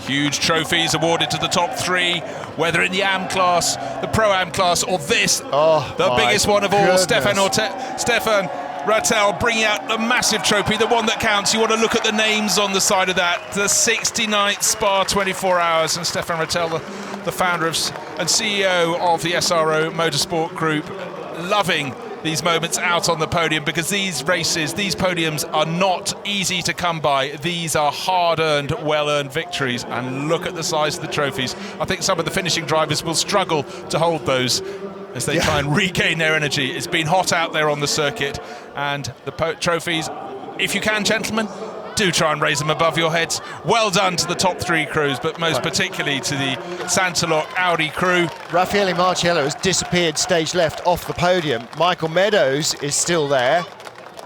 But Raffaele Marciello, I think, has had to go and have a little sit down somewhere. And I have to say, after 14 hours of 24 spent in the car, not just awake or in the garage, actually driving the car, not even remotely surprised. No, and some of the drivers who did the final 2 stints, that's 2 hours in the car, but they hadn't done 12 hours before they started those 2 hours in the car. But right now, as Jules Gounon wipes the champagne out of his eyes, the Bentley boys, they've got reason to celebrate as well. They're leading the way in the Endurance Championship, all 3 of them, but one of them, Vincent Abriel, is the overall leader when we get to see the points all over again, because he's doing so well in the Sprint Series too. So Bentley have every reason to be pleased. They didn't win this year. They came home a very honourable second place behind Audi Sport, Saint-Loc Racing, and still there's enough champagne to keep each other wet, sore, but happy after victory in the Spa 24 I think the boy Gounon is going to attract quite a lot of it, actually, isn't he? Because he's obviously, you know, the whippersnapper on the podium. So, yeah, he'll definitely attract some. I'm not sure whether it was Eduardo Mortaro or Raffaele Marciello who disappeared off the podium. I have a feeling it was Marciello. But, that would be sensible, Either way, you know, these guys are absolutely wrung out. So the adrenaline will keep them going, but the moment they sit down somewhere, they'll be face down in the soup, won't they? They will indeed. It'll be the sort of people that'll be having a meal and the fork will go up and down to their mouth. But let's look at the crowd at the end of the race. Everyone loves to stay and see the podium. The cars look great. People only now, after the podium ceremony is complete, starting to go off. They will all take home different experiences, memories, photographs, sore heads, whatever they want to take home. But Spa 24 Hours, at anyone's reckoning, one of the great race meetings. But when most of it's been run in fine weather, it really makes a difference too. And these GT3 cars really, truly do look fantastic in the evening sunshine here at Spa. Absolutely right. Huge crowd, fantastic circuit, intense racing. I mean, right from start to finish, it has been absolutely edge of the seat stuff. So 69th running has come to a conclusion. We've got Audi taking victory from Bentley, Mercedes in an honourable third place overall. It seems almost a blink of an eye ago since we kicked off at 4:30 yesterday afternoon. The weather conditions similar to how they are at the finish. Slightly more cloud in the sky, 22 degrees, a bit of a breeze, lots of fans out around the circuit, but focus on the start. Pole starter Giancarlo Fisichella putting his helmet on and getting aboard the Kaspersky Ferrari. One last chance for the 63 runners to gauge the track conditions, but when it came to the start, Maxi Buch put himself on the grass in 5th place, but the poleman Fisichella led into Eau Rouge, and right behind him Mirko Bortolotti in the 63 Lamborghini. A twitch going in, how he held it I do not know. Up into 3rd place went Kevin Estre in the 117 Porsche. A couple of the Ferraris fighting for track position around the lap, and the pit stops came thick and fast, and BMW the first 2 driver changes. How is that? 4 wheels off the deck at Eau Rouge for the 88 Juncker driven ACA Mercedes. Then 912 Porsche, that was its first moment in the race. Look out in this highlights package, you'll see it again and again. A wheel problem, left rear problem for the 99 BMW, put that way down the order. But the 2 cars that didn't have any problems at all were the 63 Lamborghini, Mirko Bortolotti getting upset as being blocked, and the 55 Ferrari that at that point was in 2nd place, and then a huge shunt for Passin Latourus, the number 50 Ferrari, crashing off very heavily indeed at Eau Rouge. The cleanup was quick and effective, and the Thai driver was soon given a clean bill of health from the medical centre. And then the cars had to get into the pit lane. The entry though was blocked by the Garage 59 McLaren. That was moved out of the way. And then when the safety car pulled off again, it was Lamborghini versus Ferrari. This was the story. The 63 Lamborghini and the 55. Bortolotti handed over to Andrea Caldarelli, but 2 laps later the Ferrari came in and was 5 seconds ahead when it came out of the pit stop. And from there, it pulled clear over the remaining few laps as we went from day towards evening. 48 Mercedes in all sorts of problems after bodywork damage. The safety car called out as darkness fell around the circuit, as a few fallers had to be cleared up. There's number 6 Audi, unfortunately stopping with electrical problems. They couldn't get it restarted despite Stefan Richelme being given instructions from some Audi mechanics who rattled their way round to the final corner to warn him. And then in full dark conditions, riding on board there with the 63 Lamborghini, Christian Engelhardt at the wheel, chasing that 55 Ferrari. Walkenhorst were going very well in the AM class in their number 36 BMW. But it was some of the pit stop work that really stood out, along with brilliant driving, because it was such precise work, quick work, pure work. And then the 84 Mercedes was running 3rd, 4th position, challenging very close at the front, and then off it went at Radiard. Tank slapper at Eau Rouge, and then into the barriers, front and back damage. That was out of the race, and that was one of the championship challenges. And still the 55 Ferrari kept going. Fisichella, Chiocci and James Collado pushing so hard and looking super strong. There didn't seem to be a chink in their armour. For the fans around the circuit, there was the concert on the outside of Eau Rouge that followed after this hugely spectacular firework display. But out on the track, all eyes were keeping it on between the white line.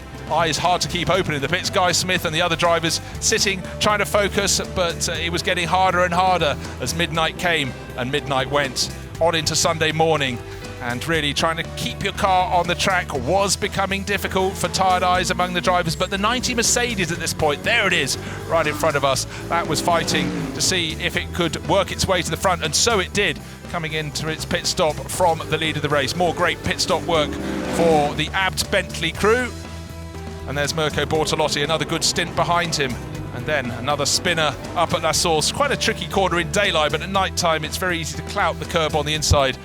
There we saw the number 18 NISMO Motorsports Mercedes. That's their version out of the race, as was the Goodsmile Racing 00 Mercedes, having been thumped off by the number 3 Audi. Both of those cars out of the race, and then down came the rain. But the big question for all the drivers, all the teams and the statisticians was to work out how wet it was.